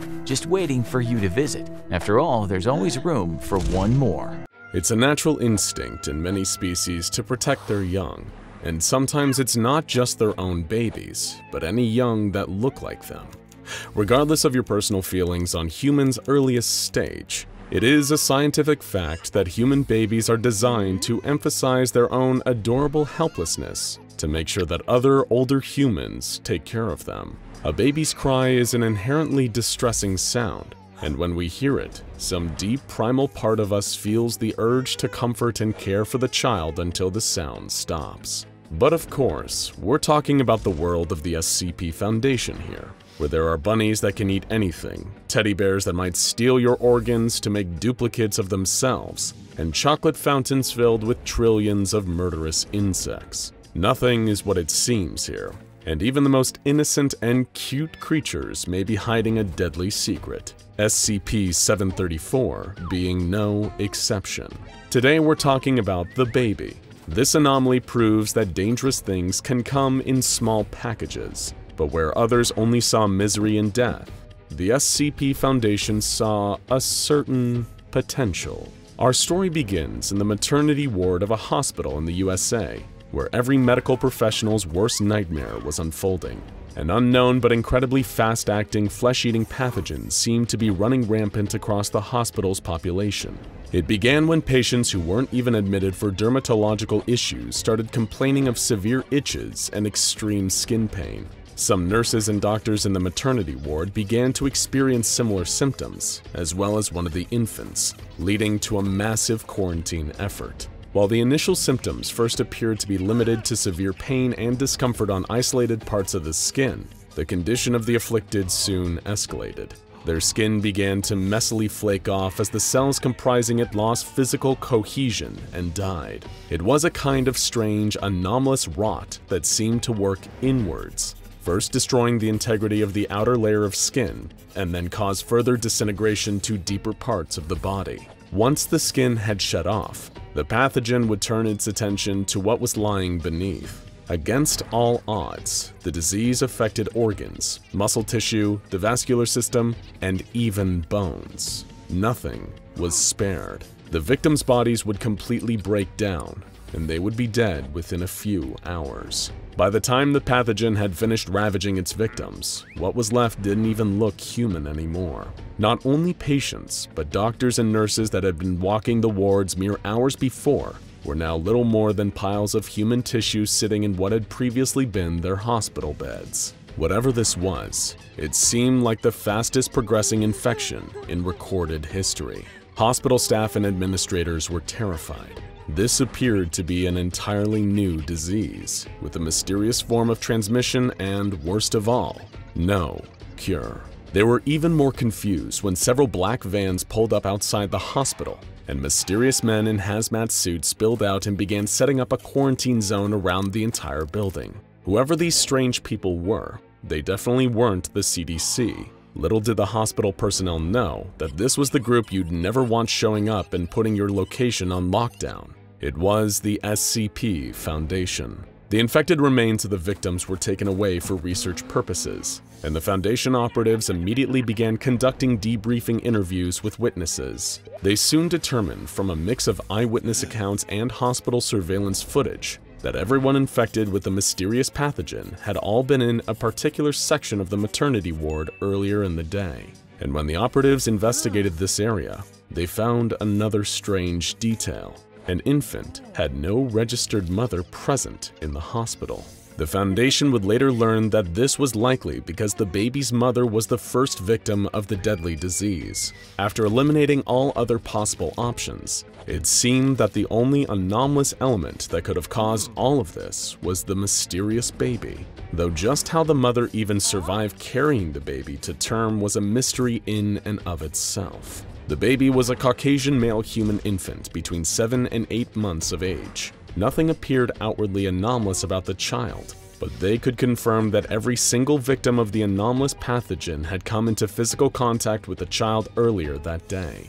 Everyone who had been at the hospital was given amnestic treatment, and the Foundation constructed plausible cover stories for the deaths that had occurred that day. Like so many others before it, the child was secured and spirited away to the nearest applicable Foundation containment site. There it was reclassified SCP-734, and finally the real testing into what precisely this infant was capable of could begin. Physiologically, SCP-734 appeared mostly non-anomalous. The infant had above-average intelligence and physical aptitude for a child his age, but otherwise showed no mutations or abnormalities that would suggest a divergence from typical human biology. Despite a vast array of tests performed by the Foundation into essentially every aspect of 734's biology, They couldn't find anything that hinted at the origin of the mysterious pathogen.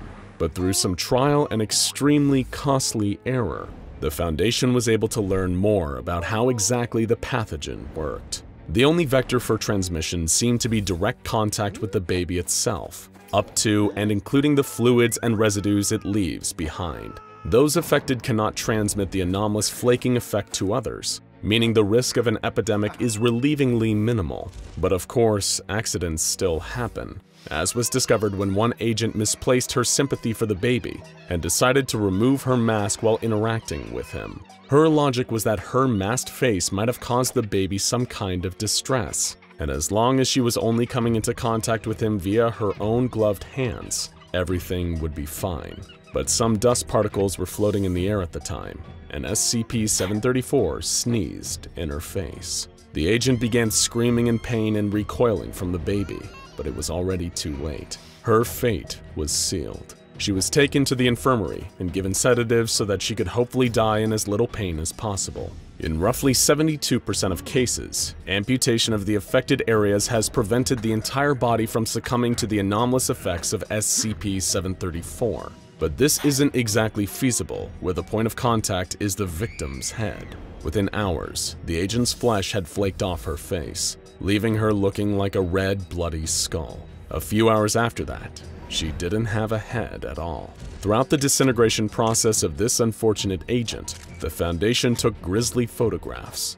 These photographs are shown to anyone preparing to work on the SCP-734 research project, to teach them a hard lesson on the importance of adhering to proper safety protocols. And these protocols about how to deal with the baby are incredibly tight, given that even incidental contact is often a death sentence. Anyone entering the baby's containment chamber needs to wear contained atmosphere hazmat suits. Anyone who makes physical contact with the baby, even when suited up, is immediately removed from the area and subject to several hours of quarantine and observation. Even inanimate objects that have been inside the containment chamber need to be thoroughly sterilized before being removed. Given that even anomalous children like SCP-734 have very delicate needs, a handler is always standing by in full hazmat gear to take care of the baby. These handlers are rotated every hour to maintain alertness and safety. These handlers feed and change SCP-734 regularly, and sometimes even provide toys that have been approved by the O5 Council. The Foundation has gone to great lengths to keep SCP-734 alive and comfortable, because they believe that SCP-734 could be an important asset for them in the future. Or more specifically, they see great strategic value in SCP-734's blood. As mentioned earlier, contact with any matter from SCP-734 triggers its deadly anomalous effects, including bodily fluids like blood. But unlike many toxic pathogens, in this case, there is no risk of the infection getting out of control, since the infected do not become vectors for transmission.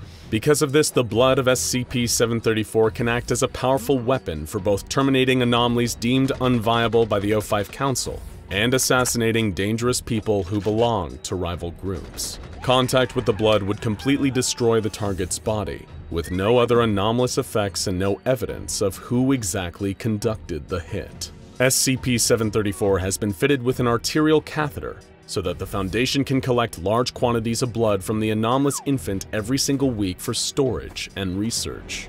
But it isn't just the blood that the Foundation sees potential in.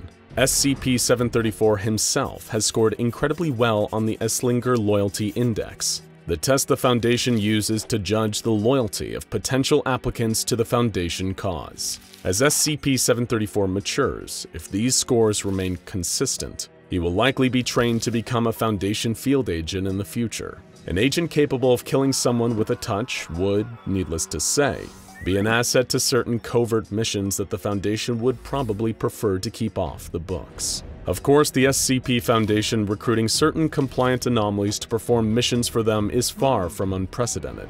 The most infamous of these is SCP-076, also known as Abel, a supernatural, eternally resurrecting swordsman, and perhaps one of the finest warriors who ever lived. The The Foundation took note of this and channeled his eternal thirst for battle into working with his very own mobile task force. He could assist in missions by taking out his bloodlust on enemy groups of interest and dangerous anomalies. However, this ended up working a little too well and led to disaster. Abel was so good at his job that he burned through all of his allotted missions at astonishing speed. Left with nothing more to do, Abel got antsy, which led him to turning his murderous desires on his fellow team members, and then the Foundation as a whole. It was an all-out massacre before his colleagues were finally able to kill him and return him to containment. The failure of this initiative gave the very idea of letting anomalies work for the Foundation in the field a bad name.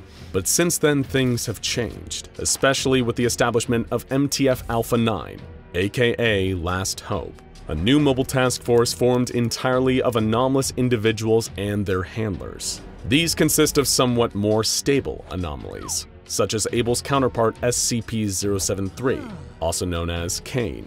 Kane cannot be harmed, with any harm befalling him simply being mirrored back on his attacker, and his vast array of knowledge makes him an incredibly useful, intelligent asset. Another of the several members of Last Hope is Iris, also known as SCP-105. Much like Kane, Iris not only has anomalous powers that make her immensely valuable for missions in the field, she's also compliant and capable of listening to reason, unlike Kane. Her abilities include being able to actively surveil and even interact with photos of any location, especially when taken with her anomalous camera. Someday, SCP-734 could count himself among other anomalous Foundation agents like these, providing he continues to show promise and doesn't develop a dislike of the Foundation as he ages, since after all, he won't be a baby forever. So if you ever find yourself on the Foundation's bad side, you have a good reason to be paranoid. You'll have no idea that one day, the man who's going to kill you will approach and shake your hand with a smile. It won't be until later, when you feel that strange tingle on your palm and feel the skin starting to flake away, that you'll realize you've been a dead man walking for hours. You've been walking for days. Your body aches. You're dripping with sweat from the heat of the sun bearing down overhead, and yet you're wrapped up in layers upon layers of clothing.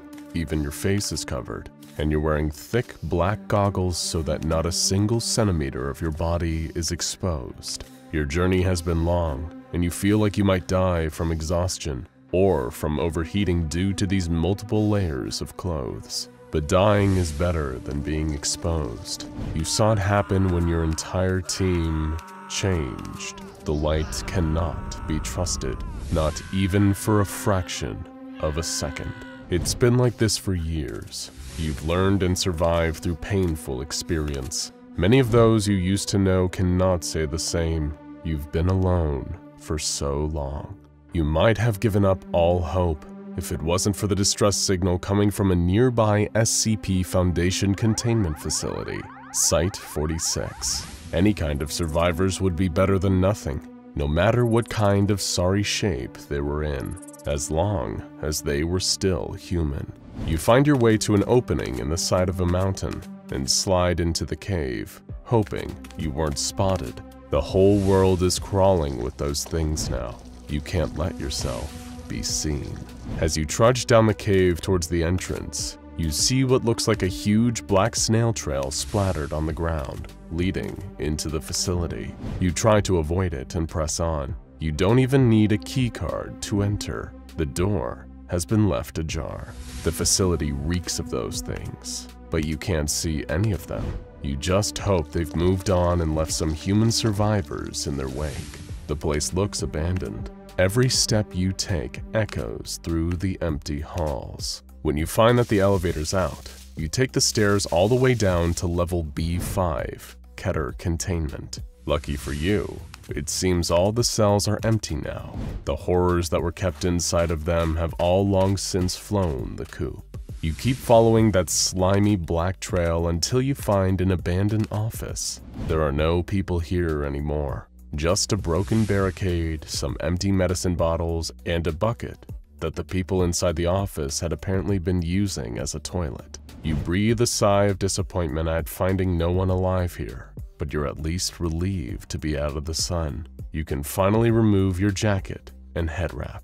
With your uncovered eyes, you notice that a nearby computer terminal is still powered up. You sit down at the desk and turn on the monitor. Because of the emergency procedures put into place in a K-class scenario like this, safeguards no longer apply. You can access all the information you need, up to and including finding out what actually happened. In the dull glow of a nearby emergency light, you see a dark shape slumping through the halls in shadow. You tense up, then exhale as it slithers off into an adjoining hall. You're safe, for now. The terminal has finally loaded and authenticated your access. You're staring at the file for SD Locke's proposal for SCP-001 when day breaks. It's the only name you can give the apocalypse your world is currently experiencing. This is one of the only anomalies in the entire history of the SCP Foundation to be given the Apollyon Containment class, meaning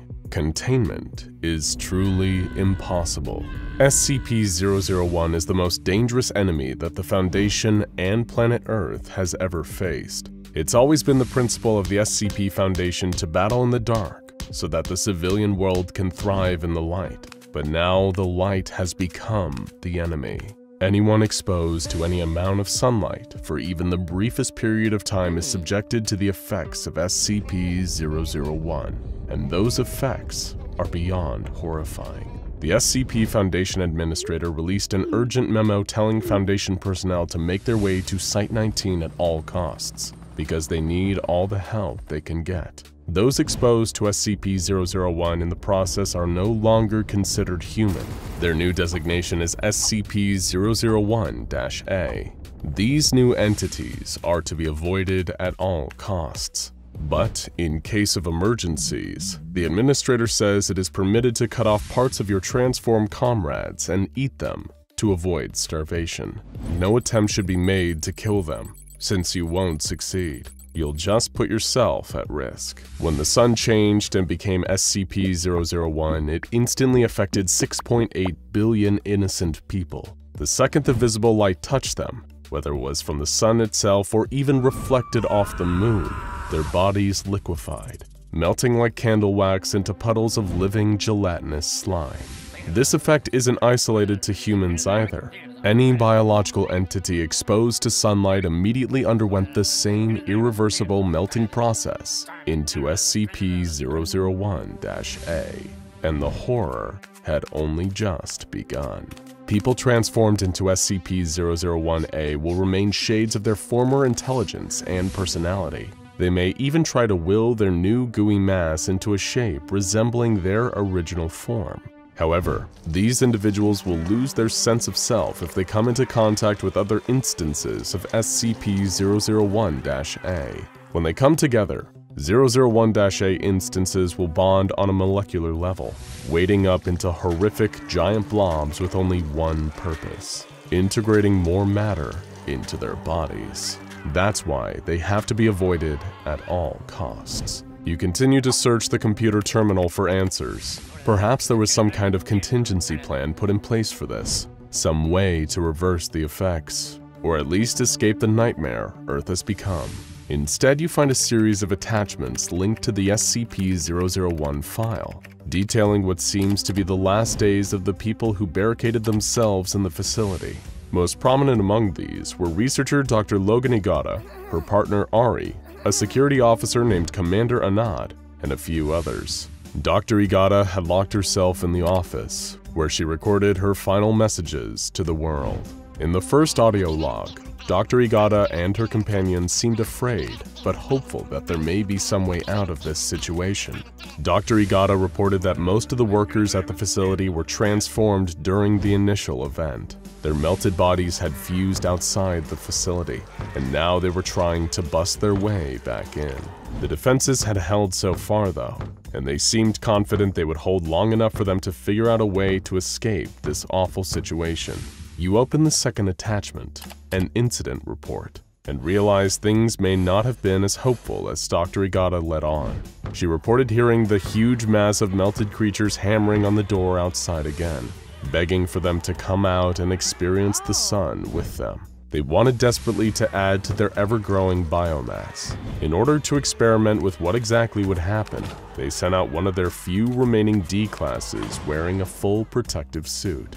He didn't last long. The huge creature grabbed him with tentacles made of reconstituted flesh. It began ripping off his protective suit as he screamed for mercy. It was a monster made of dozens of people and animals. He could never overpower it. The second the sun touched his skin, he melted away and was absorbed by the great mass holding him in place. Guns were ineffective against these SCP-001-A super entities. Fire would do no good. It seemed that extremely low temperatures were the only way to slow the immense blobs down. And even then, not permanently. There was one ray of light in the darkness. The site director had a secret tunnel underneath his office, connected to a tram that could hopefully take them directly to Site-19 without risk of SCP-001 exposure. It was a good plan, and by far the best option they had available to them. But the best plans often don't work in practice. You open the next detachment on the terminal. This time, it's a video feed. You can actually see Dr. Logan Igata, and she looks harrowed by what she's experienced. As it turns out, while the others, including her partner Ari, attempted to escape through the tunnel, something had happened. Dr. Igata heard Ari's voice over her radio, but there was something wrong with it. It was too low, too guttural, and filled with gurgles. SCP-001 had gotten her. She was changed. The monster from above had crawled in through the ceiling. It had taken them, all of them, and converted them into something less than human. Any hope of escape now seemed gone. Ari told Dr. Igata that it would be fine, that it was such a bright, beautiful, sunny day outside, and she was wasting it locked up inside that office. She tormented Dr. Igata with their shared memories of picnics in the park on sunny days in the past. The monster with Ari's voice did everything it could to try to convince Dr. Igata to give up and join them. But she wasn't ready to go just yet. You look away from the screen when you hear a sound in the corner. You see a dark puddle of some unknown substance, and then some skeletal hands rising out of it. The hands are pulling themselves out of the puddle, followed by a skeletal face covered in matted hair. You have to stop yourself from screaming, until a flash from a nearby security light makes the figure disappear. It's a normal puddle once again. Your mind is playing tricks on you. You open the next attachment, another video, and see that Dr. Igata's condition has deteriorated. She looked pale, frantic, and thin. She was using a knife to draw her own blood onto a piece of blood-stained parchment covered in strange symbols. Igata ranted about her theory. What if 001 took the minds and bodies of its victims, but not their souls? Through performing some kind of arcane blood ritual, she hoped to at least rescue and keep the soul of Ari, even if her mind and body were lost. You open the next attachment. It seemed that Igata's ritual worked, but not in the way she hoped. The twisted soul of Ari, driven mad by SCP-001, had taken over the file. It begins corrupting the text of the SCP-001 file into crazy ranting about how futile it is to fight. It then cuts to an even more frightening video feed. Dr. Igata, in her sleep, tossing and turning in a makeshift bed in the corner of her office. The camera approaches her, in first person, and lingers over her sleeping body. An oily skeletal hand reaches past the camera and runs its fingers through Dr. Igata's hair. It's that exact same hand you saw reaching out of that black puddle earlier. You must have seen Ari's lingering spirit. With a lump in your throat, you open the next attachment and watch the video. You see Dr. Igata, now truly broken. She'd been haunted by Ari's demonic spirit for a long time now, and it has clearly taken its toll. She is waving around a handgun while she speaks. She now believes there's only one way to escape, but not like this. She doesn't want the gun to draw attention to her body. She doesn't want to become part of that mass, even if she is dead. She opens a drawer on her desk she's recording at and places the gun inside. Dr. Igata then apologizes to her loved ones who are likely long since dead or assimilated and turns off the recording for the last time. In that moment, you realize there's a single drawer in the desk in front of you. When you reach forward and open it, You see the same handgun Dr. Egata was holding is laying inside. You pick it up and study it, weighing your options. Perhaps there truly is no other way out. Then you see an update on the file. One more attachment has been added while you were studying the gun. You feel your heart pounding in your chest as you reach forward and open the attachment. The text has been changed entirely. The file on SCP-001 is now a poem, an ode to the sun and to ultimate togetherness. Then a video file spontaneously opens itself on the screen. It's a video of you, shot from behind. You see those oily skeletal hands reaching for you in the dark, just like they did with Dr. Egata. In that moment, you panic and fire the gun behind you, hoping to scare off the spirit. Instead, the sound of the gunshots attracts something far worse. The immense blob of screaming melted flesh charges towards the office. You try to barricade the door, but it is not enough. The flesh seeps and bursts through and grabs you in its meaty tentacles. You scream and try to escape, but it won't save you. Nothing will save you.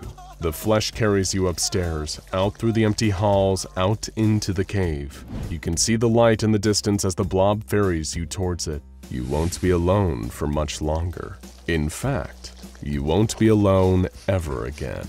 Now check out SCP-001, the Scarlet King, and SCP-001, Which is the Real 001 for more deep dives into SCP-001 mysteries and lore.